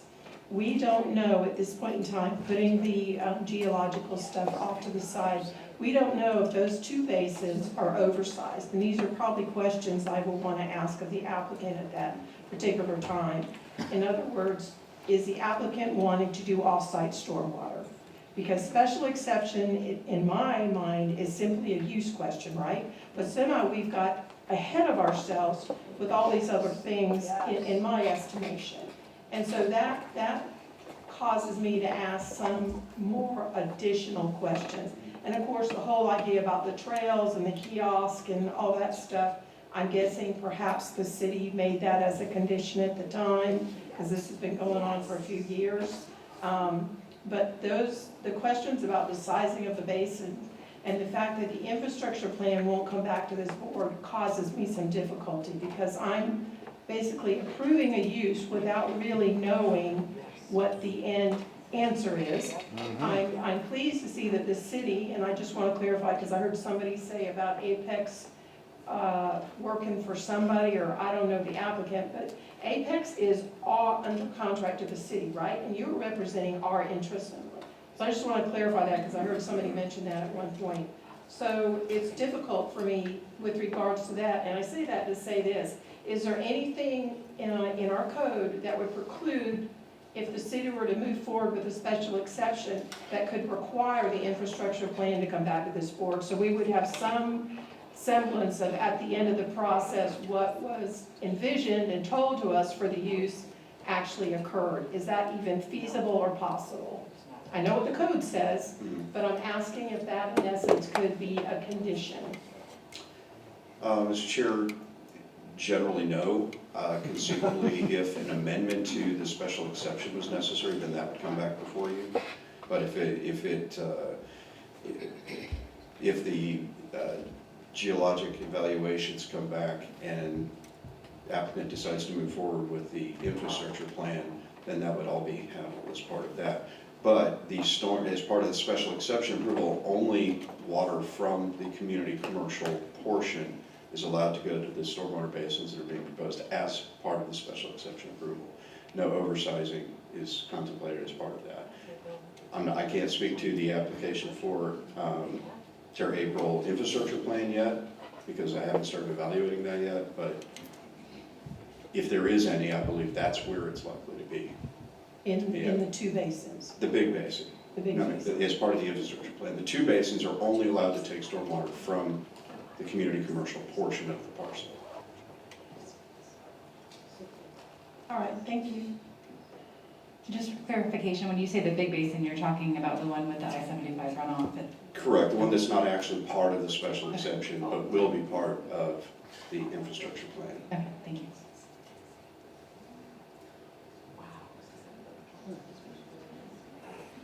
Any more questions?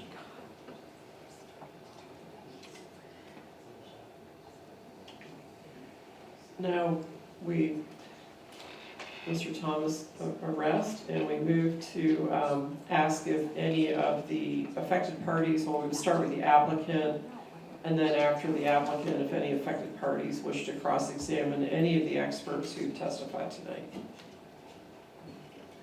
Please let us know. A little bit of rebuttal. Oh, rebuttal comes later, Okay. so we're at cross-examination now Cross-examination. of anybody, Yeah, we have- any of the experts who testified tonight. I think we're good. Thank you. Okay.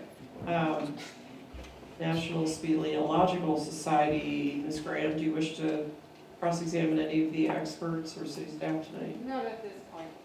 All right, and then Alachua County? Okay.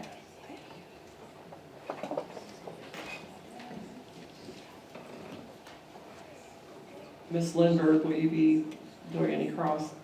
All right, and then there were 2 or 3 other affected parties, High Springs, sorry, I didn't catch all the names. Will any of the other affected parties be doing cross? If you are, raise your hand. Not at this time. You would? No? I'm sorry, ma'am, in the back. I said not at this time, thank you. Okay, so it sounds like we've got Alachua County next and Ms. Lindbergh for cross.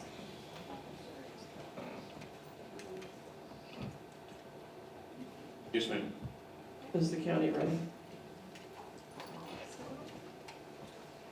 Good evening, Mr. Chair. My name is Sylvia Torres. I am the county attorney with Alachua County. I have been with the county since 2012, and I was involved in the last litigation over the Walmart properties. I have questions for, I'm sorry, I'm going to butcher your name. It's Alfredi with Apex. I don't know how this is done. Should he step up here?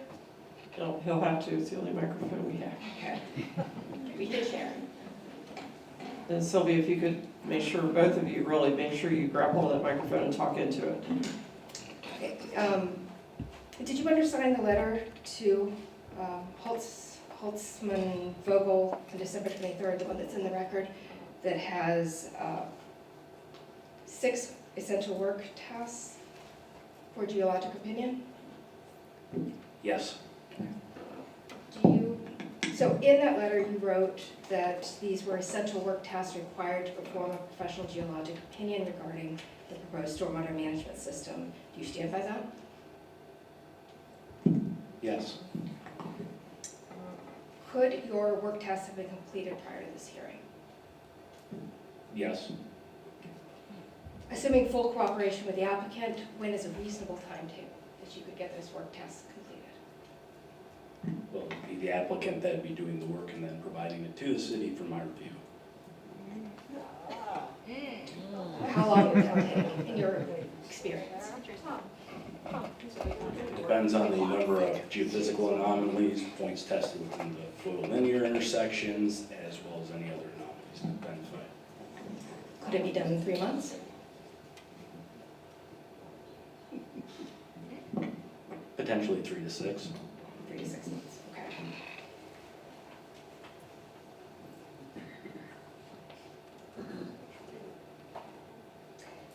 Is this subsurface investigation essential to determine the overall stability of the site? Yes.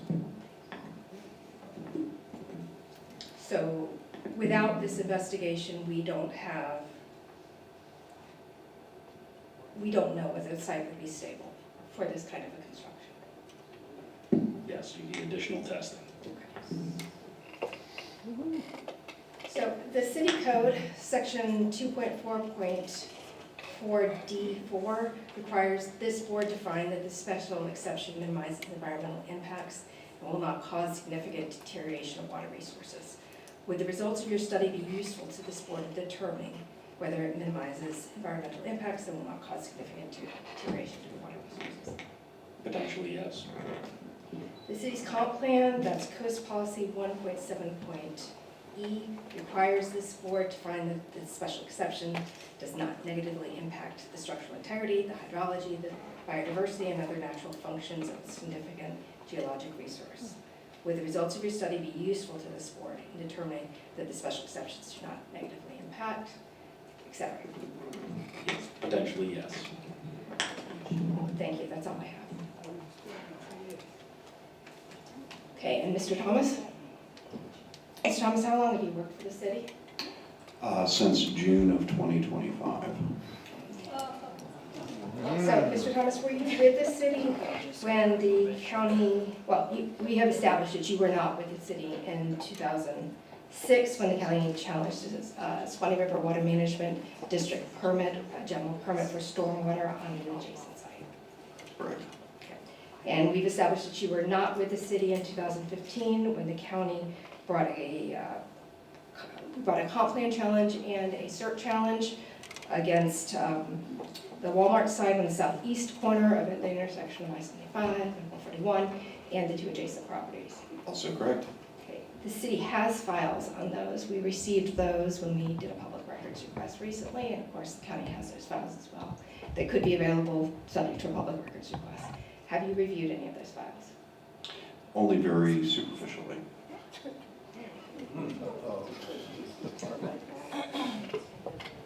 So, Mr. Thomas, you heard from Apex that to know that the site is stable for use as a stormwater facility, you need that additional testing. What do you consider the purpose of a special exception if it's not to determine that the site is appropriate for that use?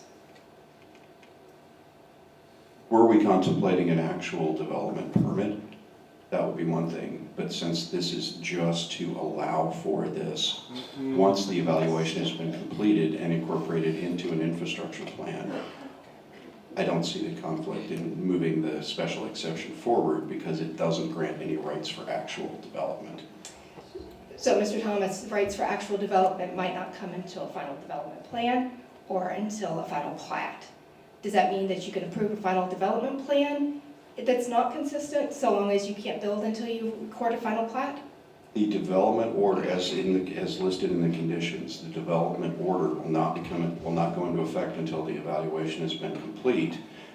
Even so, the construction would not be allowed until the underlying infrastructure plan was permitted, was approved. So there are many steps in the process of a development coming into fruition.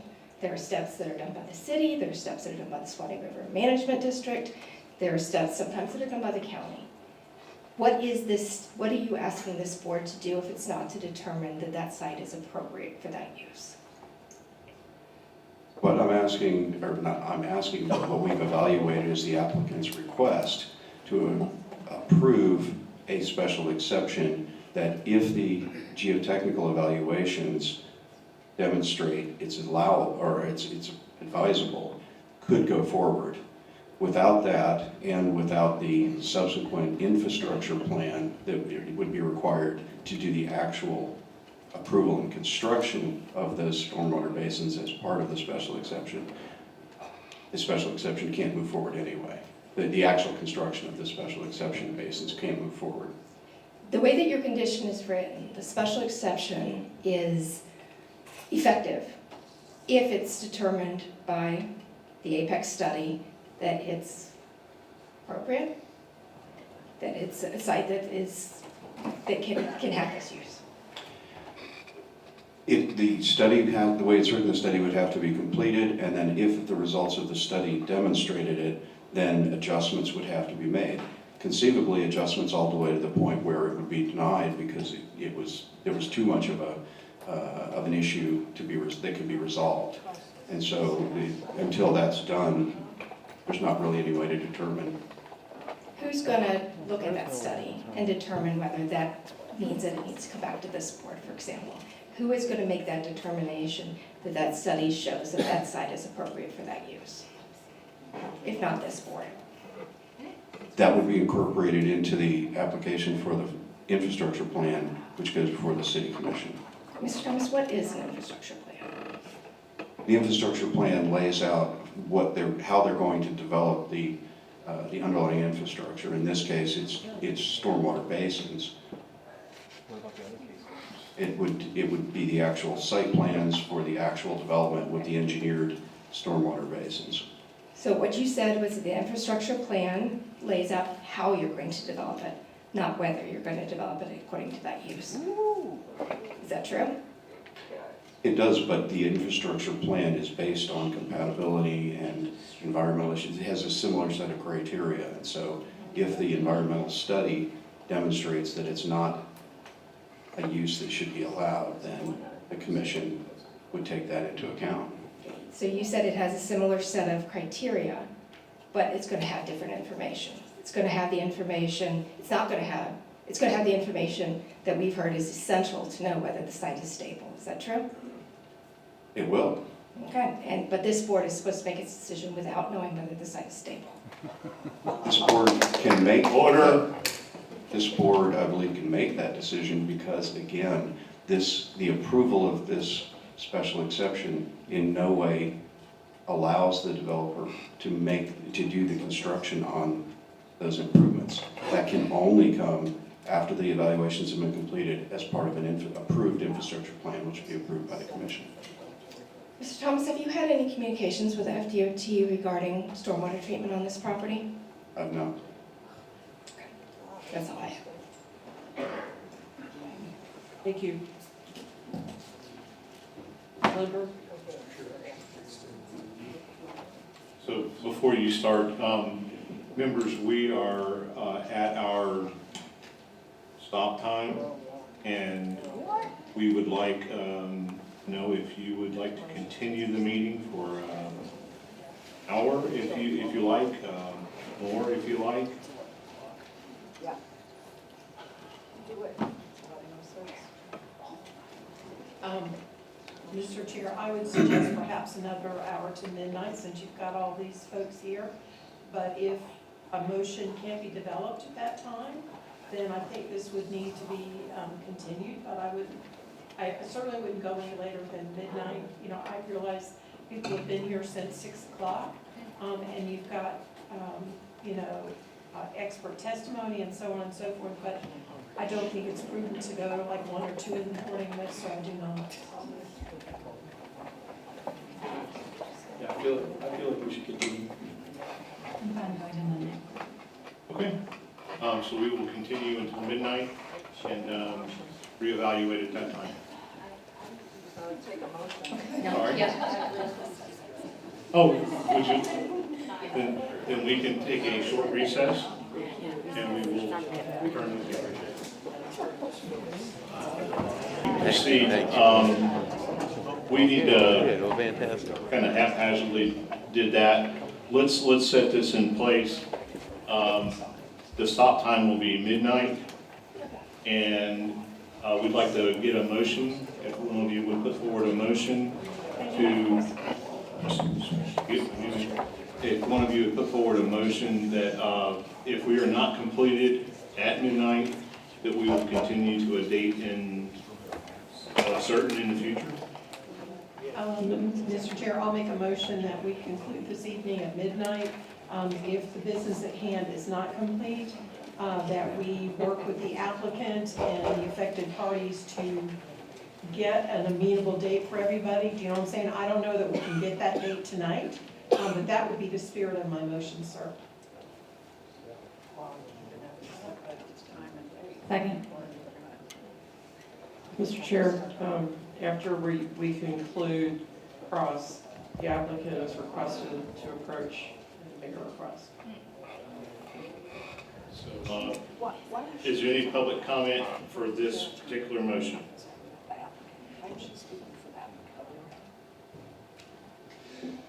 Thank you. For the record, my name is Christopher Hartman, and this is the third meeting that I have attempted to attend to make a public comment regarding the Terra properties. It seems like it continues to be delayed and kicked down the road, and every time that I show up here, I am cut short or told that we're doing that at a later date. And I'm getting tired of having to come back here and sit for 6 hours through these meetings to be told that I have to come back again. That's all I have to say. Thank you. Any other public comment?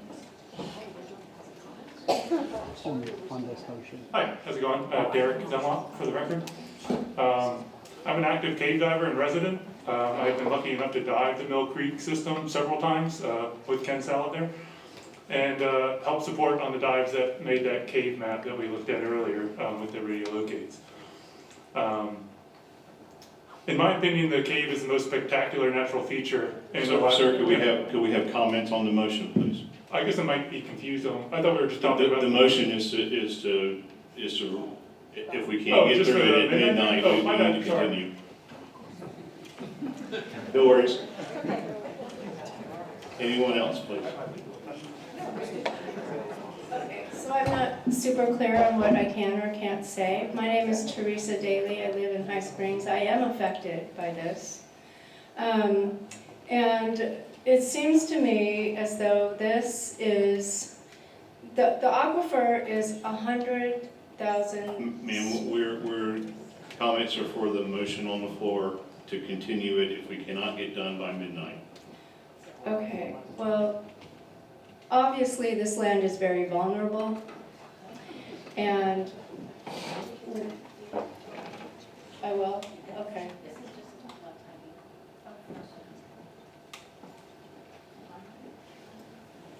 Mr. Chair, Tamara Robbins. I appreciate the fact that you are willing in the motion to extend till midnight. That's the appropriate way to go. However, to then give a condition that if there isn't a decision which by midnight that it's going to be continued to some date and time and place certain in the future that we don't know, and all these people have come together. Honestly, I have been coming to these meetings and following this project for years, and I am tired of it too. And the last September 2025 meeting, or excuse me, 2024 meeting was pulled off the agenda, the November meeting was continued, and then now here we are again. So I'm urging you to, if you need to stop at midnight, you don't need to. You can continue to 1. I sat in commission meetings until 2 in the morning when there was a big issue. I'm saying the decision needs to be made tonight. Testimony has been provided, people are here. It is costing everybody money and time and quality of life. Please make your decision tonight. Thank you. Story Lindbergh, comment on the motion. I've seen it in other commission meetings where they get to an end time and then you add 30 minutes or 15-minute increments. So I can request you reconsider the motion where if you need to go at midnight, maybe you need 15 more minutes, maybe you need 10 to be unfortunate to change the whole day. My name is Michael Gedman. I live in the High Springs. I drink from a well. I'm prepared to be here till dawn. I can go till dusk. We need to get this resolved. There has been plenty of testimony from experts that have shared very verifiable information. I don't know what the holdup is, so I have more to say when the opportunity comes. Thank you very much for all of your patience. Yeah. Thank you, and that is kind of the point, is everybody has more to say, and it will take past midnight, and you may be able to go to dawn, I am not. So, and our court reporter is not, so.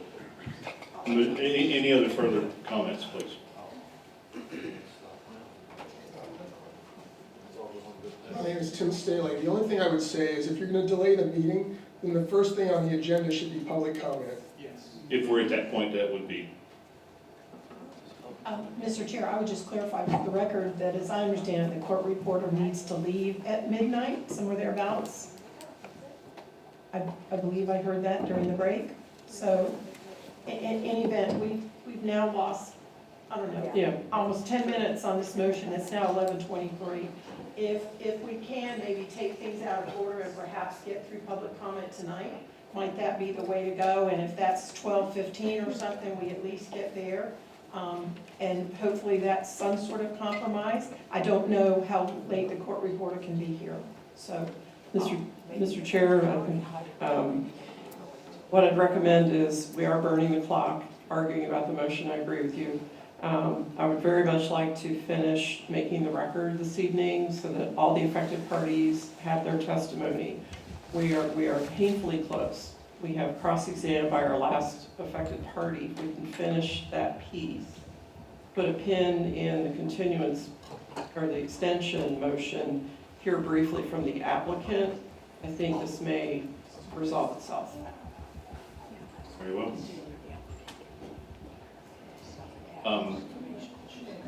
All right, do you have,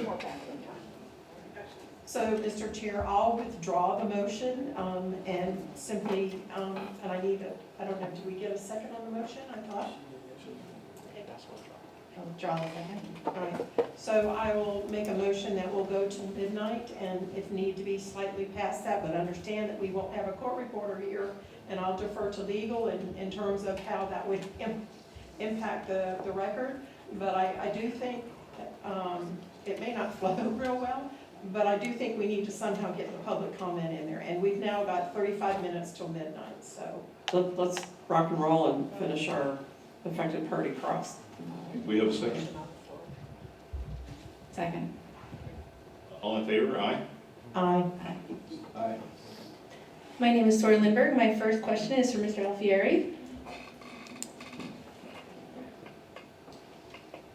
I noticed in your presentation there were LiDAR maps. What were the source of those LiDAR maps? U.S. Geological Survey. I bring that up because the Swanee River Waterman District might have a different one that I've seen. You mentioned in the last cross with the county, you said the applicant is doing the work. Can you explain that? I was retained to review and provide opinion based on the review. So they will be doing the testing, I will be doing the reviewing. Who exactly is doing the testing on the ground? Who's the boots on the ground? Well, for the site visit, I will be on site, obviously, because I want to see this stuff personally. Testing, that has to be decided by the applicant. They have so many qualified to do it. Okay. If they do not meet the criteria, then they need to keep doing some more testing. I appreciate you explaining that to someone who does not have a science degree, so I know we're tired. So as I understand, the applicant will hire someone to do the physical testing and you review the results? They would be doing the geophysical testing and the geotechnical testing. Do you have a vendor name that the applicant will use that you would then review? I can offer up suggestions based on my network of consultants and professionals who do this on a day-to-day basis. Okay. I was under the impression that you were doing the work, so thank you for clarifying. What is your payment arrangement with the city or applicant? Because I was a little confused earlier in the meeting. What portion of the work does the city pay for, and what portion does the applicant pay you as well? The applicant doesn't pay me, I'm retained by the city. So my next question, we might have answered a little. Will the applicant see results before they provide it to you or the city to review? What is the process? Well, if their consultant is doing the testing, they will see it before I see it. It would have to be provided to the city and the city to me. They're the hub of the information. So, Mr. Chair, we're learning that the applicant is in charge of who does this testing, and the city retained a person to review it. Okay, this is not comment, these are questions. Thank you, Mr. Alfieri. That's a big concern, that they get to pick, and I thought the city got to pick. Okay. Just to clarify, there be coordination. So, in other words, the applicant has to hire someone who's, if you read the cover letter that was provided by staff to the applicant, and I'm not gonna remember verbatim, but basically it has to be a licensed professional geologist competent in geophysics and geologic testing. And Mr. Alfieri would have to approve that. Okay. Next questions are for Mr. Thomas. Do you know when the FDOT comp plan amendment happened? Do you have a date?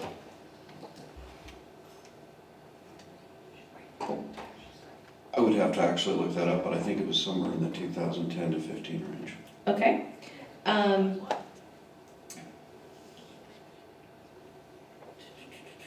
sorry, crowd, I had all my notes and then we had a break. Throughout your presentation, it was a lot of text that this is the policy and it met it. Where's the proof and backup material for the board to review For example, that it minimizes environmental impact. To me, it's a statement. What are you relying it on as a planner, as other experts, to say every condition is met? Because you did not sort your sites as we do. The opinion was based on what was provided by the applicant and their. Whoa, stop. So the applicant gave you what they wanted you to see and you reviewed it. It sounds like you've seen lots of testimony where other experts have brought up important stuff, okay? So the applicant gave you information and you reviewed it. Okay, that's something new in all my days here I haven't heard before. Okay, so you say all 3 terras are connected by the infrastructure plan? Is the infrastructure plan connected to the special exception permit?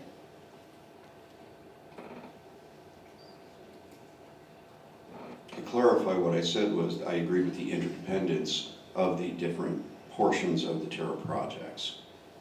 The special exception is dependent upon the Terra April infrastructure plan, and then the Terra Phoenicia infrastructure plan is in turn dependent, at least in some part, on the Terra April infrastructure plan. Okay. You also said a conceptual site plan. There's been former city staff who said that's not acceptable. Has policy changed about that in the last 2 years?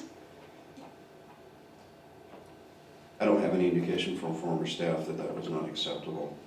Okay. Did you present, if I missed evidence that you presented in your presentation, I apologize. But based on what was in the record, that is what we're going on to prepare for the meeting. It was deemed acceptable. Okay. Mr. Chair, I've come through multiple thousands of pages of public record, and there are letters where staff says that, and it was not in the documents. All right, and do we know how heavy a 6-acre pond will be? That ventures into the realm of engineering. Okay. And I'm not qualified to comment on that. Okay, thank you. So we learned that they're interdependent. Okay, my next question is for the applicant.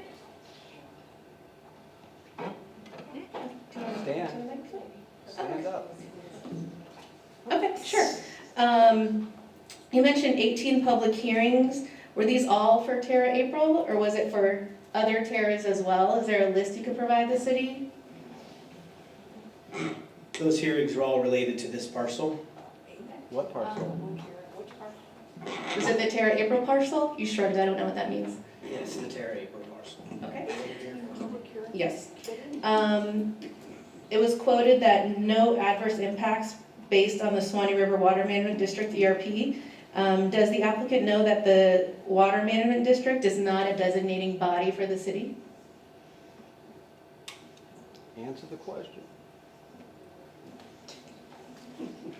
The Water Management District is a body that does stormwater and environmental resource approvals and review. Mr. Chair, if you read the approval letter in the Swanee River bylaws, they say they are not a designating body for the city. For example, if they say yes, it doesn't mean an automatic yes for anyone else. That's my understanding of reading the approval letter. Is there a signed and sealed site plan by a licensed engineer? That's not a requirement for the special exception. It's a requirement for all site plans. There are infrastructure plans that are not under review tonight that were signed and sealed by a professional engineer, but that's not what the topic is this evening. Sure. And a quick follow-up, was an infrastructure plan submitted to the city for review? Yes. Mr. Chair, in November 2025, I made a public records request for a Terra April infrastructure plan, and I got a result that said there was no conclusive records, so I did not get anything. That is a concern. For those meetings you had, those 18 meetings, was it a concern that no one attended it, considering how interested the community is? Those hearings were in front of the Planning and Zoning Board and City Commission, so there were many people present. The decision-making bodies by the city were here, and they considered all the evidence at the time and made their decisions. I'm referring to the neighborhood meetings where 0 people showed up. Was that a concern that no one showed up from the neighborhood? typically, in my experience, when no one shows up and it's properly noticed, that there are no concerns noted. Just two more questions, Mr. Chair. Would the applicant be open to a third party doing independent testing on their property? Not me, you don't want me to dig a hole. If there is the public sponsors, companies similar to Apex or who the vendor picks, would the applicant be open to an independent testing considering how significant this is to our community? So I would defer to our counsel to answer that question. Thank you. Go, counsel. The applicant would not be open to a third party unless, of course, the board, the planning and zoning board were to provide a basis for. We already have, of course, a third party with regard to the city having hired an outside consultant, serves as a third party. And we'll be hiring appropriate folks to do the actual work on the ground as he discussed. So the suggestion, I guess, is that you don't trust the city, you don't trust Alachua, you don't trust the geotech. That's incorrect. Can the record state I do not agree with her assumptions? We have never spoken before this meeting and everything is public. Okay, good. So you do trust everyone involved in the process? Mr. Chair, my trust is not the question here. My question is, will they allow a third party to do independent testing aside from the vendor that they cherry pick? Okay, so I'm not gonna go back and forth, but we have Ladies a and gentlemen, process in order, place. excuse me, order in the crowd. Please do not outburst. You're delaying the proceedings. Please keep your comments to yourself until you're at the podium at the appropriate time. We will comply with the conditions from the Planning and Zoning Board, from the City Commission, of the structure plan stage. Thank you. Thank you. Great news. If you make a condition that the applicant allow a third party to pick the vendor to do their independent testing, they don't spend $1, they just allow someone on the property. I don't know who that would be. Maybe another affected party would want to do that. There is a concern, as this member of the public, that they get to pick the people that dig in the ground. Last question, has the applicant spoken to FDOT in the last 6 months?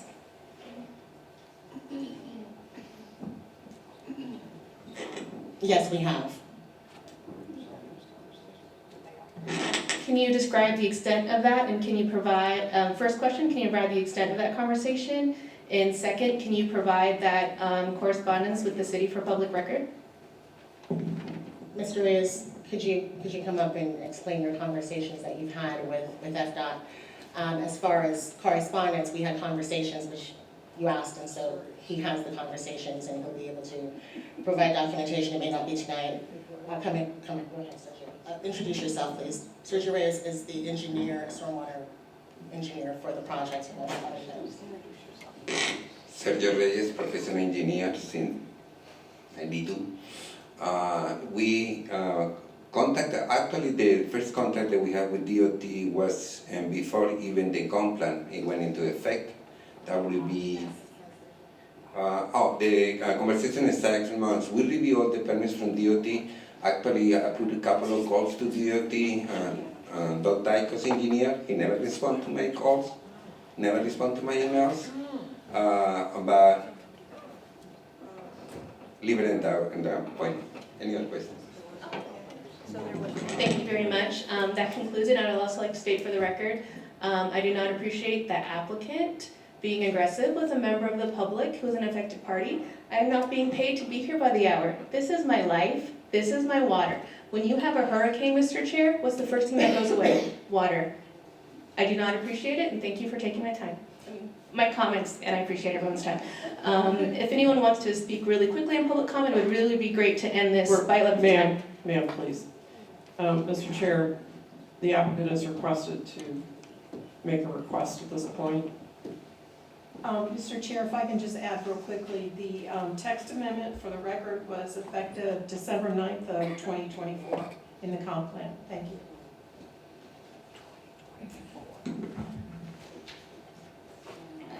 Mr. Judge, did you mean 2021 for that comp plan? Was it 2024?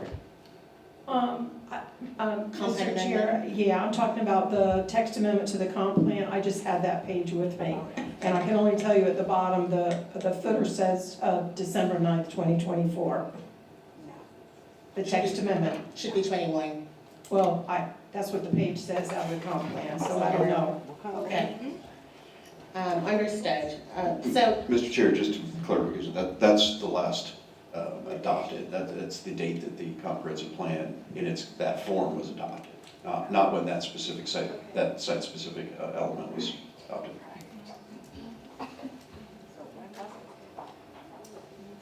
Thank you for the clarification. thank you. We wanted to, at this point, because we know we've been talking about the timeframes, but more importantly, we've heard from the board members quite a bit about the fact that the infrastructure plan will go only before the city commission, which is typical, right? The only reason that the questions being posed here tonight is because of a special exception, but typically if you're doing stormwater infrastructure and anything supporting that, you'd be going before the city commission, you would not come before this board. But we understand the concerns as raised by you and by the public.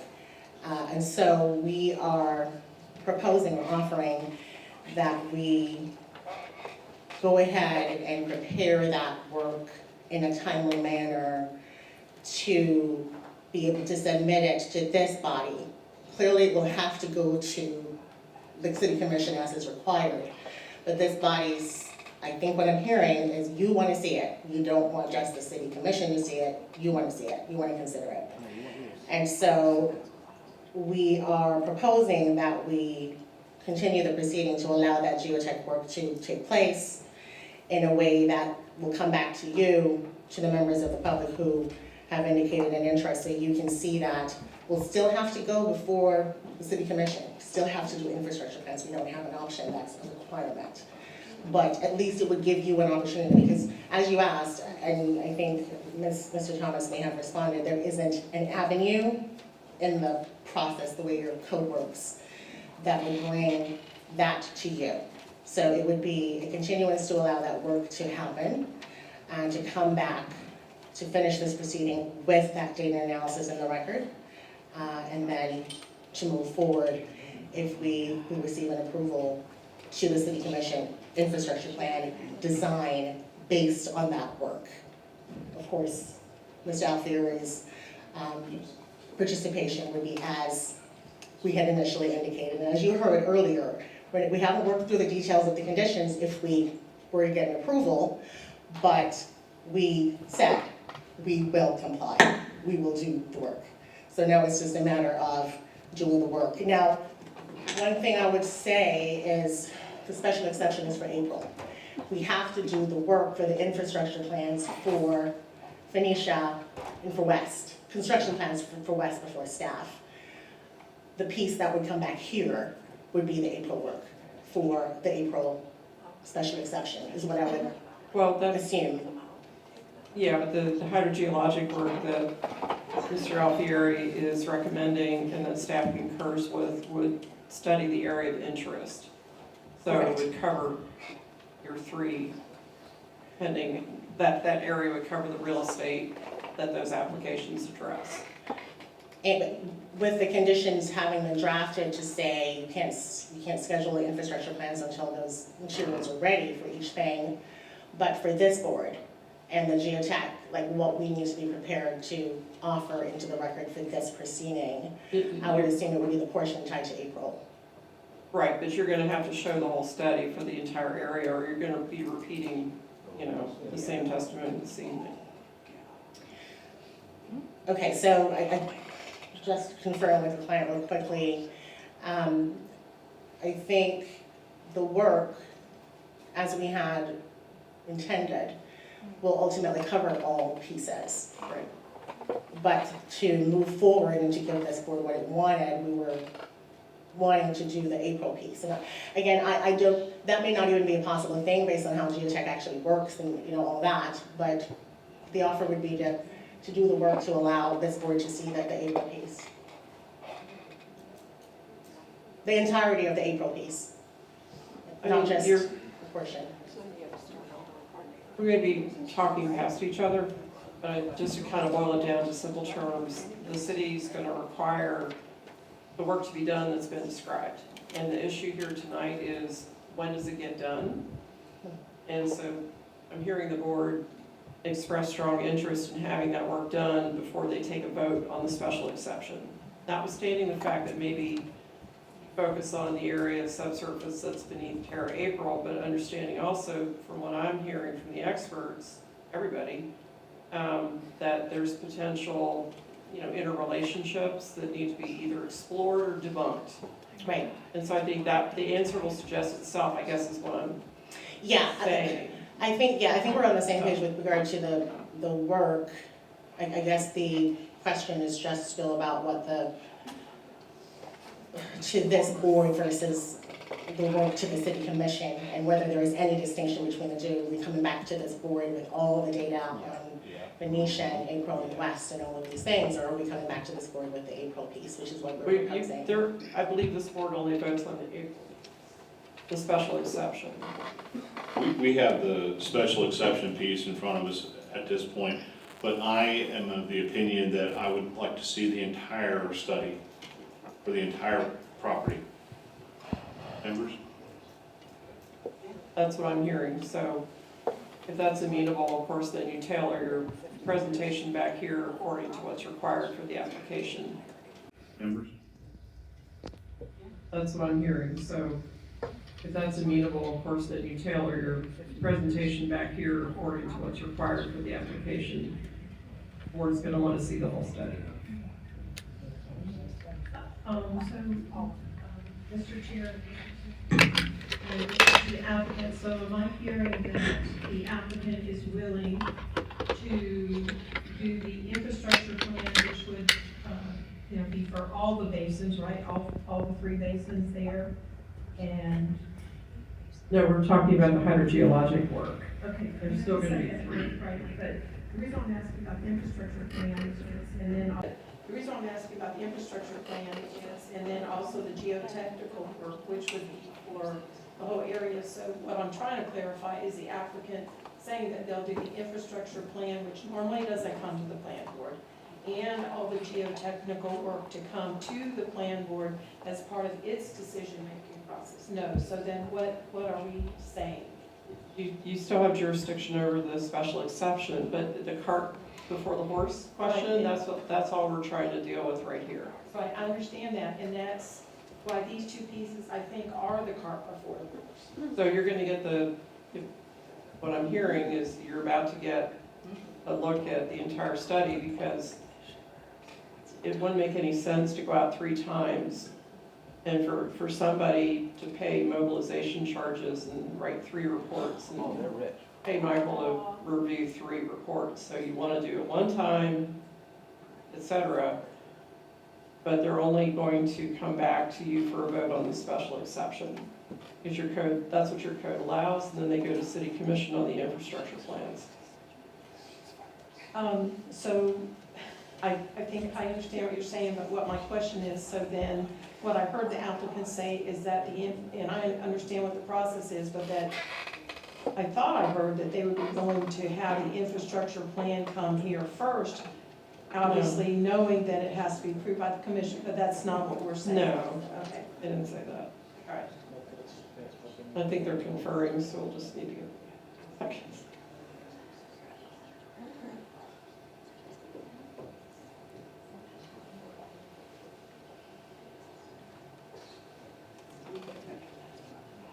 We are, per the client, consultation with the client, the proposal is to do the work for April, not just this portion of April, but all of April, and to bring that back to the board as a part of the special exception.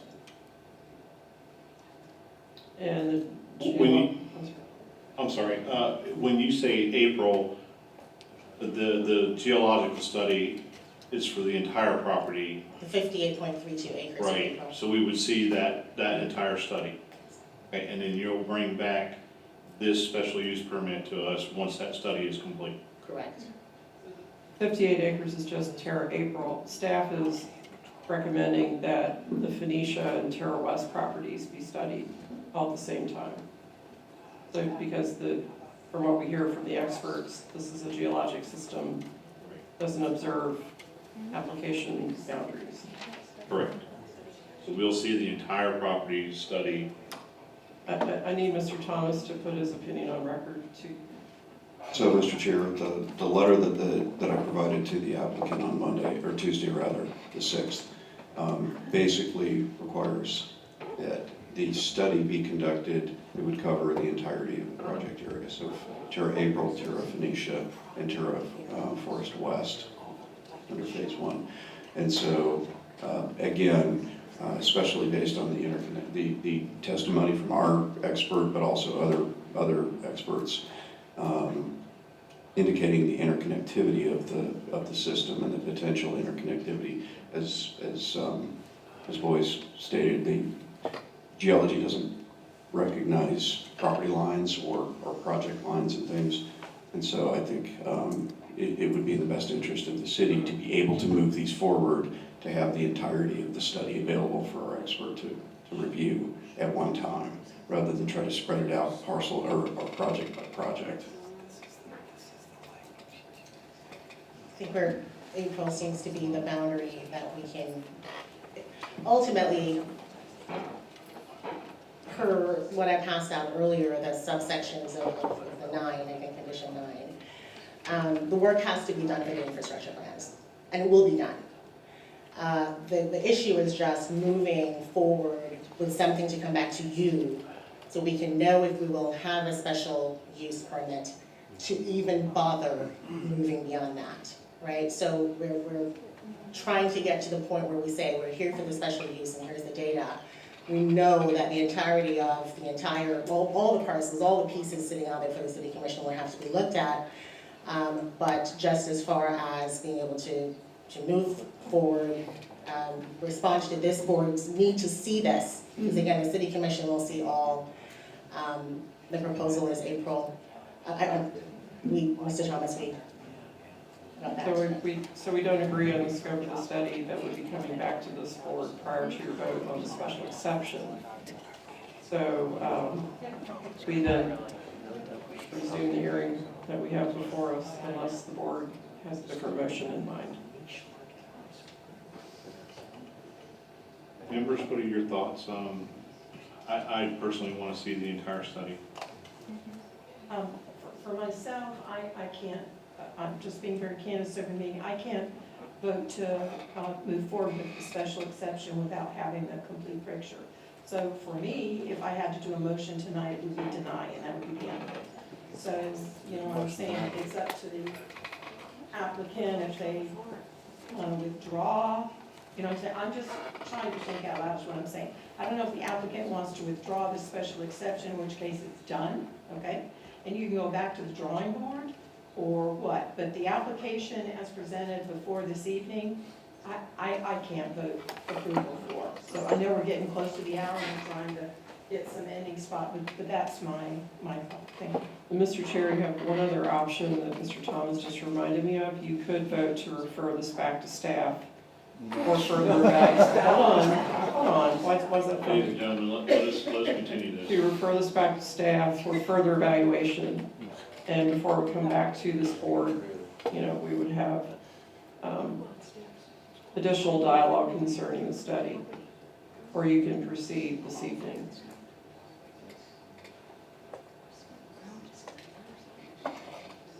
What does everybody think? Because again, I'll say it again, I don't want to approve this without seeing the entire study.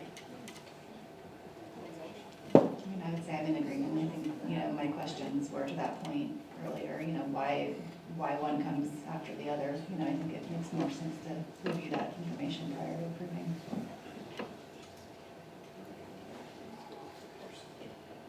Yeah, I agree. I mean, I feel like with the significant environmental features, the geologic features that we talked about, I think there was some mention from DOT about reducing the base flow to the wetlands with that intercepting pond, without seeing how these ponds are connected to the Terra Phoenicia and the Terra West, if they are, and if there's compensatory storage being provided on this parcel, that could be provided on that very large Terra Phoenician parcel. Why does it have to happen there? And so, and I think the geological study would support for not what we're trying to do here, so I feel like we need more information from an environmental standpoint. Mr. Chair, we do need to finish the quasi-judicial hearing, and we're at the point of public comment. Not affected parties or the applicant, but public comment. So we need to take that, do rebuttal, and go to conclusions before it comes to the board for deliberation and vote. Okay. There's no motion on the floor.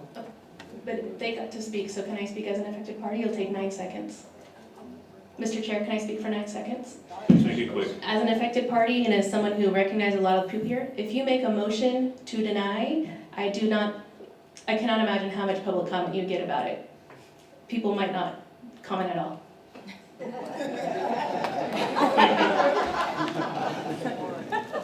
So we do want to be mindful of all parties' due process rights. And so we don't want to create an atmosphere where someone feels intimidated to come to the podium. So, Mr. Chair, I know you've been doing a great job at reminding the crowd of that this evening, but I want to add my 2 cents. So we're at public comment at this point.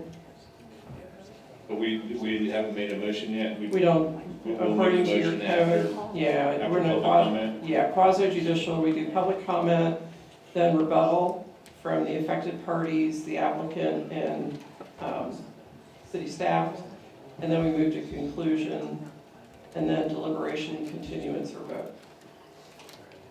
I'm going by your code. Sounds like we have Public comment. a lot to get through.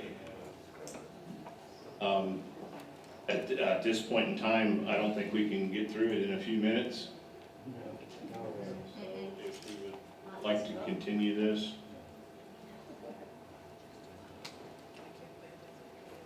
Do we know how many persons have indicated they want to speak in public comment? Show of hands. It sounds like we got a lot of people. Well, I think it would be best to continue this to a time when all of you can get your opportunity to come and speak.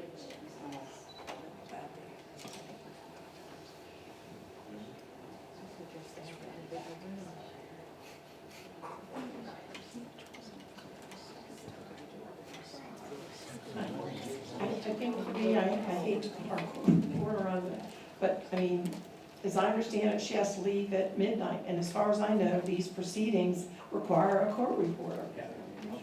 So, I don't know if another 20 minutes would make a difference, but for me, I do not feel comfortable proceeding without a court reporter taking down all of the testimony, whether it's public comments, staff reports, board comments, questions. I think that would be ill-advised, so, anyway.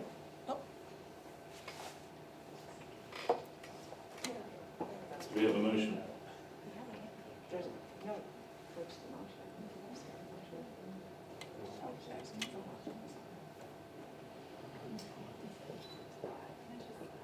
Can I just ask a question? So if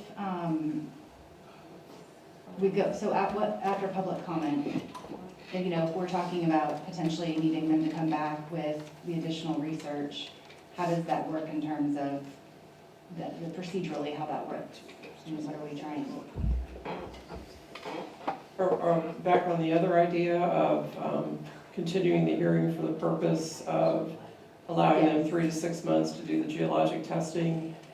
We hit the ditch because we don't agree here tonight on whether just Tara April's real estate would be looked at or the entirety of the Phoenicia, April, and West. So that kind of died here tonight.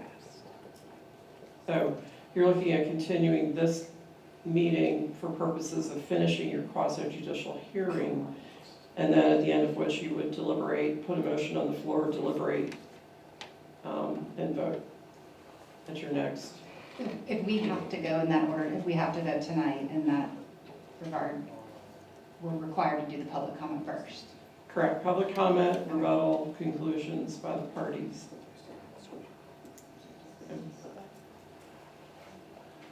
And so would that be the next regularly scheduled planning and zoning board meeting? That's when- No, I'm gonna defer to Mr. Walker. I'm not familiar with your procedure on that.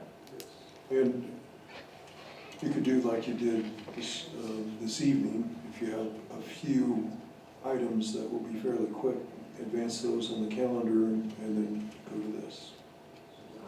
That's very doable. I just don't want to leave it hanging for too long. I mean, we've heard a lot of information tonight that was valuable to make an assessment. Don't want to wait too long. Don't want to kick the can too further down the road. So, Mr. Chair, if we, obviously, we can't continue without a court reporter, so if the next item, when this comes before us again, is on public comment, my only consideration or understanding would be that we're not entering additional data, right? We haven't gotten that far. We've kind of bounced around a little bit, given some indication to the applicant, but some of the pending questions are from the board. But we would start a public comment with the record as it stands now. Public comment would be based on the record now, then you would go to rebuttal, and the affected parties, the applicant or the city could rebut the entirety of the record tonight, and that could include answers to questions that were raised or assertions made. That's perfectly legitimate.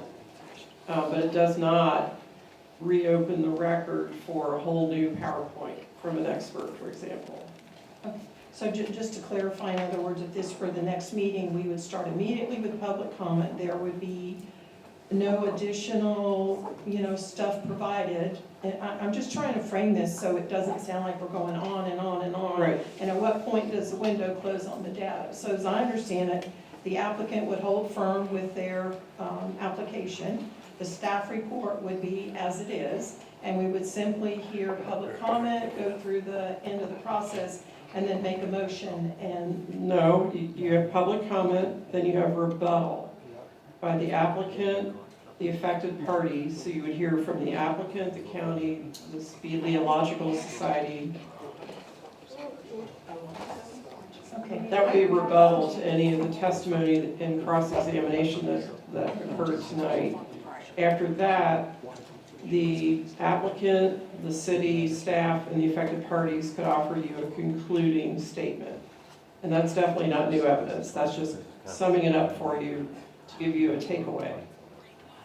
So rebuttal, when you rebut, you could have a rebuttal exhibit, but we're not encouraging, you really want to rebut what's been discussed already in cross. You don't want to come in with a whole new presentation. That would be disfavored. Mr. Chair, when is the next regularly scheduled planning board meeting?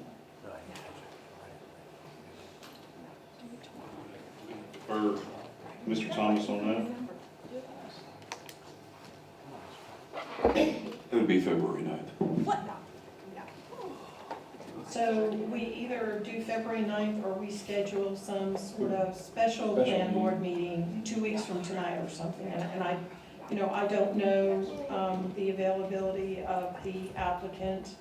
And so I would just kind of throw that out for discussion and get some feedback, I guess. So you would be proposing Tuesday, January 27th? Does it have to be 2 weeks? That was just a suggestion from your colleague. Could it be next week? No, we have to public advertise it, so we need to Well, can we continue to a time certain? Certain. Mr. Walker, if we continue to a time certain 1 week from tonight, is that permissible without re-advertising? Mr. Chairperson, Jay Crockett, Principal Planner. I just wanted to clarify, the next regularly scheduled Planning and Zoning Board meeting is February 10th, not the 9th. Thank you.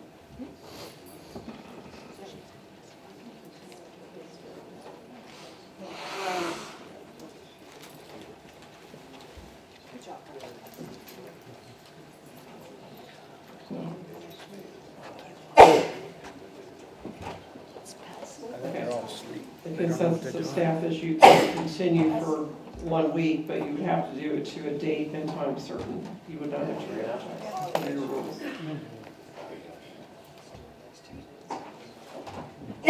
that would be January 27th at 6 PM. I don't have a calendar in front of me. 20th, 6 PM.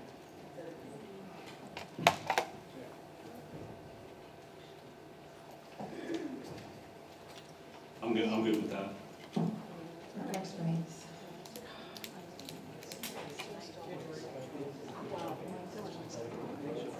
January 20th.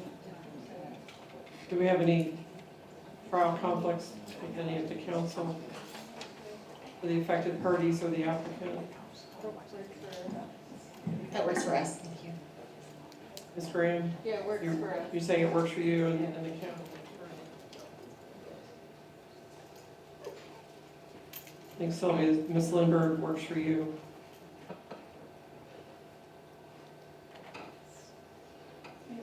Mr. Chair, you were asking about the 27th? 20th. The 20th? No, I think we can do the 20th. Not February 10th, but we can do the 20th. Okay, so based on a consensus, I move that this special exception be moved to January 20th at 6 PM in this building, and that we start with public comment at 6 PM. Second. It's been moved and seconded. Do we have any public comment on this?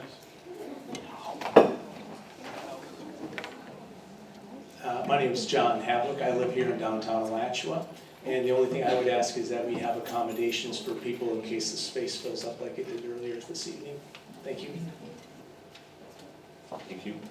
Any further public comment? Nathan Warner, it's been a pleasure to be here and listen to all of the testimonies from everyone. I think we could forgo the next meeting if you guys just did what you know is right in your hearts.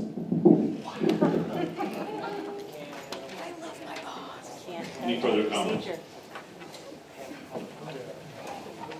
Do we need to do a roll call vote on this, or?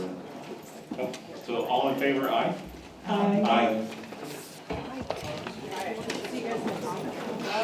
Ridiculous. There are.